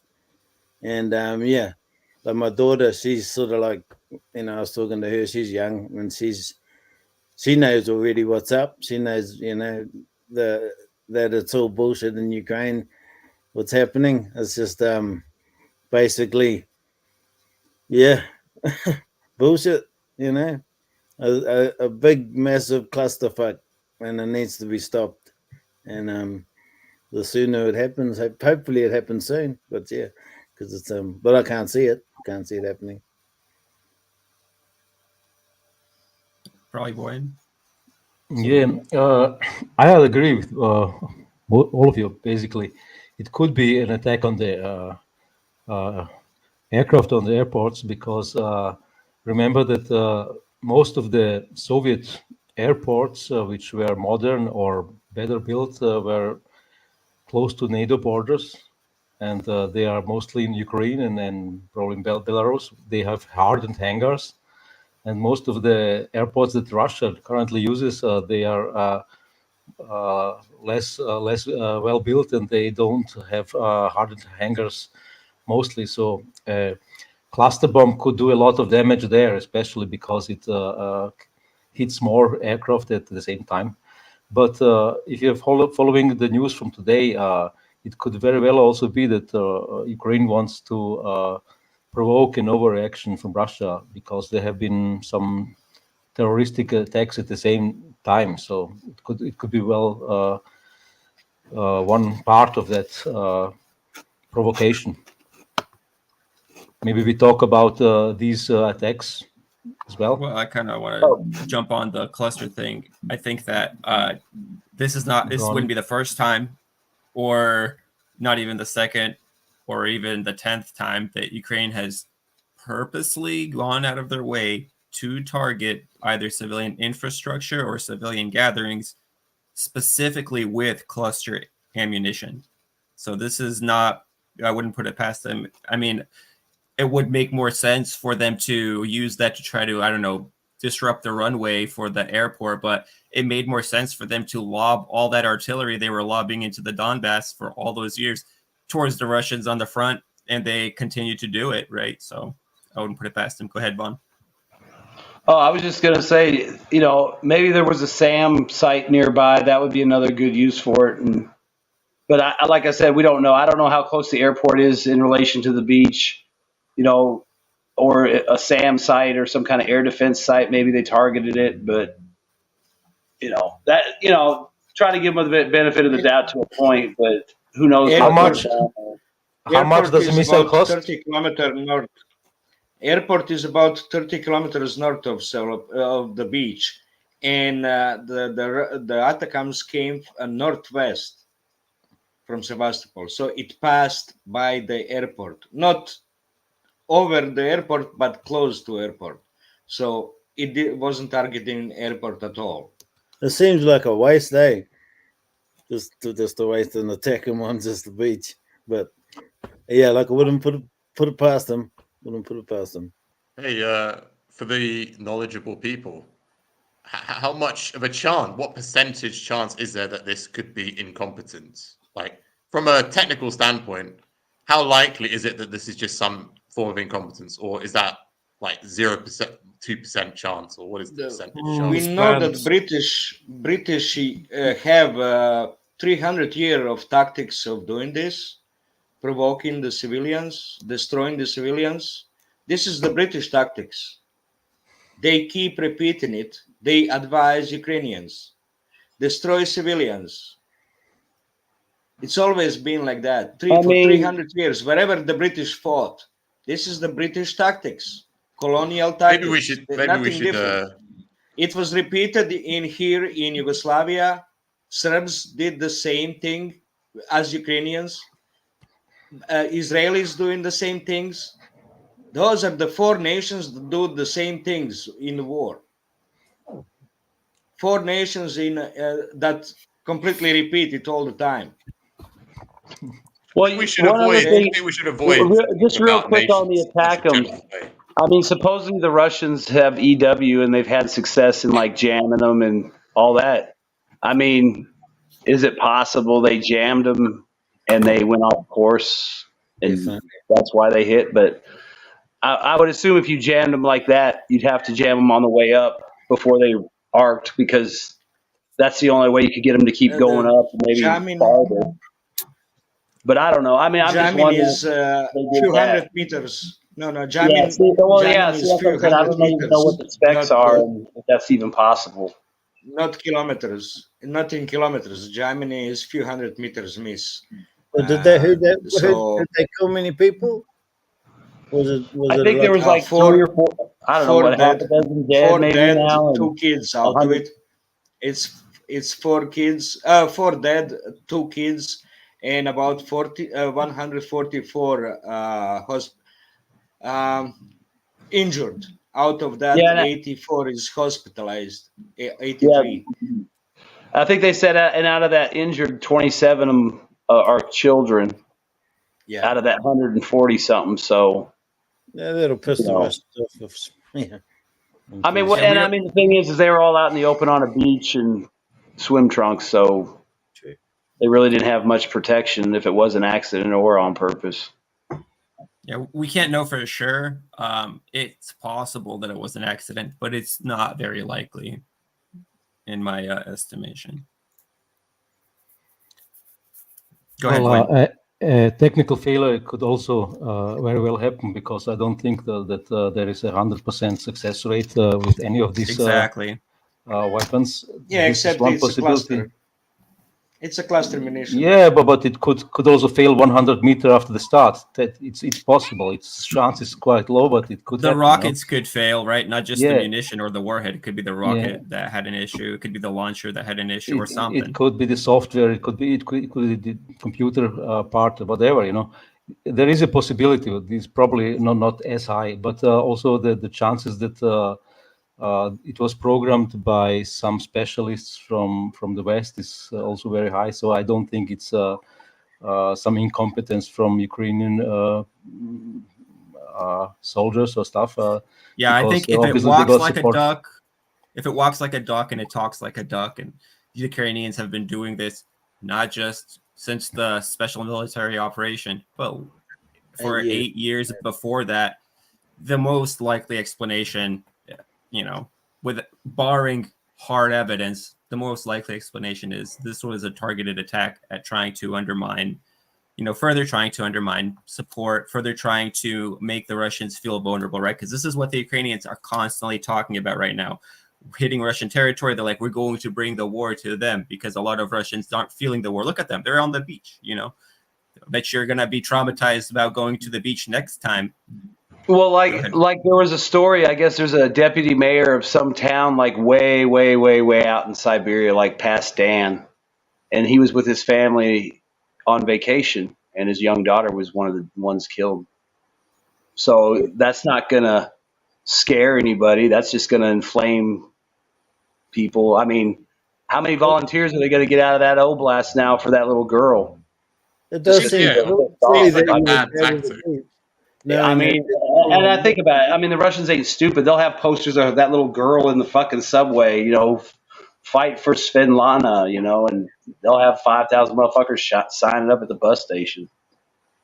It hasn't stopped the Ukrainians before from constantly doing it. It's so funny, because the Ukrainians have been proven to be very, not just kind of the national reputation for being very stubborn, right? But they've proven to be very stubborn. And part of the reason I think that they really continued to bomb the Donbass for all those years was because it was just an affront to their face that same Ukrainian stubbornness is being shoved in their own faces. These guys are willing to take a beating, willing to take a pounding, still beat your army, a bunch of separatists. Well, the other thing is too, is like they were saying a few weeks ago, like after that terrorist attack at the mall or the music center, Russia keeps trying to give them off ramps, but they keep doing things that like just make it more and more justified for Russia to take it to the max, because these people are terrorists. Look what they do. It's like, every time they try to throw them a bone, they hit them all, or they blow up a beat. You know what I mean? It's like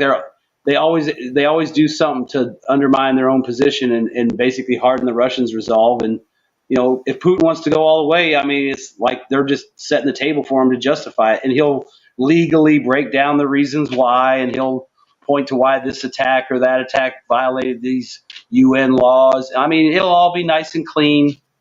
And they just keep serving that shit up to him on a platter.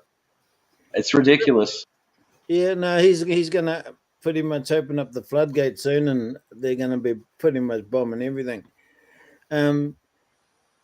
It's just that the retaliation thing. It does sound like it's probably the one that they did target the beach on purpose. To just I mean, it just seems weird. It's like what, 2 days? So yeah. 2 days after the bomb goes off course, a beach gets hit by an ATACMS that went off course. Yeah. I mean, if it was like a month later, maybe, but like the next day, it's like, come on, not even trying. If it walks like a duck, I will say one thing. I had a Ukrainian refugee who lived with me here in Poland for a good 6 months. Young guy, 16 years old. Really nice guy, actually, really great guy. I really liked him. But he did have a genocidal hatred of the Russians. I mean, I remember talking to him, and it got to such a degree that he hated Asians. Like he kind of convinced himself that the Russians had become like some kind of Asian horde, and all Asians are evil. Like, and he was a really nice kid, hardworking, sort of sensible guy, but he had totally bought into this sort of belief. So I think it's underestimated to the degree to which individual Ukrainians believe this kind of thing and are capable of pretty horrific acts as a result. Yeah, I think we've worked very hard and very long since the end of World War II, right? And definitely since the 90s to put a strong divide, a strong cleave between the Russians and the Ukrainians. We weren't just trying to do that. We were trying to do it with Belarus as well. Like the first time ever I'd ever heard of Belarusian nationalism. I'm like, what? Belarusian nationalists? What? Like, are you guys like hardcore about, fuck other Belarusians? I don't understand how could that. But this is if you look at the like the textbooks, the rewriting of history, the fact that they're taking down monuments of Lenin, right, and his Soviet past and all this other stuff, but they're putting up monuments and renaming streets, right, to the people that were part of the OUN, Organization of Ukrainian Nationalists. It's been a really long time information war, that it's been directly targeted at the Russians. So Project Ukraine is really Project Russia. That's really what it is. And so that's why they're trying to go around and undermine the support for Russians for like maybe the solidarity that a lot of these Soviet states had with the Russians, not just in Ukraine, right? It's happening in a lot of different places. And I don't want to say, Americans take all the blame for this, because, for example, the Polish have a huge role to play in this.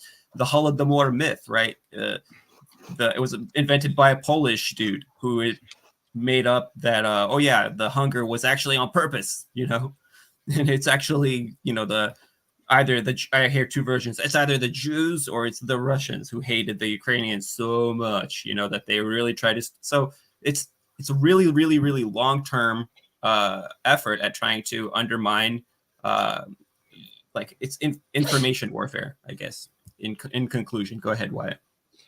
I can answer why there is a Belarusian nationalist when there is already a Belarusian state, because the Belarusian nationalists are more Bela. Okay, that's it. That's the joke. That's the joke. More white because Bela is white, right? White Russians. They're whiter than the white Russians. So, okay. So Yvonne. Well, I was just going to say. I mean, we could, stay on Ukraine. I mean, if you go up towards like Okeechobee, they've had some breakthroughs up there, and I believe they've captured, or they've started to capture a village. I can't think of the name, but they're just leapfrogging towards Pavlovsk, and then New York, Turetsk. There's just so much stuff popping off right now. I mean, Wyatt, could we put the map on, please? Huh? I was asking Wyatt to put the map on the screen, so we could speak about the different location in the map. You are mute, Wyatt. You're muted. 5 minutes. I'm not free now. Okay. He's gonna have to take a second. That's all right. I mean, Okeechobee's northwest of Avdiivka, and they've been pushing around there. I think they get Shumi, and they're getting closer to Sokol. They got that small village outside of, I don't know. They're probably within 10 kilometers of Pavlovsk now, on one of those axes. There's a communication road between Pokrovsk and Chasiv Yar.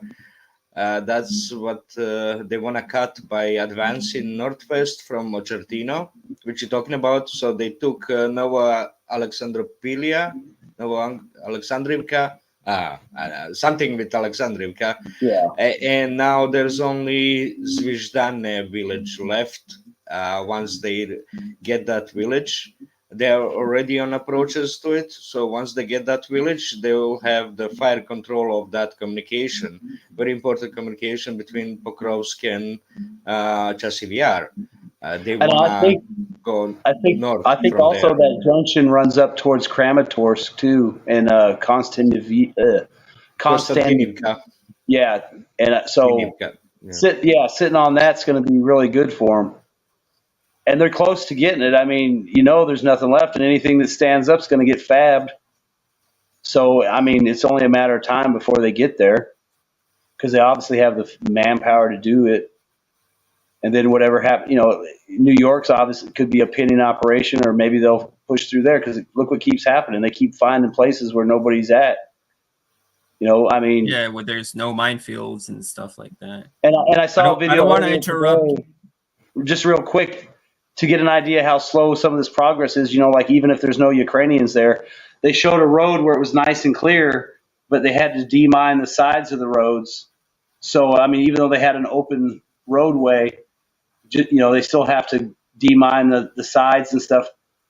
So I'm sure that's why you don't see some of the advances through this area, because, it's just not safe enough yet. Maybe if you stay on the road and you can drive down there, but they don't want to take a chance of people pulling off the road or guys walking down the side of the road and getting hit. So I think that's another reason why it's going so slow, is because they have to demine all this crap. And it was just random mines scattered along the easement on each side. It wasn't anything like a pattern.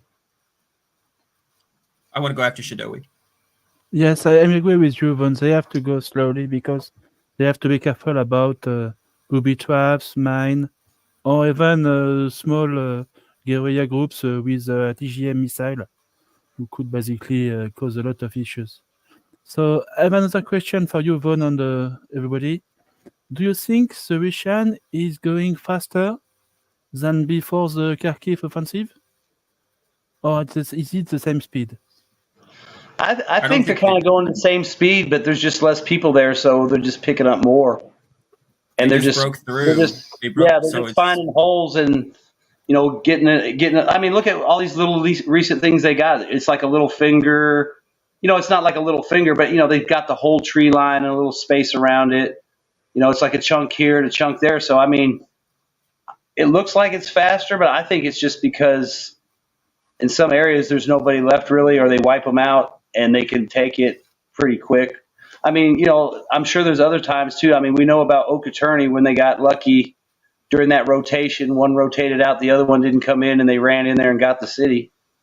I mean, that could be happening in places too, like these little villages and stuff where guys got fabbed once or twice and left. Okay, so I think it's the same amount of pressure. They're just finding more openings now because there's just less and less guys. Because I mean, they're dying and they're getting sent to Kharkov. So the speed is the same, there's many but more the places. territories they gain is more important because they advance at a lot of different places. Yeah, a lot different places they're advancing. A little bit slower than right after Avdiivka, but after this one, then before Kharkiv offensive. But it seems like that there's reports that Ukrainians only care about Kharkiv now. Biden gave them some ultimatums about help. So it seems like there's, they wanted to place the F-16 in, Poland, Romania, and use the Ukrainian airports just as a jump-off points. They didn't let them do that. They didn't allow them any condition like that, and they're demanding the change.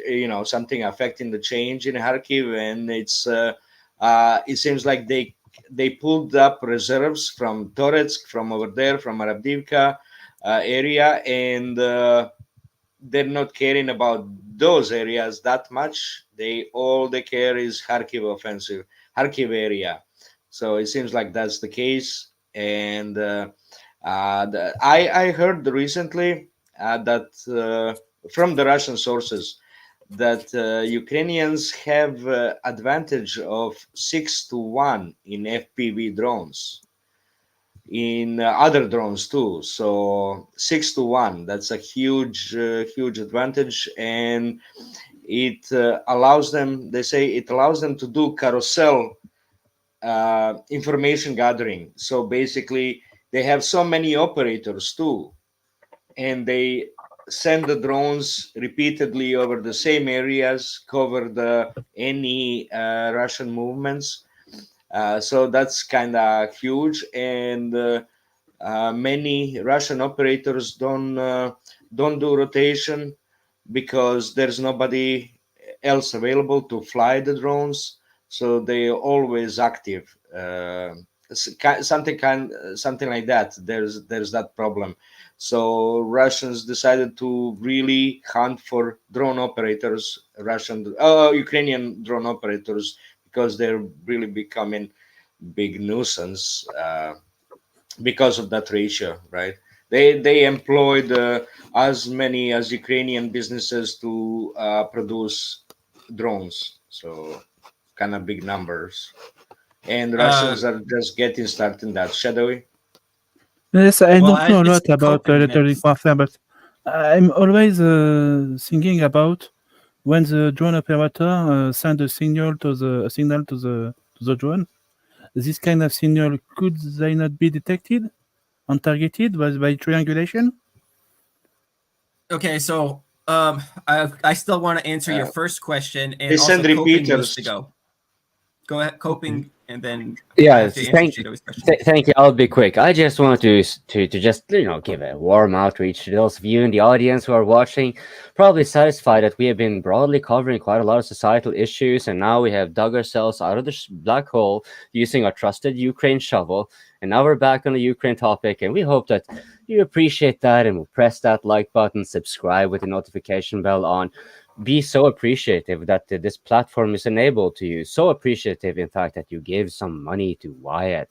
He's there, that dude. Give him money. You have money you don't need, and he can make good use of it. He promises.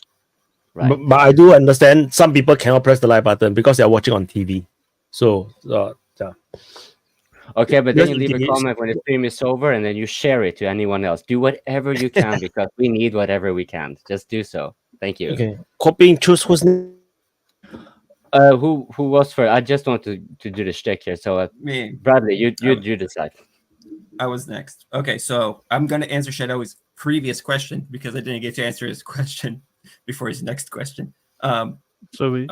Or address rather. So I think that this is part of the reason why I think that we are seeing Canadian sappers and special forces go to Ukraine right now. I don't think they're coming there to fight and take on the Russians. I think they're coming there to maybe take a little bit of the pressure off of the Ukrainian AFU to maybe double check and make sure that the fortifications and long mine belts are actually there where they're supposed to be, because the reason why the Russians are breaking through a lot faster right now, I don't think it's because of an increase in pace necessarily. Sure, there's some of it is new weapons, right? The fabs and whatever, but I think most of it is to do with the issue that we saw around Kharkiv, where the Russians are like, there's no mines here, there's no defenders here, we could just waltz over and take these next trenches,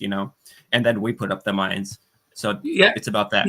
You could clearly see defense lines that the Vaughn new next lines. Lambo Vaughn next. Oh, fuck off! I said nothing for like an hour and a half. I'll be sorry. quick. You're right. Go ahead, man. Go ahead. Yeah. Sorry, Vaughn. I love you. You clearly could see brand new defense lines of Ukrainians, and I saw images. I think this week you could see Russian tanks moving. I could see piles of dragon teeth. It's like just enter. We're doing some. We earn no money. We did nothing. Just take our lands. What the fuck is that? You could see piles of dragon teeth laying down. You can say, what the fuck is happening with Ukraine? Who's controlling that? Nobody. I think nobody's controlling that. You had the time to make your defense lines, and that how do you call that name again? People that sappers. Sappers. No, the things that are happening all the time in Ukraine, stealing things or earning money and corruption. doing nothing. Ukrainian Corruption, yeah. They said in the beginning of the war, oh, but Ukraine is not so corrupt anymore. Hey, fuck off. Yeah, right. Yeah, it's great. No, it's crazy. But That's why Ukraine is losing a lot. I think if you go back to like the Russian advances too, like anywhere around a fortified like 8-year city, it's going to be slow. But in these areas like Okaterney and stuff where they've gotten past, the half-assed defense lines, that's where you're seeing them get their progress really, where it probably looks a little faster. Because I mean, the 8-year fortifications take time.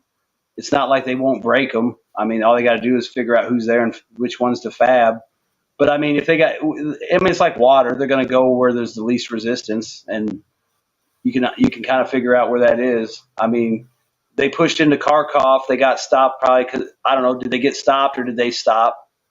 They kind of push, but they don't really push. They didn't really send a ton I of think stuff they in wanted there. to be stopped. Yeah, and then on top of that, there was a lot of defenses there once they got a little farther down, but even those were pretty half-assed, and that's where you see all the videos of the dumped off dragon's teeth and stuff like that. So, I mean, maybe the Ukrainians got lucky that the Russians didn't push harder there, and it was just a fixing operation, because it seems like if they get wind of an opening, they'll take it. But they'll take their time around the minefields and the fortified cities and 8-year defenses. Vaughn, who are you going to choose next? Name. Choose me. It's Tycho. Yeah, sorry, man. No, Just wanted to no, ask. it's your I have to go, but I wanted to ask a question. Maybe it's a bad question, but what do you think is the likelihood of Israel invading Lebanon? What do you think is the chances of that happening and throwing a spanner in the works? You think zero? Maybe. I've heard different people say that it's about to happen. So, what do you guys think? And I have to go. So anyway, nice meeting you guys. Good to see you. Thanks for joining. No worries. I do not have an answer for. I think it's very likely. Very likely. That's all I have to say. But it's more like because of the rhetoric is just kept escalating and escalating, and that's the situation. But of course, the situation in Gaza needs to kind of wind down completely, I guess. And we don't really know how long time that will take. It seems to just be dragging on and on and on. But from what I can tell, both Hezbollah and Israel are increasingly, like Hezbollah was not they were averse in the beginning. Like they sent some missiles and stuff, but it was mostly symbolic, hitting like nothing. But then as things have progressed, now they're actually making real hits at each other. They're sending incendiaries and making strikes back and forth, more or less to the point where, yeah, I mean, it wouldn't be surprising if it suddenly jumps into something akin to the Lebanon war that was about 20 years ago or so. But will it happen? I don't know. I mean, both sides were kind of like the Hezbollah did not expect such a response, and said so in something to the effect that they wouldn't have done it if they had gotten such a harsh response. But at the same time, Israel as well took some pretty hefty casualties, and like it wasn't a walk in the park, to put it mildly. So they came back with a bloody nose, and for ultimately that was a lose for Israel, because they set the objective to destroy Hezbollah, right? And now when they set the objective to destroy Hamas, and Hezbollah see how committed they are, they're like, okay, let's just stand back a little bit, because we're not really allies of Hamas. They're kind of more like frenemies in a sense. And so but now they're kind of getting to the point like maybe they don't even have a choice. They might as well have to. And with the United States also kind of signaling ambivalence when it comes to arms shipments, that's also an encouragement for Hezbollah as well. So their aversion is going down. Hezbollah's determination seems to be remaining exactly the same. I mean, Israel's determination is exactly the same. So I think the likelihood of them, within this year, I think it's very likely. But yeah, I'm not sure if anyone else has. Shall we? I think it was Yudi next. Mo, you want to speak? No, I was just teasing Vaughn. I was just joking with Vaughn. No, I think it was Shadowy first, and then Halfcast. Okay, so about Israel, since you want to speak about these topics, I think they are not going to attack Lebanon because if they have a difficulty in Gaza Strip, in the South Lebanon is going to be way, way worse. And everybody in the world knows that. And don't forget that the minute they do that, the Russians are going to send them very serious weapon. I'm sure. I think it's obvious that they are going to do it, and it's going to be very complicated for them to do that. It would be such a mistake that would be incredibly bad for Israel to do it. What Israel could do to aggravate the situation and to increase the tension is to make a very serious military operation against Cisjordania, against the West Bank. I think it's the word, the west side of the Jordan River. And basically to push all the Palestinians who live there in Jordania, like they did in Gaza Strip to Egypt. That would be the following of the Gaza operation. Basically to push every Palestinian out of historical Israeli border. Next to talk is Toby Stewart Dog. But wait, before that, I missed a super chat. Okay. So Stop begging coping. Okay, so everyone, you know, this Melkor is a shining example. When you heed the call of coping, right? Then and you give Wyatt money, you know that Melkor is like he's a man of pure soul, right? If you were just saying that in the chat, I'm not even sure if I would word it out a response because it's a good chance I wouldn't have noticed it. But and I'm talking to the rest of you, of course. You should follow Melkor. He's clearly like a leader among. I'm hesitant to call you men, but he's a leader for you now. He should be your example. Give Wyatt some money, God damn it! Also, one thing. I want one thing. You may give money to make us change the topics and stuff like that, but I will not stop begging for money for Wyatt until Wyatt gets so much money he will pay me to do so. Try to figure out the math of that one. Can I just quickly say something? What? And why it's Chinese? I think Israel's gonna definitely. They're crazy. They don't care. They'll go for Lebanon. They're just too crazy. Toby's dog, not Wyatt's dog. I just wanted to talk about the defenses and stuff. I don't think they can set them up now, because if they start setting them up now, they'll get all the equipment taken out, just like they were doing. Like the Russians were getting theirs taken out when they're setting up their lines, and the Russians are, they're far superior on drones and stuff, so they'll be able to take out everything and see everything that's going on. So it's a bit too late now. They can probably lay those mines, but who knows? I don't think they're gonna help that much. It's too late.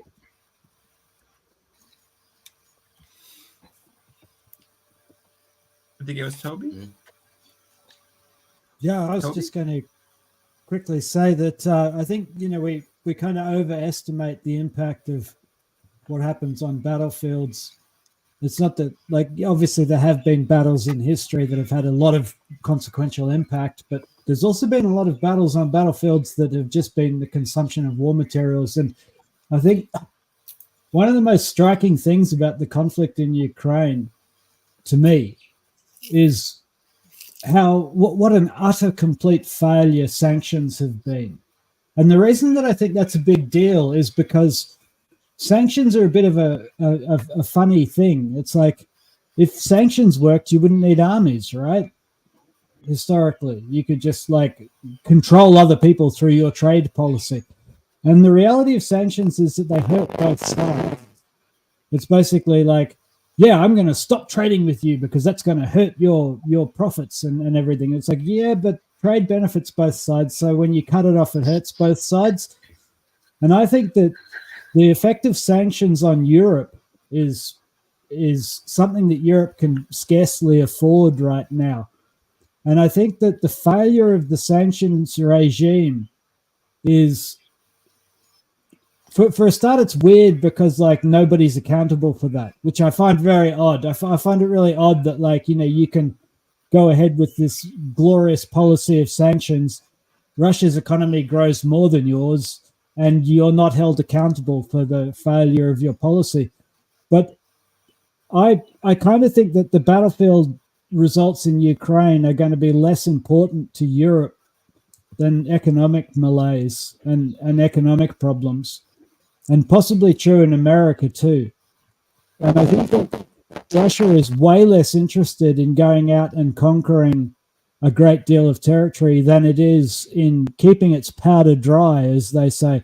You know, Russia wants to keep its strategic strength and wait and see what happens. At the end of the day, time is on Russia's side, and the only thing that Russia can really do to lose is to overextend, to weaken themselves strategically by depleting their strategic assets. They've got Trump in the wings. If Trump comes in and, you know, he's staked his claim to peace, right? They can just wait. The economic situation in the West is not great. The social situation in the West is not great. I don't think that we should expect Russia to do anything dramatic or rash.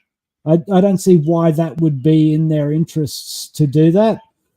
And I also think that if Europe doesn't sort out its economic problems, it's going to have a really, really difficult time mobilizing its population to go fight in Ukraine. And that's why I'm really interested to see what NATO's next move is. I'll bring it up again because no one really picked up on it, but I don't know, maybe Wyatt, you have something to say on this. When Hungary said that they weren't going to go ahead with NATO's plan, I was like, what plan? What is it they're not going ahead with? What is NATO's grand plan? Are NATO going to send a conscript army to Ukraine? Because I think that's what maybe Russia expects. And I really wonder how they would respond to that if they would then mobilize troops from their allies. But anyway, that's my 2 cents on that. Israel, I don't care about, I don't know about.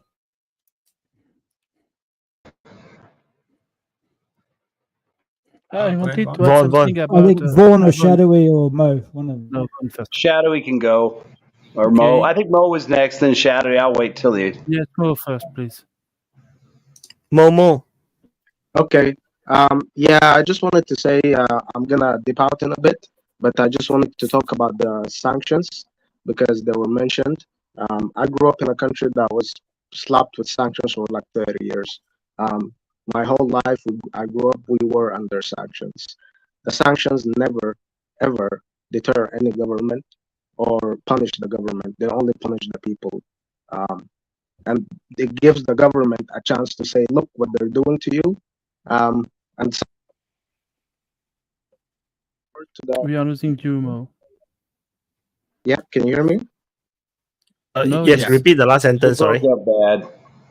Okay, so basically what I was saying is that when sanctions happen, it gives the government the ability to have a victim mentality to their people and say, look what they're doing to us. Because of them, we can't have airplane parts. That's why the planes are falling down. And it happened in my country as well. They say because of that, the medical equipment can't be changed. So maybe MRI machines stop working and stuff like that. So it just, and the government just keep on getting richer and richer. I was living in Sudan. You wouldn't believe how the ruling, this was during Omar al-Bashir's regime. You wouldn't believe the amount of money those people had. And basically it was just punishing the people. And it made some people think that America is bad, the West is bad, you know, basically that. And yeah, I just wanted to say thanks, guys, for welcoming me today. Thanks for all the nice wishes and nice comments and stuff like that. Appreciate it very much. I'm really sorry about me using my phone today. The internet on my phone is really bad. Next time I'll do it with the laptop. Appreciate it very much. If you guys have any other questions, I might stay to answer them. If not, I'm just gonna dip out. Yeah. So thank you.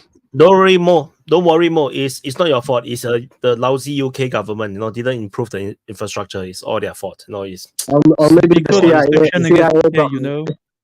Yeah, or the CIA. You know, they control the. Oh yeah, and I also know. Let's not be too harsh on the CIA. Toby, there's a CIA guy in your room that's farting every time you speak. Sorry. No, I also email you the link to join the Open Mic Speaker Lounge. So you can check it out. So yeah, and also for the link is also for the other two new guys. So you know, in case they are still listening. Thanks, Mo. And who's next? Okay, I think it's Shadow V. Yeah, Shadow V. Yes, I wanted to add a comment about I think it was Toby who says that the election in the USA is going to change the situation for Ukraine. Very sadly, I don't think so. I don't think Trump has enough power, or is going to have enough power to change the NATO policy, and he's not going to be able to change the direction of the West world. He's going to change a lot of things inside USA, but I think for the foreign policy, nothing is going to change.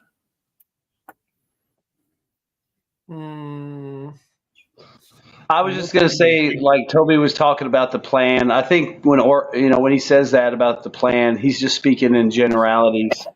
I think he's just talking about the rhetoric and the way they talk. Maybe they feel like that's where it's going, but I don't think there's an actual plan. If there is, I don't think they would tell him and have him blab about it. So I think him and a few other leaders are just looking at the rhetoric and the discussions in the main players and thinking that's where it's going, and they don't want to be any part of it. But I could be wrong. Tell Trump, but they might tell me. So to respond to Shadowy and Vaughan here, like there is one reason that I think that there is hope for change with the Donald, and that is you all saw that the European Union has said they're going to take the proceeds of seized Russian assets and apply it towards the debt of Ukraine, right? Well, that's kind of interesting because the original plan was to just seize all the assets. So this is definitely a step back from seizing all Russian assets. Now all they're doing is taking the dividends or the profits. And frankly, I don't know how much profits Russian assets in the West generate. I mean, you're talking about white elephant, super yachts and properties in the UK that probably don't even earn enough rent to pay their rates. But regardless, the decision was clearly made not to seize all the assets. And that speaks to me of them backing away from the cliff, because the cliff is that Russia would have then seized all of the Western assets in Russia. And the Western assets that are held in Russia are really, really productive. They're primarily in American politics owned by the Republican side of the House. The New York Mellon Bank invested a huge amount of money in Russia. That's just a historical accident, really. And the point is that at the start of the conflict, the New York Mellon Bank said that they were going to put a freeze on distributing dividends from their Russian share portfolios to the owners. And that was largely a PR move, but they didn't sell them, right? And the fact that that Europe has now said, we're not going to do an asset swap, we're not going to seize Russian assets, that means Russia is not going to seize Western assets. Trump is GOP, and I don't know for sure, but I can see a possibility that the GOP senators and the billionaires that bankroll Trump, I can see them wanting their Russian dividends back. You've got to understand, the war in Ukraine is not just a money laundering operation. It's very much Democrat versus Republican. It suits the Democrats to have the GOP billionaires not get their dividends. And it actually suits the GOP to have peace with Russia. So that's why I can actually, although I agree with Shadowy that there does tend to be a uni party that wants war, I think there's other places they can have their war. And I actually think that there's political will to end the war from not so much Trump, who I don't think matters that much, but from the GOP. No, I could be wrong. And also, you could look at it this way, though. Trump's the kind of guy, let's say they do want to skim the interest. Well, who's going to get first dibs? Trump's going to make sure we get first dibs. That might be another angle to get the peace, because Europe might make a peace with Russia to keep America. Because think about it. I mean, if I'm Trump, I've been given all these weapons and shit. Ukraine owes everybody money. Fuck you. I'm first in line. So I get all the interest. And then when there's something left over, here's a little Germany. Here's a little, France or whoever gave them some shit. Poland. But I mean, let's be honest, Trump. I mean, if I'm Trump, I want Europe to pay their fair share. I've already paid a lot. I need to get paid back. So Trump says he's first in line for the interest. So maybe the whole plan to steal the interest falls apart because nobody wants Trump to get the money. On the So it doesn't Orban go thing, anywhere. on the Orban thing, I think that there's two things I want to say about that. Number one, the Russians expect and will increasingly expect or increasingly talking about NATO coming in some capacity, or states of NATO coming in some capacity. And I think when Orban is talking about that, it could either be in reference to that, or it could be in reference to doing things like basing, F-16 repair shops in Hungary, or logistics, making part of the NATO logistics if they do end up going in, for example, that Hungary's off the table for that, So if the Russians are going to hit it's all inclusive. They're not going to be involved in any way, shape, or form because they don't want any taint on them. I mean, think about it. They don't want to be involved. They don't have anything. They still have a pipeline. If Russia They still have a pipeline with the Russians. Yeah, so it's better for them just to sit it out and let NATO commit suicide. Yeah. Go ahead, Halfcast. I was Shadowy. Shadows. Oh, sorry, Shadowy. Go first. Go first. Yeah, I was gonna say, probably Trump will probably. I wouldn't be surprised if he tries to get all that money, to be honest. But also, he could use it to probably negotiate to end the war with. Maybe, possibly, I'm not sure. Might be part of the bargain instead of taking more land or whatever. I'm not sure, but yeah, it's a lot of money. But yeah, when Russia does retaliate, it'll be pretty hard. And those, to be honest, it's going to be such a legal entanglement with all the countries if they end up starting taking stuff off people just like that. It's so it's going to be a nightmare. So I don't see how they can do it. But they'll do it, I suppose, if they can. So, yeah. Shadowy? I wanted to add something about that. Shadowy. I think what the Russians are ready for the Western world to take the interest in the Russian fund, because it's so obvious that's going to happen. That if the Western world try to take 1 cent from the Russian interest or capital directly, they are going to say the same amount of money immediately in Russia from the Western assets that they are already. And for France, I know that they have a lot of interest in the gas and oil field in the Arctic area with the French company Total. They have a lot of money invested there. So France has a lot to lose if they decide to do something stupid like that. I know they're going to do it because we have a stupid government now, but I hope not. And a second point about the debt and the repayment of the loan from Ukraine. I think if the Russian victory is total and the Ukrainian surrendering is unconditional, one of the clauses of the defeat is going to be obviously Odessa.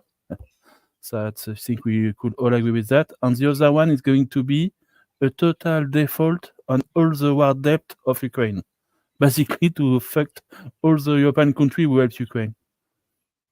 And that's going to be very funny to see. If I can respond to that, firstly, I think we're all getting ahead of ourselves when we talk about the proceeds of Russian assets in the West. I haven't seen anybody talk about how much that is, right? And from my experience, Russians don't have very productive assets in the West. I think the interest is about several $1 billion per year. Yeah, well, maybe, but I'll tell you something else. It's the point is well made by Halfcast that's a legal can of worms, right? It's not actually clear how you go about taking people's money under the law without creating a huge mess, right? Because it's not just Russia, it's everybody else might decide for political reasons to just take all your money, right? It's the law generally is loath to allow governments to just take people's money, right? It's the law's kind of on the other side of that issue. So we haven't seen it come into effect. It's not clear how it's going to come into effect. There's a whole bunch of good reasons for it not to come into effect. I'd like to wait and see before I believe that this is anything more than the chatter of airheads in Europe. And another thing about this payment, look at what it's for. The European nations have been forced to loan Ukraine $50 billion, which is about half Ukraine's pre-war GDP when they still had a functioning country, right, that included the Donetsk. So this is a staggering amount of money. But here's the thing, right? Why didn't the US lend them that money? The US had a $60 billion bill to support Ukraine, but that was all for weapons. That all went back to the Pentagon. No, How come? yes, Well, but why? Well, you know, give or take, with about $7 or $8 billion.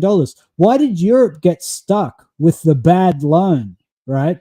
Because Ukraine will almost certainly default on that loan. So this is musical chairs. The US is like, yeah, well, we'll quote give you money, and then that will go back through the Pentagon to the folks running the lathes in Cincinnati. But Europe, you can pay for the $50 billion that's going to go into the black hole of Ukrainian administration, and then good luck getting that back from rump Ukraine whenever a peace is set. You forget. So this whole scene, I kind of see it as like almost backing away from Ukraine. I thought that was it was telling the way Ukraine was kind of hung out to dry in that. Toby, don't forget that all the weapons that USA sent to Ukraine, they are not given to Ukraine. They are sold to Ukraine. Okay? Yeah, no, I get that. That's why I said the money goes back that to America. In Ukraine, okay, all these Abraham should be decounted as a loan in the US military budget. Yeah, I get And that. That's suddenly why I this said is going the US assistance goes back to the US. That's the point I was making. Chances are they're not going to be able to pay nothing back because if Russia wins. Oh, of course. There's no chance they can pay anything back. Yeah. Yeah. Well, the thing is, the law that governs this means that the most likely thing is that a country that can afford to pay it back will take over administration of rump Ukraine once it's all fractured.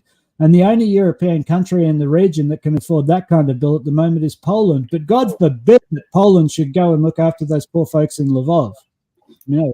Poland wants their land anyway. They want part of Stop it. quoting laws to men with swords.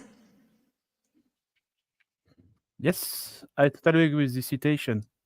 But for the context, it would be that when after the war, the US company is going to come to Ukraine to ask the compensation for the default on the loan, basically most of the Ukrainian farming land, I'm pretty sure that the new provision government is going to close the door. And that's going to be a big backslash in USA.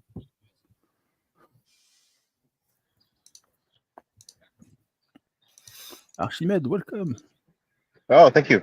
I wanted to give if I may, just briefly, I wanted to give a sort of a pie in the sky, hopium, optimistic, possible scenario interpretation of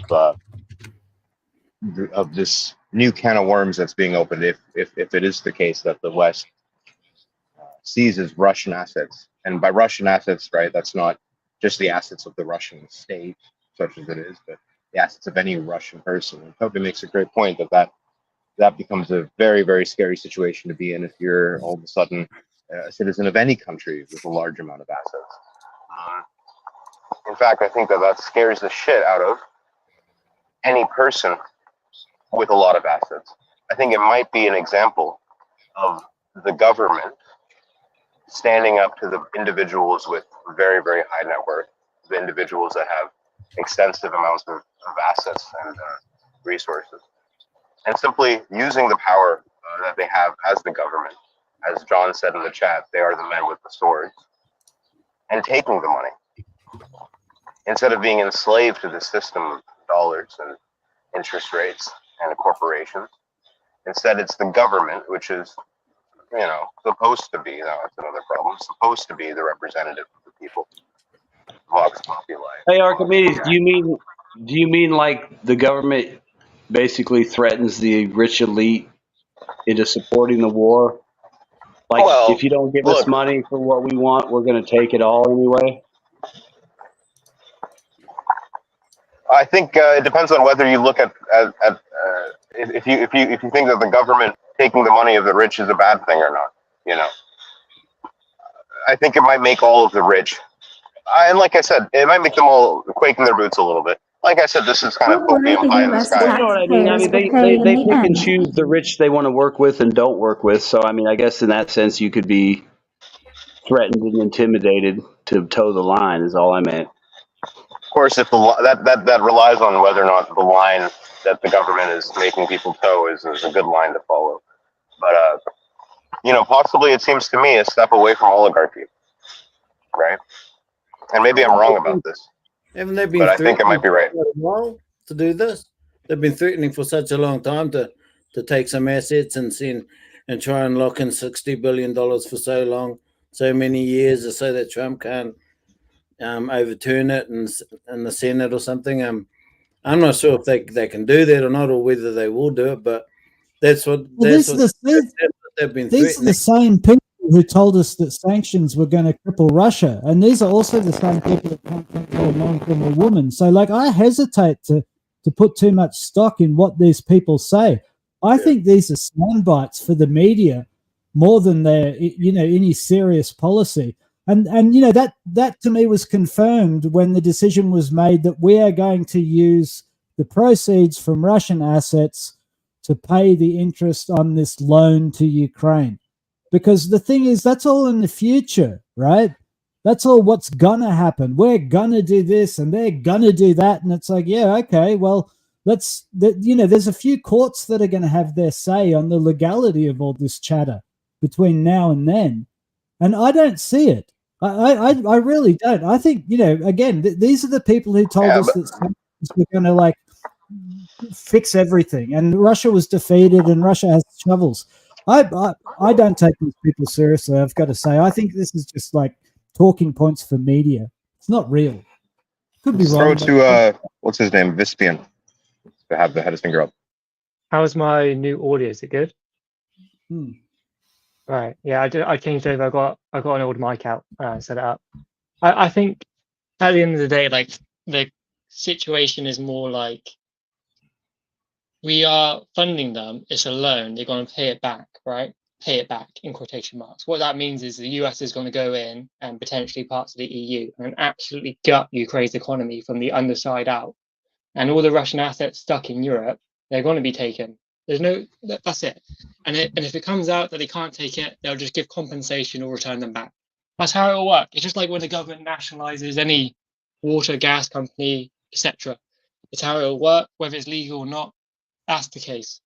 And this is the issue of Ukraine, is that they're funneling themselves into so much debt with the West, particularly the US, that all their national industries that they make their money from are just going to be gutted by the end of the war, let alone the devastation the war's already caused in their economy. I just don't see any real way Ukraine gets a real, like, post-World War II boom, which, if you recall, the post-World War II boom was caused by the Marshall Program. I don't see the US giving out a Marshall Program worth of money to Ukraine to rebuild what's essentially farming and some minor mining. And they're not that key in the grand scheme of the world economy. They're only really key in sort of the region, being a pipeline for Russia and shipping their grain to the Middle East. That's basically what Ukraine is for. And I don't see the purpose of why Europe is getting entangled. If Russia takes Ukraine, it doesn't change anything, frankly, at the end of the day. Well, there is a plan, Vispian. There is actually a plan on the table for how Ukraine gets out of this. Mr. Zelensky gave it to us. It's his peace proposal. It involves the defeat of a nuclear power, the war trial of everybody in Russia in their government, the dismemberment of Russia into many small states, and basically taking all their stuff to make Ukraine great again. That's actually the plan. And this is why, like, I hesitate to take any of this stuff too seriously, because it means our plan, right, this is actually the plan. Listen, 100 countries went to Switzerland and agreed on all this stuff. This is serious stuff, right? These are serious people who are saying serious things. Last Wyatt, he covers geopolitics. Ukraine won't take over Russia or topple Russia. The only way Russia topples at the end of the day is when Putin dies and there's a power vacuum and potentially there's a transition of power. And the likelihood is pretty low, in my honest opinion, because that guy's got the best medical care you can get. He's not that old in the grand scheme of things, especially compared to some other dictators that live long, and he's protected. So it's sort of like You're not going to kill people. And the only other way you defeat Russia and turn them into a democracy is by basically intertwining their economy with Europe and forcing liberalization on them, which I'm not sure how likely that is going to happen. So, Yeah, I think that was the plan before this war in Ukraine kicked off. And I think that Ukraine, the overall motivation for the West in Ukraine, the biggest motivation was to use Ukraine as a vector to get into Russia, as a cultural backdoor, right? Because Ukraine and Russia are, to a degree that Russia is tied with no other country except for Belarus, right? The same culture, the same people. If you can get into Ukraine, control it, liberalize and sodomize their people, a lot of Ukrainians are related to Russians, right? That's a way then to go ahead and infiltrate Russia. I think that was really the plan, and that has been stopped. But you can imagine if Russia had backed down in 2014, if Russia had backed down in 2022, that plan, it was in the process of going off, until 2014 and 2022 especially, have started to reverse it. I mean, it's probably since 2014, but for sure since 2022, Ukraine's had multiple chances to take peace deals and make bank. They had more, all they had to do is sit down with somebody who wasn't like a bitter cunt whose family got killed by the Soviets or whatever, like 100 years ago, like Newland. Yeah. And they could have been making money. They could have, like somebody said earlier, they were pipelines, they're ports for grain and resources. They've had that chance multiple times, and they always opt for war, or they believe. Well, I think it ultimately, war, like Toby said, they bought into this bullshit. They could take on a nuclear powered win when they should have just took a deal, and they'd be making money right now, hand over fist. Yeah, I don't think it's as big as all the Ukrainian people that decided this, or even the Ukrainian state. It was very few people. It was very few people within I know, but I'm just the saying, U.S. those government. people are so short-sighted. They don't even look at the long-term benefit of literally making billions of dollars for decades. It's like Lindsey Graham and all these guys. They just want to make a quick buck while they're in Congress. Because seriously, if you were really smart, if Lindsey Graham was really smart, he would set up this whole thing to where they'd be making money forever. They'd all have kids on the boards. They'd all have NGOs. They'd all be in there helping Ukraine and befriending Russia, and everybody's handing out grain and oil. But no, they didn't do that. So, the point I want to emphasize is that it was based off of, it was motivated by basically Victoria Nuland's personal vendetta and her and a few other people. And there were a lot of people like that were post-Soviet, very anti-Soviet people, and they very anti-Russian, just racist against Russians, genocidal against Russians, people like Nuland. And those people came in and they screwed up the entire grand strategy that was going on for the sake of their personal vendettas. But just look how the United States is making money. Just before that, just wanted to add about the finances for Ukraine. Look at Belgium. They're just using Russian money from the Belgian banks to send to Ukraine. The interests they use. They take their interest that Russia is getting from these banks every year, and they're sending that to Ukraine. Look at all these NATO countries. I always had that big question. Like, why is the United States not sending their F-16 and they begging to other countries like Netherlands, Belgium, and Denmark to send their F-16? It's just like the M1s. They got 5 export versions, and they waited a year and a half to send tanks, and they sent tanks with a bunch of tank ammo that wasn't appropriate for the battle. Those are reserved for Taiwan. Those are reserved for Taiwan, not for Ukraine. Wait. I was still busy. I don't know, but I was still busy, I want to. All these countries bought F-35s. All these countries bought F-35s. Before we go, we have too to far. have World War III. What the fuck are you saying? All of us too busy. Come on. Well, we're changing the topic. We can talk about F-35s. But... Yeah. Well, before we change the topic. I want to add on the Ukraine thing as well. The Ukrainian government, before the Ukraine war, before Crimea was annexed, they are getting free money for transit of gas. Free money, total free trade. They can sell all their shit in Russia with no tax, no tariff. That's why the deal to join EU is so difficult, because when they do the math don't make sense. to join EU don't make sense because they're earning more money with Russia. So, but you see, there's this virus or this, this brainwash that no, it is more beautiful, more romantic to join the Europeans. When the fact that geographically they are already in Europe, it doesn't really matter. But somehow they want to push this political aim and just destroys everything. And they allow the NGOs to enter, they change the laws, foreign companies come and buy shit up. And I want to add one more thing about, I've been talking to some people, I cannot reveal who, and basically but no, close, not really. No, I'm just joking. The thing is that when we talk about all these foreign investing companies go in and buy up all the lands, it's one thing that they go in and buy up all the lands because maybe because you must understand the people who do all these funds, run all these funds or investments, they are just also normal people like us. And if they have bad intel, if they read the mainstream media and they believe all the shit that they wrote, and they don't watch DPA, they don't watch they don't watch DPA Open Mic, they just believe whatever they have read, then they will have made the investment in Ukraine, thinking that Ukraine is winning. Because Russia retreat massively from Kharkiv, from Kherson. So they thought that Ukraine is winning. It makes sense, because the sanctions is happening, Russia is retreating. So they went in to invest. But the thing is, now they cannot pull out their investment because while they can maybe sell at a cheap, make a loss, the governments will be blocking these investors.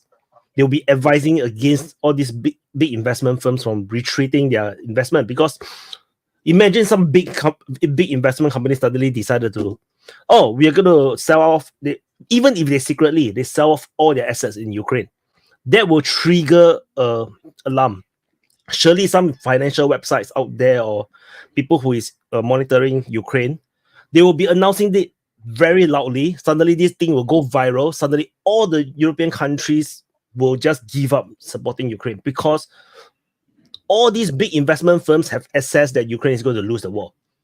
So the governments will be pressuring the investment firms to not withdraw the investment, even they know that the Ukraine is unlikely to win the war. There is all this political aspect that is going in around, and I just want to share this thing because there is this political aspect. It's not necessarily the investment firms that is controlling the government. It could be the other way around. And all these people, they know one another, they're putting pressure on one another. So I just want to share this thing. Toby? I was just going to confirm that, I think we should hesitate to ascribe deep philosophical or ideological motivations to Victoria Nuland or anybody else, because these people are really coin operated. And the dark irony of Ukraine is that the reason that Ukraine was so attractive, right, is because it was a black hole of law and order. It was so corrupt that it became the perfect place to go do corruption, right? The amount of money laundering that has gone on in that country, and this dates to before the war, right? Ukraine has been, since the fall of the Soviet Union, Ukraine has been the place you go to get up to stuff that can never see the light of day. That the scandals that characterize that country are scandals of corruption and money laundering, both ways, both inside Ukraine and outside Ukraine. That's why Ukraine was so attractive. And organ harvesting.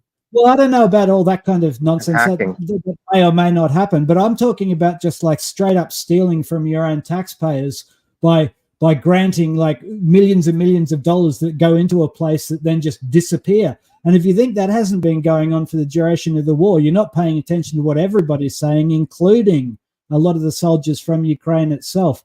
And I also think that this is one of the reasons that I don't think Ukraine is going to survive as a state, because it really doesn't suit Biden or Macron or any of the other regimes and leaders in the West who've been laundering money for Ukraine. It doesn't suit them to have Ukraine survive and maybe do an investigation into this. I think, the irony is that Ukraine was denied entry into the EU, right? because that would have wrecked the grift, right? It would have wrecked the laundering. Suddenly they would have been subject to all kinds of EU laws, and all the money laundering that was going on would have come to an end because it would have been subject to EU oversight. So yeah, I don't see any ideological motivation in any of this. I agree with Wyatt. I think that like this will probably come to an end because markets see no future in Ukraine. And I think the Ukrainian state will come to an end so that everybody can forget about it and pretend it didn't happen. I mean, the bottom line with Ukraine is it was a money-making operation, and the West didn't like who was making the benefit. You know, instead of getting a piece of the action, they wanted all the action. I mean, look at it. You could kind of compare it to like the incident in Syria with Wagner. And, you know, they sent a force there to try and bluff to capture an oil rig so they could get the oil. It didn't work. They got hammered. You know, the West and Ukraine tried to bluff Russia, and it didn't work. And you know, I want to just they were basically going to push Russia out with the coup and take over the money laundering operation, but Russia didn't go quietly into the night. So now you have a war. So I just want to add further about, you know, just now I talked about the investment funds that's going in, you know, be it BlackRock or whatever, you know. There is you have to also think about who invests in all these companies. So it's not necessarily the company is evil, but it could be the people who invest in these funds, and then they have power and control over media, over government, and they decided to trigger this Ukraine war. They told the investment companies maybe there is this opportunity, and they created an opportunity for their own funds, which then they went in to invest, and then they now have the power to control the media or the government or the propaganda to make their investment worthwhile. The problem is, like I said, if they believe their own propaganda, then shit hits the fan. And this is what's currently happening now, because things really looks like it's working out, you know, in 2022. No, it really looks like it until mobilization happened in Russia.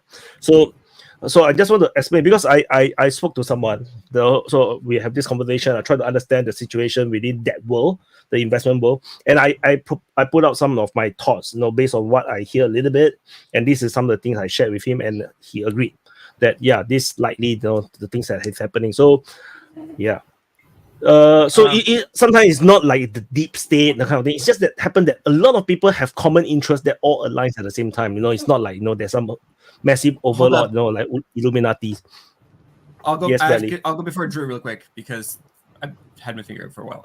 I'm just gonna say that Elon Musk's dad had a video that went viral on the internet where he talks about this crew, the Biden's like crew that really pushed for the Ukraine thing. Because remember, these people were pushing. Biden was in charge of the Ukraine issue, the Ukraine dossier, whatever, during the Obama administration. So, it's been the same crew, right? It's been Victoria Nuland, it's been, you know, Jake Sullivan, Admiral Kirby, all that stuff. And so, Elon Musk's dad had a video that went viral where he said that it's a bunch of social misfits that are finally getting now you have to listen to me. Now we're doing this. Now we're pulling the entire apparatus into Ukraine. Like, who's the social misfit now, right? Now I'm in charge. Now I get to do what I want. And you know what I want? I have it out for Russia and the Russians. So for a lot of businesses, for example, that didn't make sense, right? A lot of businesses lost a lot from what happened in Russia. And a lot of businesses have had to make reverse steps, like Starbucks is like, oh, it's now Stars Coffee because they don't want to go the way of McDonald's and Burger King. So I think that there's probably a little bit of truth to that, where it's just a bunch of losers, a bunch of social misfits that finally they're getting, you know, they got into such a position where everybody that made fun of them had to see them, you know, had to join them for the Ukraine war. Go ahead, Drew. I just wanted to say that the Ukraine was chosen because it was available. If Kazakhstan or Tajikistan or any of the other things around Russia, other countries would have joined in and were considered peoples that were like lesser, so they are expendable, like not like Finland, you know, and all the little Chihuahua states, right? You know, they are doing the same thing all over. For Ukraine, Bush announced Georgia and Ukraine at the same time in 2008 that they were going to join NATO. Those were the two that they deemed available to use as a battering ram against Russia. For China, it's Taiwan, Japan, to a lesser extent, South Korea, Philippines, and and they started some terrorist stuff in Xinjiang and Tibet. Anything they can get their hands on. And for Iran, it was Iraq. After the revolution, then they got their Saddam Hussein, which they put in power to go invade Iraq. It's whoever they can get their hands on. So Ukraine is just the next one. And after Ukraine shuts down, if the power of the West is still there, they still have the military, they still have the political will, they will start another war somewhere. And now they're trying to start it with China. They're pivoting to Asia. They're forgetting about Ukraine, right? So the next one they hope would be Taiwan. They're trying their best to make it Taiwan. That's why nowadays you hear so much about Philippine ships going against China and Taiwan independence and all that jazz. And then suddenly the Uyghurs are a problem again. Suddenly Tibet, the Dalai Lama is meeting with U.S. politicians again, right? It's the whole narrative, the whole music book is being all the old narratives are being dug out from the grave and then just regurgitated again. And if Iran gets strong, they will start something there as well.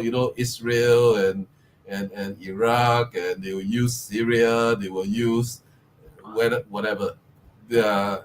So that's why Ukraine. Try Belarus too. Ukraine was perfect. Yeah, they will try everybody. They tried Belarus and then they pissed the guy off, and now he's a Russian ally. So yeah, they'll try everywhere. They did try to coup Belarus, and I think you're absolutely right, Drew. In many ways, they just have a spreadsheet of like their top 20 places to do this in, and whichever one is most opportune, they'll take it. If it's number 9, they'll take number 9. They always would prefer number 1, but who cares if you get number 3 first? Kazakhstan would have been ideal for them in many ways. It's on the Caspian, so it gives them access to the Caspian so they can mess with Iran. Really interferes with Russia's backdoor, really screws up the Silk Road, right? And they tried it. They tried to coup Kazakhstan. That's the next country they're going to go after now. I mean, it's Azerbaijan really, is another. They would certainly have done Azerbaijan as well, because with Azerbaijan and Georgia, you're again on the Caspian with a direct route, right? So you can even build a canal. But I want to do more than just agree with Drew on Muscovite. I want to point out that this is what Smedley Butler and Julian Assange and everyone else who looks seriously at America's foreign policy says. It's being conducted for profit primarily. And that is at least why things don't get stopped. Why do the neocons get to go ahead and do whatever they want? Because it's profitable, right? Even if the motives for starting it might somehow be not for profit, the reasons why it continues are, right? That's why it goes on for years and years. Now, I wanted to actually offer a theory here about why Stoltenberg met so seriously with Orban. And here's my theory. Stoltenberg is floating with Orban that NATO will change its rules to allow a member to join that is currently at war and does not currently have control of all the territory it claims. There's various excuses he could use to do that. He can point out past cases where minor disputes of NATO countries with their neighbors were overlooked when these countries came in. The reason why they would do this, of course, it won't have much Article 5 effect, because you're not going to admit NATO, call an Article 5 meeting, and then tell Canada and Portugal that they're now at war with Russia, right? That won't work. But what will work is stealing the assets. They can say we're now or someone in our military alliance is at war with Russia. This is a special situation.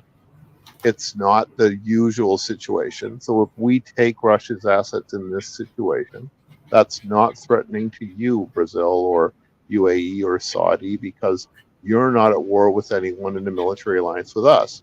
at which point Saudi will point to Israel and Palestine and say, well, you could do it to us if we got into that. And you can say, well, don't get into that. So this is a really thin legal rationale, but these people are dumb enough to try it. So I think Stoltenberg is trying to get Orban to agree to stay in NATO, even if NATO changes its rules to admit members at war.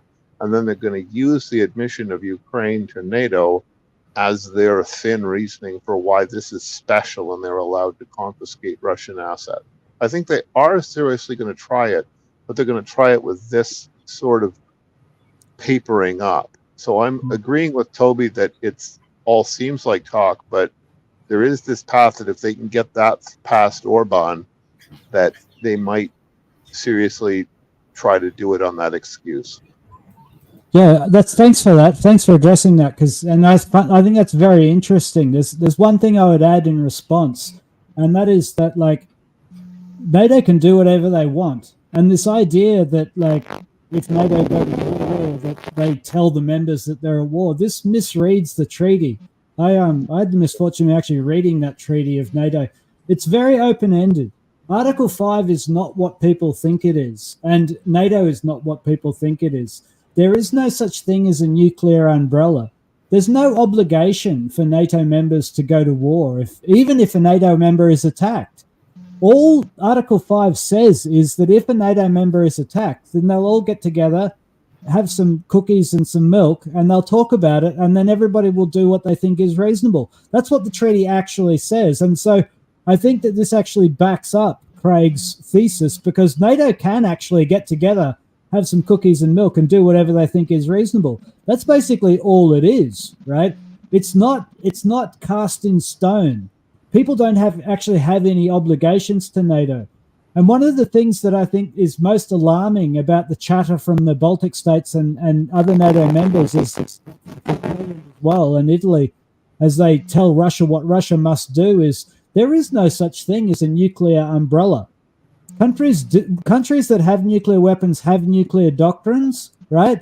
And all the nuclear doctrines are the same. We'll use them if they're used against us, right? Because anything else is insane, right? Anything else actually triggers everybody else's nuclear doctrine. If you don't have That's that not as Russia's nuclear doctrine.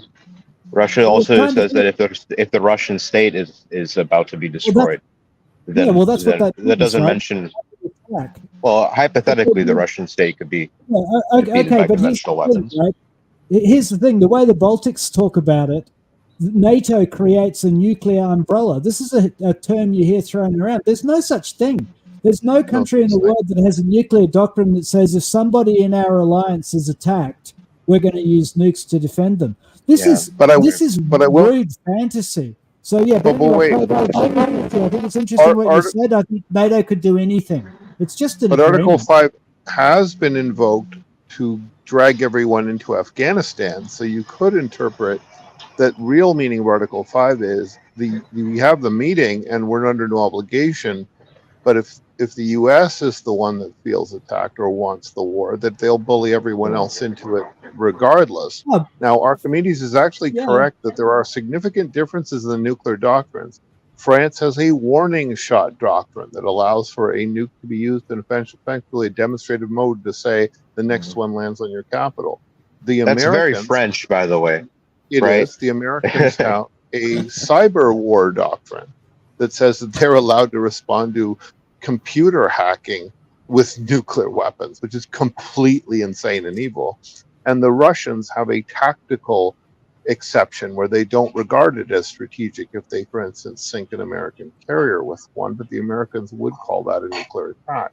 So these loophole differences are enough to start a global nuclear war. They should be taken seriously. But nobody has. My point was nobody has a doctrine that says we're going to use nukes against a nuclear power if they attack our ally.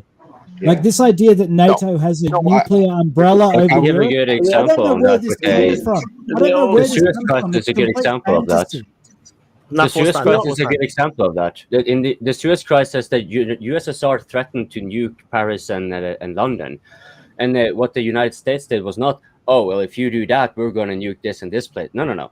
They did not condemn Russia for that, and then they condemned the UK and France for their involvement in the oh yeah, and Israel was also threatened with the USSR was going to take them too, and the United States didn't like no, we're not going to condemn that. We're going to condemn your involvement in the Suez crisis instead. So like what Toby says, there's not written into law. That's precisely that is true, because law is sort of like a tacit agreement one had beforehand, but ultimately push comes to shove, it's like, no, we'll just break it, but that's it. And that's pretty much how it goes. I mean, we talked about it a couple weeks ago. Nobody's going to risk an American city for any country on the face of the earth, period. And Russia probably feels the same way about their cities, and China probably feels the same way about theirs, and India does too. I mean, yeah, they may hate the Pakistanis or whatever, but they ain't going to fucking lose New Delhi just to teach the Pakistanis a lesson. So, I mean, maybe not yet, but stranger things have happened. Mao Zedong used to say that he would accept China getting nuked a couple of times, and they would just survive it and still outgrow the Europeans. Yeah, who knows, man? In 50 years, we're going to have the reincarnation of Modi, and he's going to ascend to Nirvana and lead India to end Kali Yuga and nuke the entire planet. Okay. I would quickly agree with Archimedes' point on that, which is that China has 100 meters of topsoil thanks to the way that geology worked out after the Ice Age. And so if they got nuked, they would just bulldoze the top meter off and start again. China is almost invincible against the nuclear apocalypse. You have to have a nuclear winter of the whole planet to take them out. So You've also got to think scale. Like, if one city in China gets nuked, like, what is that? Like, if one city in the UK gets nuked, or in France, that's quite a lot of the population and a lot of the economic trade and diversity in the country. So it's just like, if, Shanghai gets nuked, yeah, it's a big fucking deal. But, there's loads of million-plus cities in China. In Russia, there's loads of cities outside of, Moscow and St. Petersburg. In the US, there's loads of cities. In UK, you've got 4, 5. Like, I think it's a bit different for China. 300 cities, so. Yeah, but I think China's situation is a bit different because the political system is different. So let's say the Mao Zedong's quote, that is the China when those days that they are just past the Qing dynasty, just past World War II, they're totally mashed up. No, it's a different China then. It doesn't matter another 100 million people die. It doesn't matter. Today it matters a lot because it's a different China. But then another thing is that if you atomic bomb Beijing, suddenly half of the leadership is gone. And then you bomb another Shanghai, then another huge bunch of leadership is gone. China is going to go into the Civil War. They are not going to fight outwards because suddenly there is a power vacuum. No, I 100% fucking sure, because you know why? That's what happened in World War II. That's what happened in World War II. They have a different political system back then. Today's China, even if you wipe out the top, you see what happened in 10,000 officials ready to take their place. But what happened in post undestructible? What happened in post Qing Empire is that they were all under one government, the Republic of China, but they break up into warlords. The thing is, every warlord is going to defend their own turf. They are not going to make the same mistake as Chiang Kai-shek, who went to go and fight the Japanese and then get himself destroyed.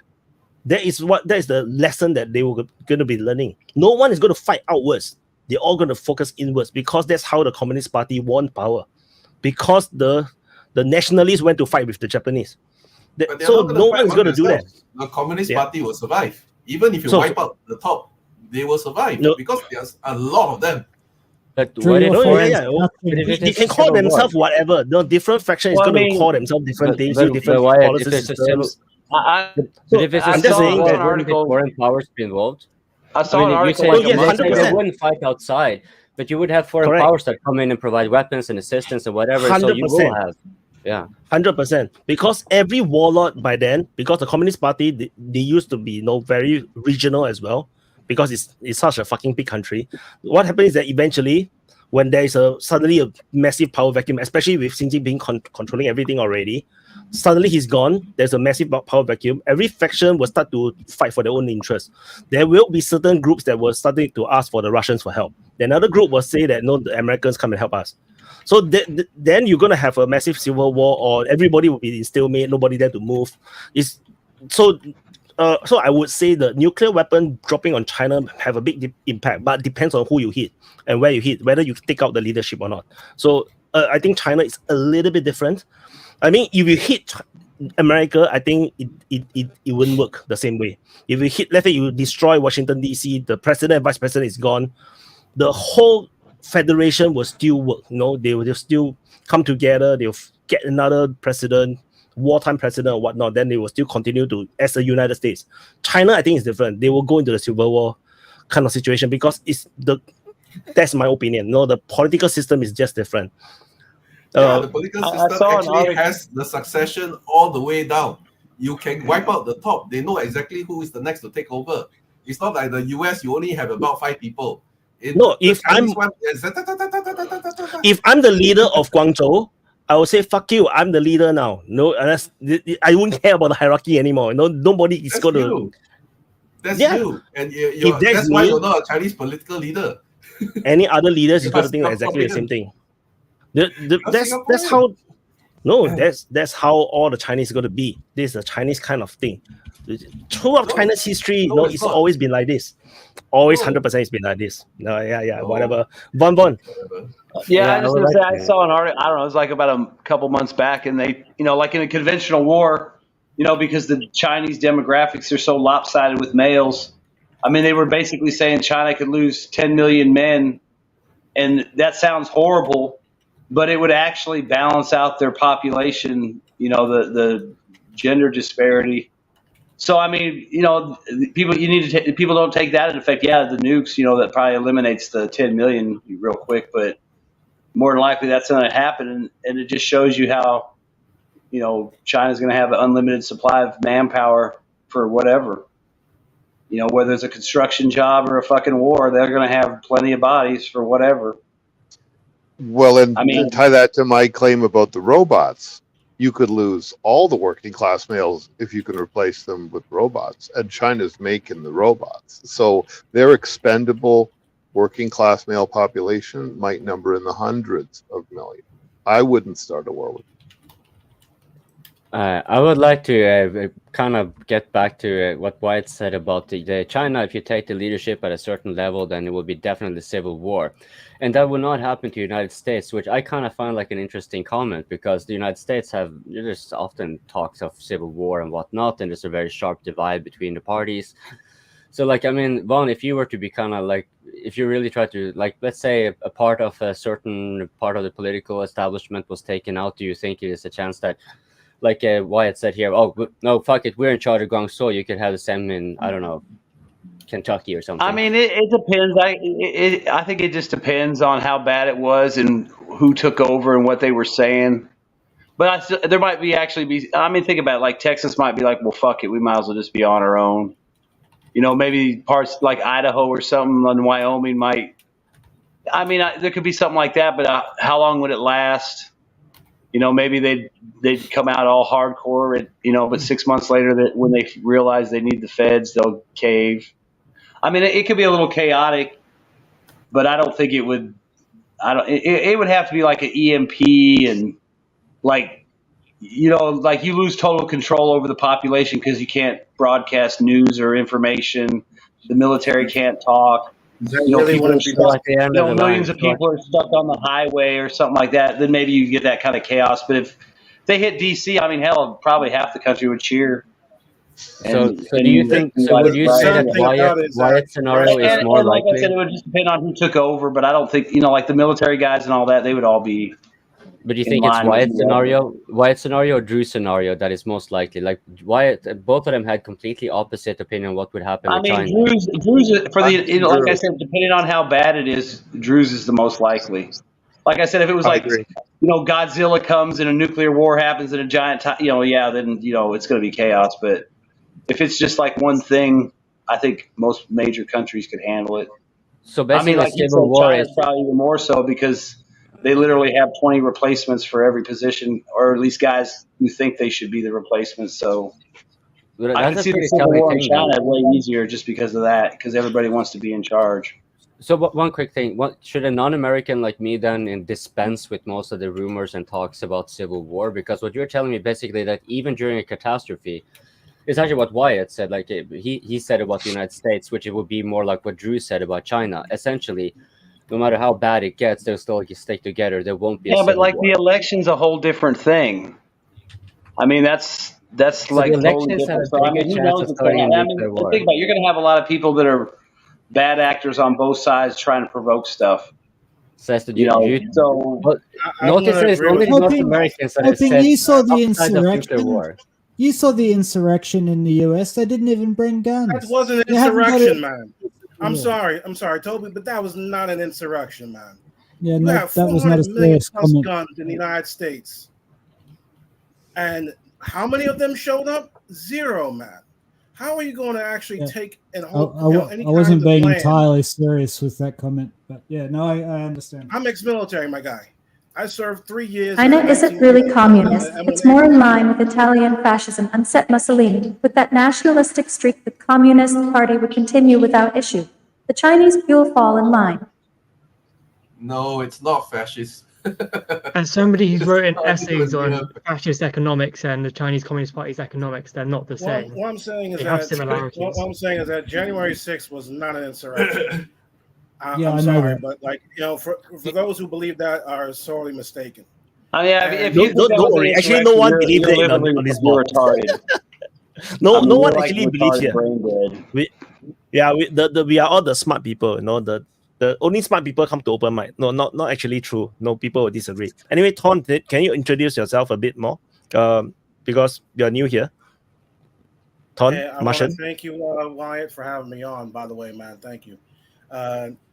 But from what I observed, man, with recent politics with like Russia and all that, them giving hypersonic missiles to North Korea, and them aligning with other countries like Iran and things like that. The United States is the United States and the West is unfortunately done, because with those hypersonic missiles, we have about maybe 5 to maybe 15 minutes at best to even register that they're on their way and before they hit. And we don't have any effective counters for those.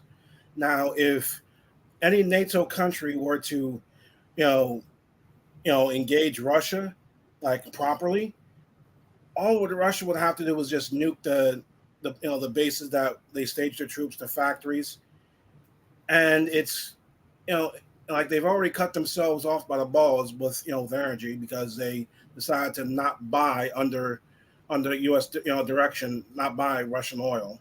They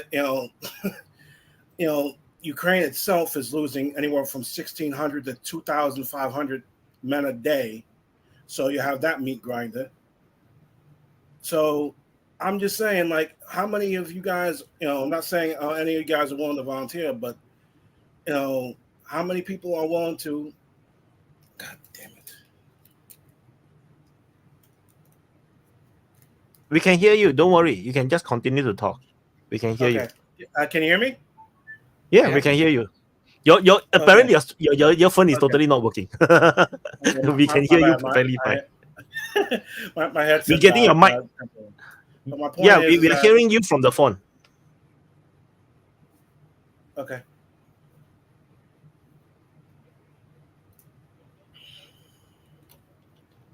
Okay. Just carry on. We can actually hear you. We can hear you actually. My thing is that you have an unpopular war in Gaza, and you have all these demonstrations, and people are not willing to join that join that fight. You know what I'm saying, on the part of Israel. And if you want to institute a draft like they did back in Vietnam, it's not gonna work. And I hate to say it, even though that, like I said, I did my time, but the vast majority of fighting age males in the United States, military, and also in the United States in general, aren't exactly the fittest of the fit. Now, yes, there's going to be exceptions to everything, but war is extremely hard on the body. War is extremely hard, and like I said, I don't know any of you guys' backgrounds and all that, because like I said, I'm new here. But I tore my ACL twice while I was in the Army. And previously, I dropped like 100 and something pounds to join. So That's just my personal experience.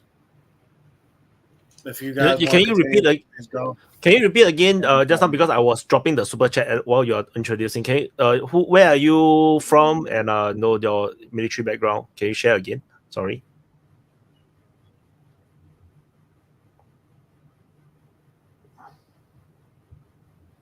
You're muted. You're muted. Thorne, you're muted. We can't hear you. You gotta unmute yourself. We still can't hear you, Thorne. I think Ron said in the chat he was going back in 20. Yeah, I'm originally from New Jersey. That's where I'm at right now. And I was a 19 Kilo, which is a M1 Abrams crewman. I served from 2010. Okay. Yeah, I said. We need one. M1, you said? Okay, we have a lot of questions. Thorne is lagging very badly. He's like 15 seconds I behind. served from 2010 to 2013. The 3rd Infantry Division, 2nd Brigade, 164. Wow. Oh, that's so bad that Mehdi is not here also. We have some tankies here. But look, on this issue, I kind of agree with Thorne. I had my finger up, Lambo, back in your box. I agree with Thorne that like it would be very difficult to raise a good army, and that in all likelihood, if we did try and field an army, we'd have to drop our standards, and we'd probably lose too. But at the same time, that's the whole point about conscription, right? Like that's why you conscript people. It's because they don't want to go fight. And the reality is that in all Western nations, we're seeing more and more talk of conscription. So I think the other point is that like societies change during wars. It's like you might get a society that is not into a war at the beginning of it, but once they're in it, right, things can change. Like, so I don't know. I don't think we'd necessarily like win a hot war in Asia at the moment. And I don't think that Western Europe would win if they decide to go fight Russia and its allies in Ukraine. But that doesn't mean they won't do it. And frankly, I'm not sure how confident I am. I mean, it doesn't make any sense. It's probably not a good idea, right? But if you have a look at what the leaders are saying, the leaders of the West are almost backing themselves into a corner where it's inevitable.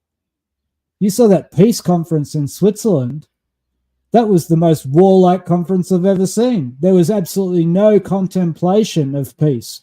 There was a flat-out rejection of Russia's security interests or the idea that Russia had any say whatsoever. You just had a parade of people standing up saying what Russia must do.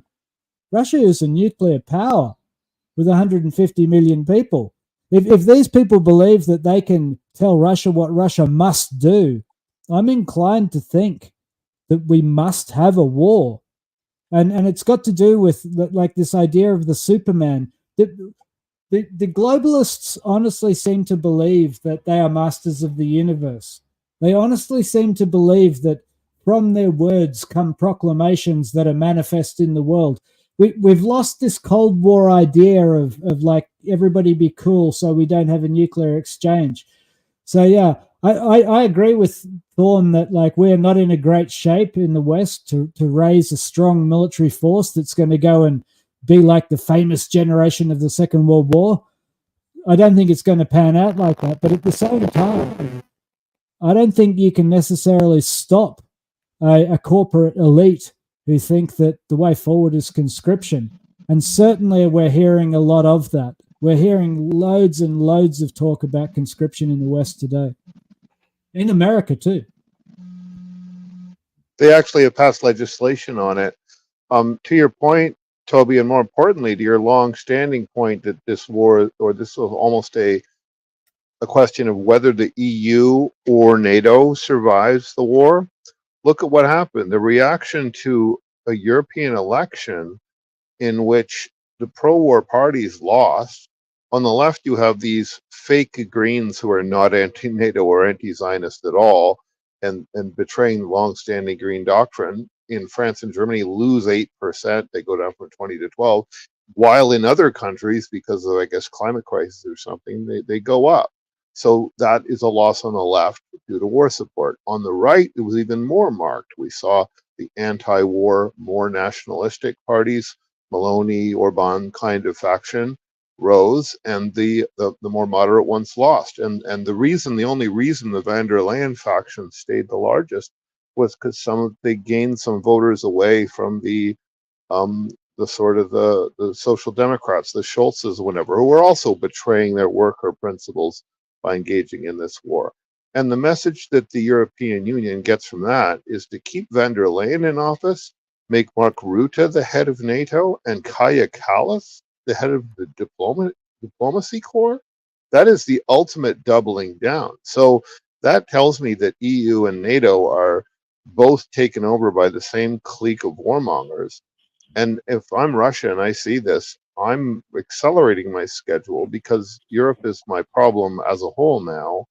And that next round of national elections, the ones that are now happening in the French Parliament and in Britain and in America, may yield any result.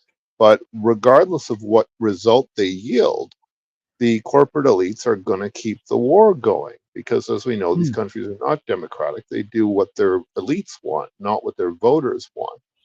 And so Russia will probably accelerate its path. Where this gets, where I actually take it most seriously is when I see the serious diplomats and the military people talking about things like, well, why can't we eliminate ICBMs? We've all agreed we're not going to use them. The submarines are held by far fewer and more predictable powers who generally can keep their issues in check. The submarines are enough to inflict unacceptable losses on them. If we get ICBMs entirely out of the picture, the risk of nuclear winter is almost zero, and maybe we can go back to a kind of maybe a 3 or 4 way MAD with just subs. You wouldn't hear the military people talking like that unless they genuinely feared some kind of competence incident arising in a larger war. I mean, to pull it right back to how this started, trying to stick NATO missiles in Russian ethnic cities like Lugansk, Sevastopol, Kharkiv, Sumy, and aim them 90 seconds away from Moscow when the Russians have a relatively weak detection infrastructure that would be prone to perhaps errors. That created an unacceptable risk of an accidental nuclear war to the Russians. That, in my view, is why we're at war now. So if that one issue was taken care of, a conventional war continuing would be way less of a risk. And I think the more serious military people are now actually talking about a round of ICBM disarmament because they fear that we're all going to be on that hair trigger with too many nuclear players. They may even fear the Karaganov doctrine of handing out nukes to everybody that can give the US a problem. So all of that evidence points toward a continuing conventional forever war consisting of draftees, exterminated working class kids, replaced at the front eventually by robots and at home by robots, and just trying to keep the meat grinder for profit going. And I think it would be probably better if they tried to steal the Russian assets, and capitalism itself, which is motivating all this on the balance sheet, kind of collapsed because there's no central arbiter of fairness anymore. And the pieces were picked up by some much more lateral system. I don't agree with Wyatt that the US would, take a hit in a nuclear war. I'm more on the side of Drew and Vaughn on that. I think China's more resilient in that scenario. But if anyone's thinking in terms of taking a nuclear hit and continuing a war or the country that started the war, they're thinking wrongly. In my view, if North America got hit, then you'd get like 9 countries in a more Europe-like arrangement would eventually emerge, not the 3 countries we have now. That's what I think would happen in North America. It would take a while. If China got hit, I agree with Wyatt, it would not project force outward, it would settle things inward, but I also agree with Drew that the local communist authorities would generally keep control and they wouldn't fight with each other. They wouldn't make alliances with the United States or anyone else outside China, because that's never led to anything good either. So that's essentially my closing, because that's about all the critical issues that are raised out. But I want to thank Toby once again for underscoring this EU versus NATO issue. And the worst outcome possible is the one we're now seeing, where the EU and NATO become indistinguishable. And committing to one means committing to the other. And you can't get out of NATO without also losing your economy and getting kicked out of the EU. So Orban is holding the line in so many ways right now. I hope whatever it is Stoltenberg is demanding of him right now, I hope he says no. I hope Maloney says no. And I hope Erdogan says no. Someone's got to start saying no to these people very soon. That's very well made, very depressing point, but Craig, that's very well said. And, you know, like I just want to stress and repeat what Craig said about the disconnect between the recent elections and the recent statements of policy. There is absolutely no correlation in Europe between the manifest will of the people and the policy and the military policies of the EU as represented by NATO.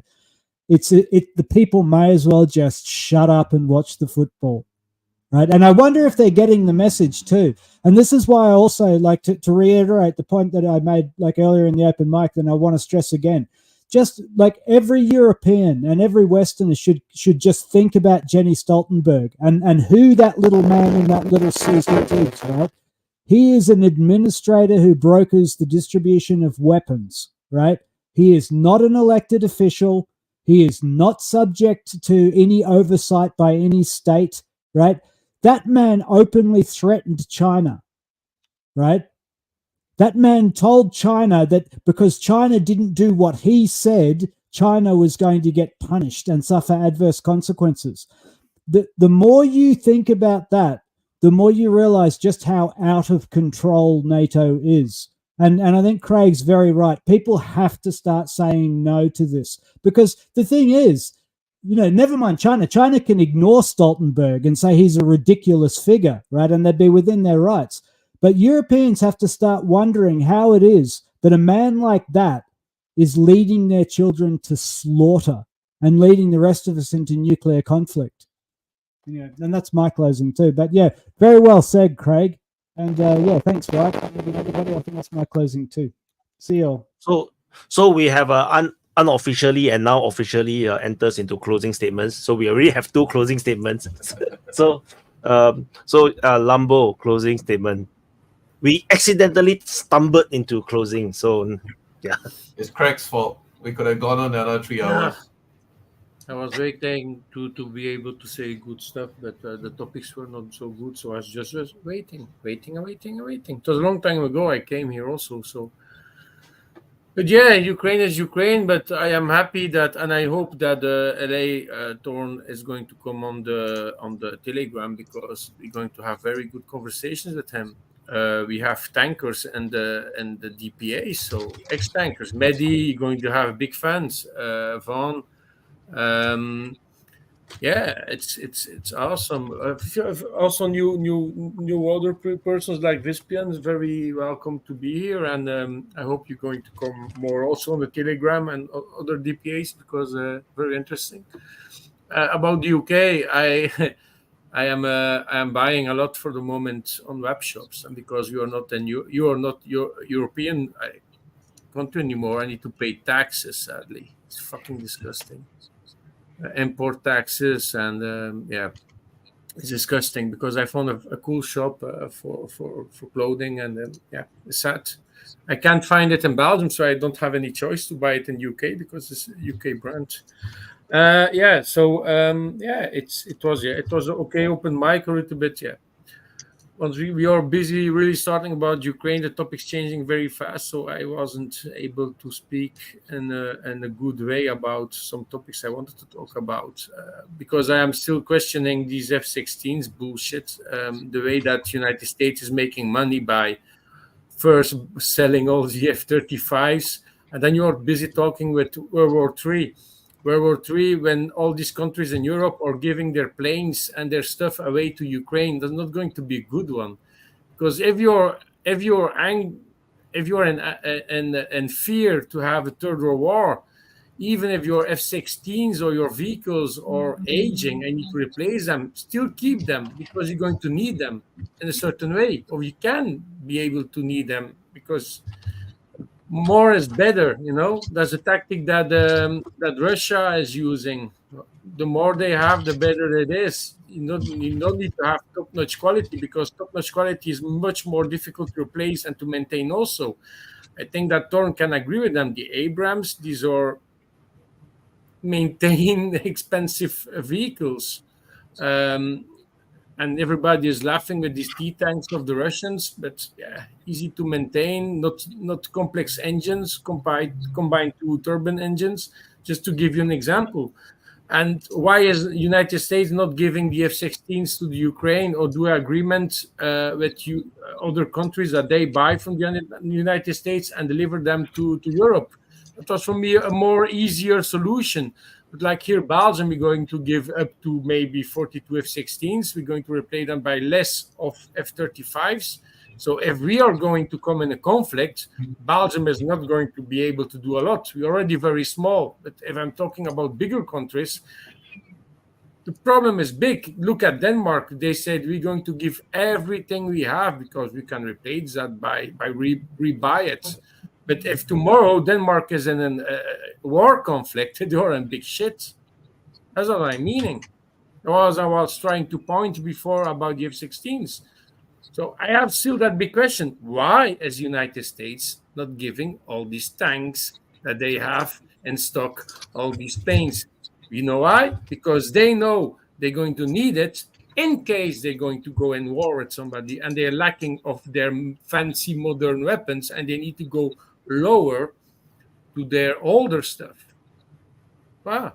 That's just what I wanted to say a few moments before.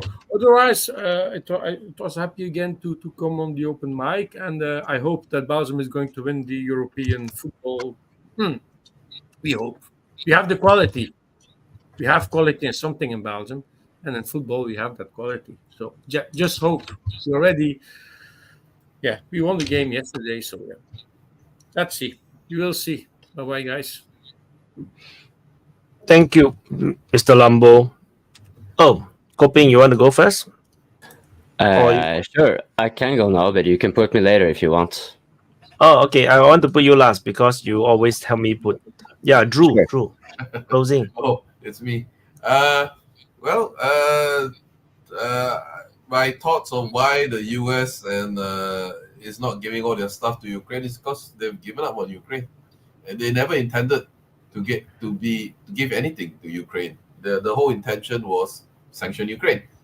Sanction Russia with the mother of all sanctions, and they were 100% confident that the Putin government will collapse because of that, because they don't think that any government can withstand that kind of sanctions, and they were wrong. And everything after that has been catch up. So they never intended to give Ukraine anything. But of course, when they were put in that situation, then they went back to their old ways of generating grift, right? So we sent our old weapons to them, and then now they owe us actual money which was actually paid for by the American taxpayers 20 years ago to get those old equipment. So they just basically giving away all the old stuff to Ukraine so that their MIC can now get new contracts, and then the MIC can then pay money back to the politicians. So they basically used the opportunity to pay themselves more money. Basically, that's how the American political system works. Yeah. So after all that grifting is done, now they realize they can't get any more money out of using Ukraine. They say, okay, bye. It's your problem now, Europe. I don't care. So now they're going to go over to China and create problems there. And seems that they also want to create problems with Iran, because Iran seems to be doing quite well in the last few years. So they need to stop that. That's the US modus operandi. Any region that does well, they need to go in and create chaos so that it will not do well, so that the US can stay on top. That's how it has been since World War II. So yeah, I think going forward, the US is just going to slowly step away. And if Trump comes along, then quickly step away from Ukraine, and they'll just redouble and refocus the efforts on China. So I'm not going to say get ready for more propaganda on China, because it's already happening. Everywhere you look, it's more and more anti-China stuff coming up. So all the script writers have already pivoted over. So nothing more to say. It's just we're just gonna continue on the same war after war after war. It's just with who? Hopefully, the adversaries on the other side are more mature and don't nuke them, and then they start nuking each other, because that will be the actual thing that kills us all. Yeah. So. Thank you, Drew. Thorne, closing. You are new. Sorry, very short because you came in very late. And you unmute yourself before you talk.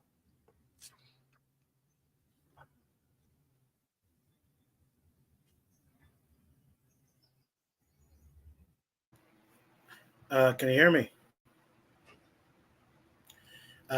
My closing statements is that I want to thank you guys for having me. I'm sorry. I just want to thank you guys for having me on. And Mr. Lambo, yeah, I'll talk to you. I guess I can get Telegram working for me. But you guys are something I just came across, and just want to give it my 2 cents. And you guys seem to be a bunch of informed individuals, and look forward to listening to you guys even further. And with the British gentleman and Drew, you are indeed correct, man, about U.S. foreign policy. Unfortunately, if you have something that's good, it's envy, it's jealousy. You want to take, deprive the enemy of nice things. But thank you again for having me on, Wyatt, and it's been a pleasure, and hope to see you again in the future. Thank you, Thorne. Vispian. You got a super chat if you want me to do that first. Yeah. It's okay. I think you go first. Okay. You go first. It's quite nice joining for the first time. I might join again a few more times. It depends what the topics are. I didn't really get to talk about the topic I wanted, which was South China Sea and Asian stuff, but you can always say that for another time. Didn't really expect to be talking about immigration for like 2 hours, but something new, something different, maybe. We just talked about that on the voice chat just 2 days ago, so you can just cover. No interruption. It's a closing statement. Sorry. No. I'm talking to him. In terms of geopolitics, I think it's pretty simple. I think the base analysis you go on is that the world is capitalist in the sense there's always expanding markets, competition with one another, but we live in a unipolar world under the US with some minor islands outside of it. And I think what we're seeing now is a transition towards a multipolar world. And the multipolar world is the diverging of the markets, more competition, which means more, geopolitical unease in certain areas, whether that be South China Sea, up in Kashmir, with India, or whether it be in Ukraine, as it currently is for some odd reason, which makes no sense. And I think the war in Ukraine is really going to come down to whether or not the EU as a whole wants to commit to whatever NATO is doing, because I don't think it's economically viable for the EU in the long run. And it doesn't really make much sense why they want to engage with Ukraine, because even if they adopt Ukraine into the EU, it creates a whole nother conundrum with them even be able to pass the requirements to be joining the EU, let alone joining the Eurozone and all these other things that they might be forced upon, which I guess is one good side of Brexit, maybe. But I think that's what the war is coming to, and it's just going to be a money dump for the foreseeable future until eventually they settle in some way. Russia's slowly making progress, but I ain't really seen this summer offensive coming through to make any big gains. At most, it'll be in and around Pokrovsk along that highway. That's probably the only place they can make substantial gains now, since the northern front sort of been shut down a little bit. I don't even think Russia really wants to take many of the big urban centers, because it's just such a drain on resources and manpower. And if you look at the economics, if they want this land afterwards, they've got to do something with it. And rebuilding Mariupol and all these other places is just so costly. And if you look at the new guy, I forgot what his name is, he took over, was it Shogu's job or whatever it's called? Economics guy. He seems like he just wants to save money on the military and prioritize Russian economic interests, which I think is moving us to that multipolar BRICS world, which might be a good thing, might be a bad thing. We'll find out. Maybe nuclear war, who knows? Grab your bunkers. That's all. Thank you, Vispian. Vispian, I emailed you already. Do check. Yeah, I joined. Yeah. You. Oh, okay. So, I'm smart. okay. So, before I give to Coping, there is a super chat. Which is a weird one. Good question. I bought black tip shark today since it was fresh. Anyone have an idea how to cook it? Haha. First time. Through maybe a Chinese soup. You're talking about shark's fin, is it? I think he bought. Boil it. If you bought the whole shark, if you bought the whole shark, you bought the fin, he said the fin. I don't know. No, black tip shark is the name of the shark species. Oh, then you have to ask the Australians. The Australians actually use the shark to make fish and chips. You can't ask the Chinese. The Chinese only use the fins. Yeah, and so you gotta get Kobe. Don't get wrong. And normal Chinese people don't cook sharks. We go to restaurant to eat only. We don't know how to cook the shark. Yeah, we're not rich enough to deal with that. Anyways, that thing is tasteless if you just eat it by itself. So yeah. Yeah, I have no idea. I don't know how to cook. Yeah, you got scammed. I think you got scammed. Yeah. Okay, closing. All right. It was indeed a nice open mic. We talked about immigration, and some people would consider it a black hole, but when people are talking about it for 2 hours, I suspect that's an indication that people wanted to talk about it, and there was something to talk about. So that kind of just showed the broad spectrum that the open mic can cover. And I hope you appreciated those of you who would prefer us to spend a whole 6-7 hours talking only about Ukraine and battle tactics and what have you, or maybe Israel and Palestine for that matter. We did briefly touch on the Israel-Palestine matter and some other things, but I think we kind of have to stick to the bigger theme that I forgot his name, the new guy who came on, because that's another reason it's a good open mic. So many new faces and such pertinent timing. So he was referring to U.S. foreign policy. And everybody knows that the United States has an addiction to perpetual war. This is kind of self-evident. I don't really need to deliberate. And one of those, this kind of harkens a little bit back when it talks to geopolitics. Like Wyatt said, it's not necessarily like a big mastermind thing. It's just a matter of interest coming together. For, as Charles de Gaulle said, countries don't have friends, only interests. Well, this is also, of course, the case for Ukraine. They're considered an ally, right? Well, we have already gone through how it's also a very big money laundering scheme. And this, of course, pertains to a lot of other conflicts that the United States is into. For example, Israel, also considered an ally. Nothing here in this world is given for free. So this aid, for example, is a good example. Just like in Ukraine, the money that goes there is earmarked for the U.S. arms industry.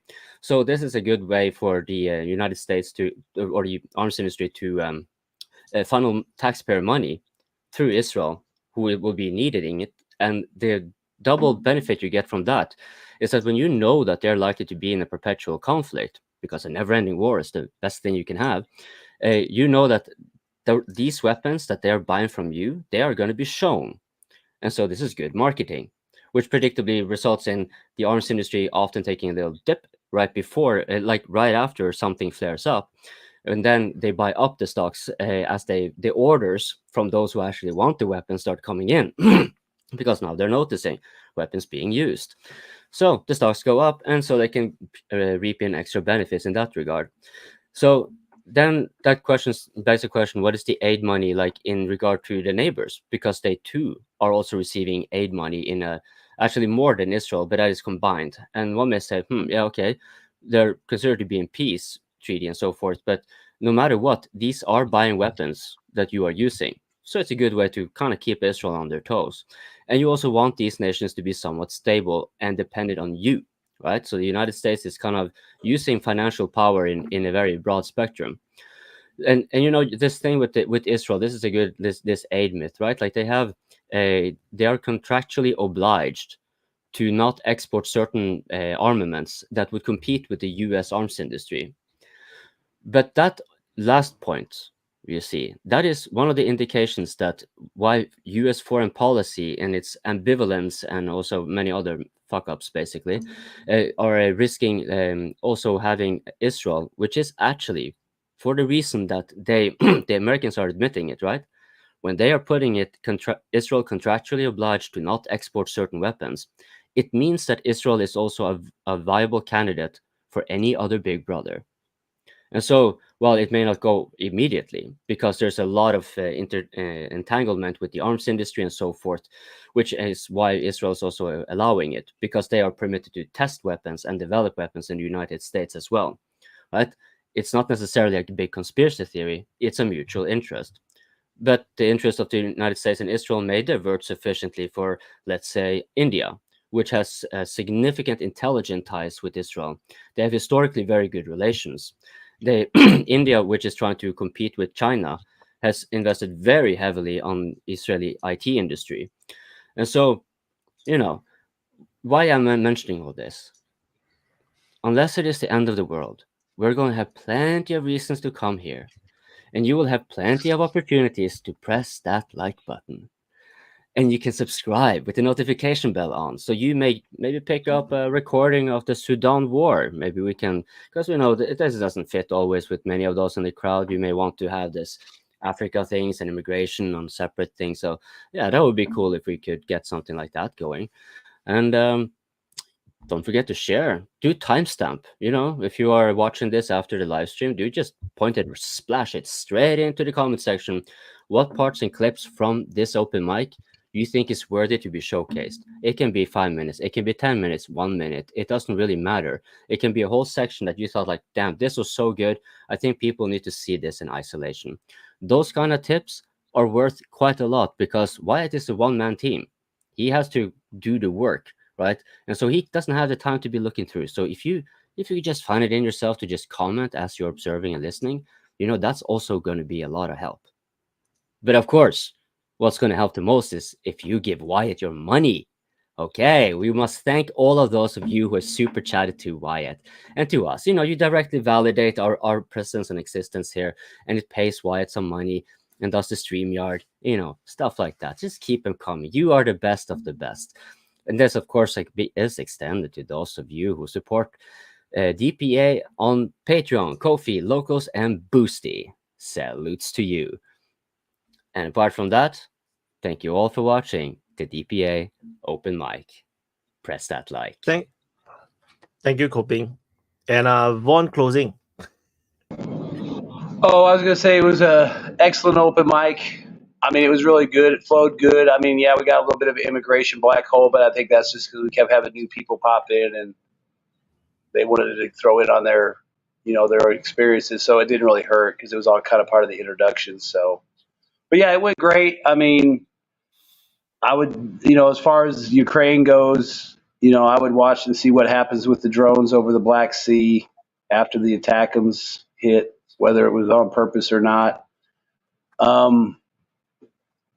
Obviously, keep an eye around, that Arc Attorney area, and then, I can't remember all the names, but the New York area, maybe up around Kharkov. I kind of think like Vochance might be the gray zone by the end of the week. I don't think it'll be like officially Russian, but I just don't see how the Ukrainians can keep the punishment. So there might still be some there, but effectively, I think it'll be a gray zone by the end of the week. And also, in light of the attack, you might see something. Maybe they will push across at Sumy and start another thing just to cause more trouble. But, like Kharkov, Touretsk, that's another area. Just keep watching because, you've got the areas where things are happening and they'll keep going until they slow down. And then the next thing you know, there'll be a surprise somewhere else and another opening. So, just watch the main fronts and see what happens. And obviously, like, subscribe, and share. And please, check out Wyatt's sit reps, or frontline changes. The frontline changes are like 10 minutes and you can at least hit all the high points of the day. And if you want to get all nerdy about it, go back and watch the sit rep. And also join the open mic. Even if you're only here for 10 minutes to talk about one thing, come on. You're going to love the open mic voice chat where you can go in depth and hang out for hours and talk with everybody or all kinds of people about whatever. But thanks to Wyatt for providing this platform, and thanks to all the guests and the contributors. Like, subscribe, and share, and send Wyatt some money. I'll see y'all. Yeah. Bye-bye, everybody. Thank you, Vaughn. Bye, guys. Thank you so much. Bye. It's my turn.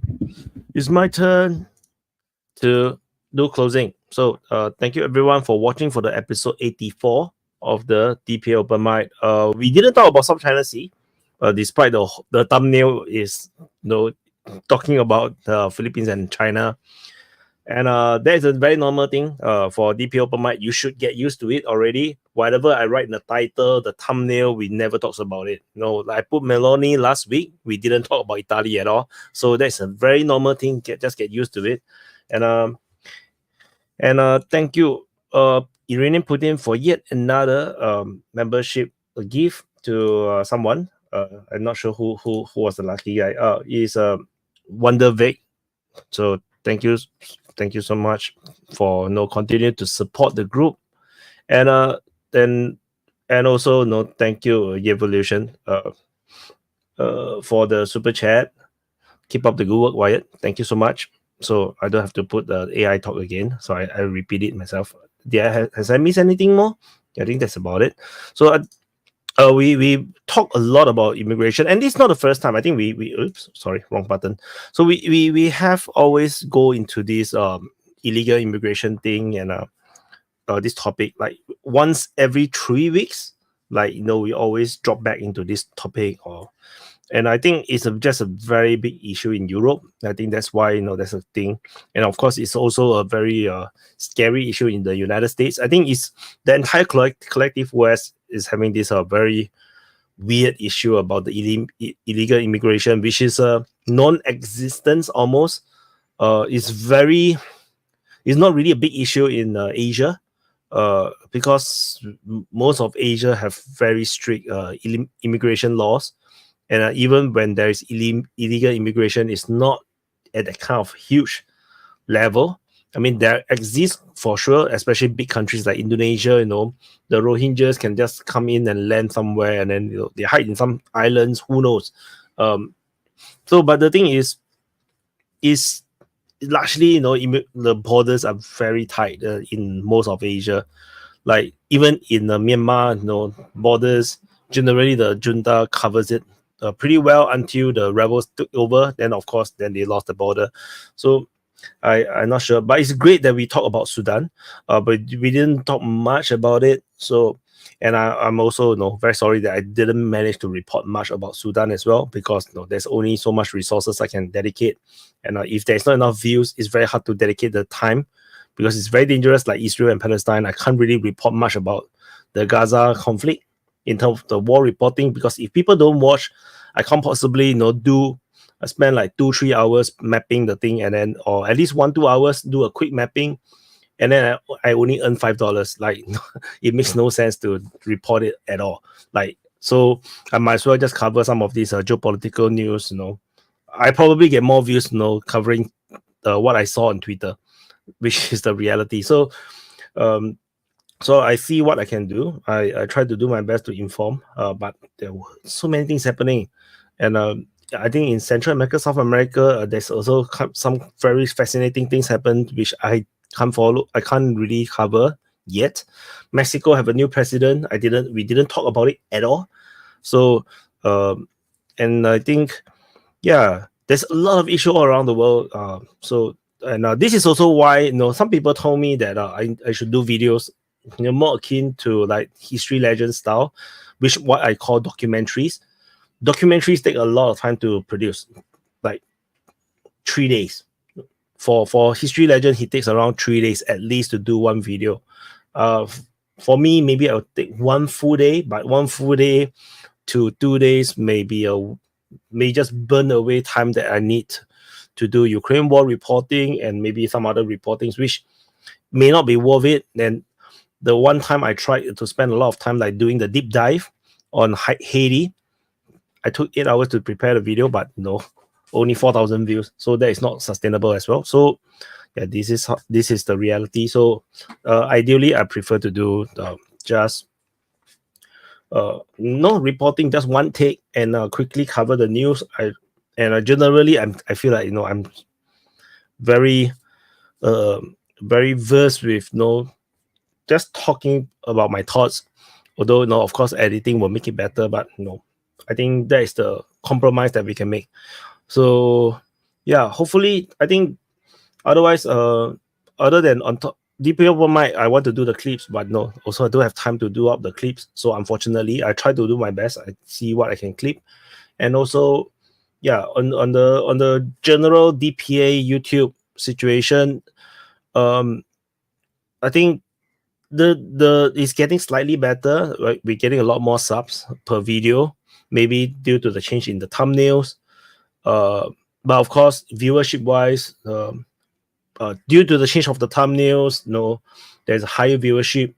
Impression count is the same. That means YouTube is still pushing the videos just as much as previously, which is not high, which is low. But because of the thumbnail change, the increased click-through rate means slightly higher viewership. But of course, not exactly groundbreaking. So of course, I still need everyone's support to help to share, help to press the like button as usual. And yeah. That's it. So just to add a bit more about my personal life issue, my new house is currently under renovation. I think by the time I move, it's still going to be 2-3 months later, and hopefully, and I will have a new studio, new room, not like this. I gotta have a different room, my own office to do the work. I'm not sure if it's going to be an improvement or it's going to be lousier. Then we shall see how this goes. And then for those that didn't know, yesterday was my wedding anniversary, so that's why I didn't do the open mic yesterday. Anyway, by now in Singapore time, it's like 2 days ago. So anyway, thank you for the super sticker by Evolution. And somehow Uncle Fester, the link is in the pinned comment. You are so uncle, so no, it's okay. It's in the pinned comment. It's pinned. But anyway, cannot join anymore. I'm closing anyway. So I think that's about it. So thank you for watching. Do press the like button, subscribe. Just now, in the last 1-2 hours, I was doing the Ukraine war mapping. I'm about to finish soon, which is why you might see I'm always looking to the sides because I was doing the mapping. So I would quickly do up the report, hopefully, and then post it as soon as possible. And yeah, and I'll see you guys in the next update.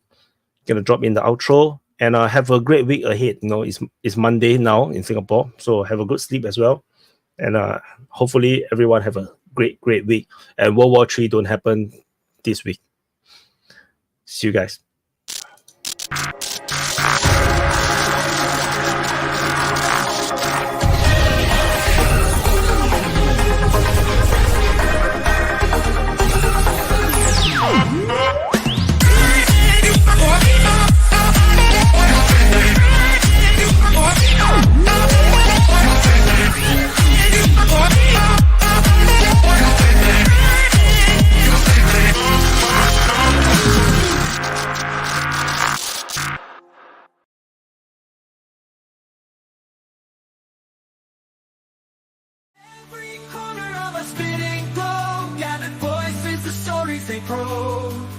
Ideas like rivers, they ebb and they flow. In the meeting of minds we grow. Together we stand, like numbers, yet aligned. In the arena of thoughts we find a world where every voice is signed, invading the future unconfined.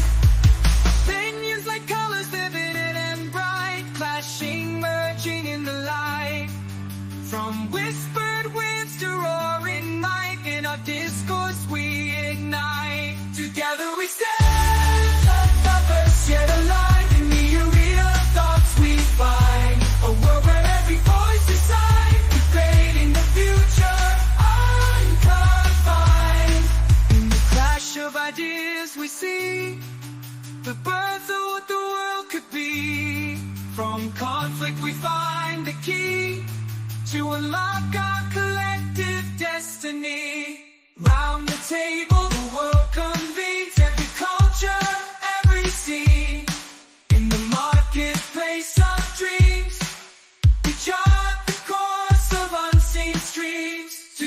we stand?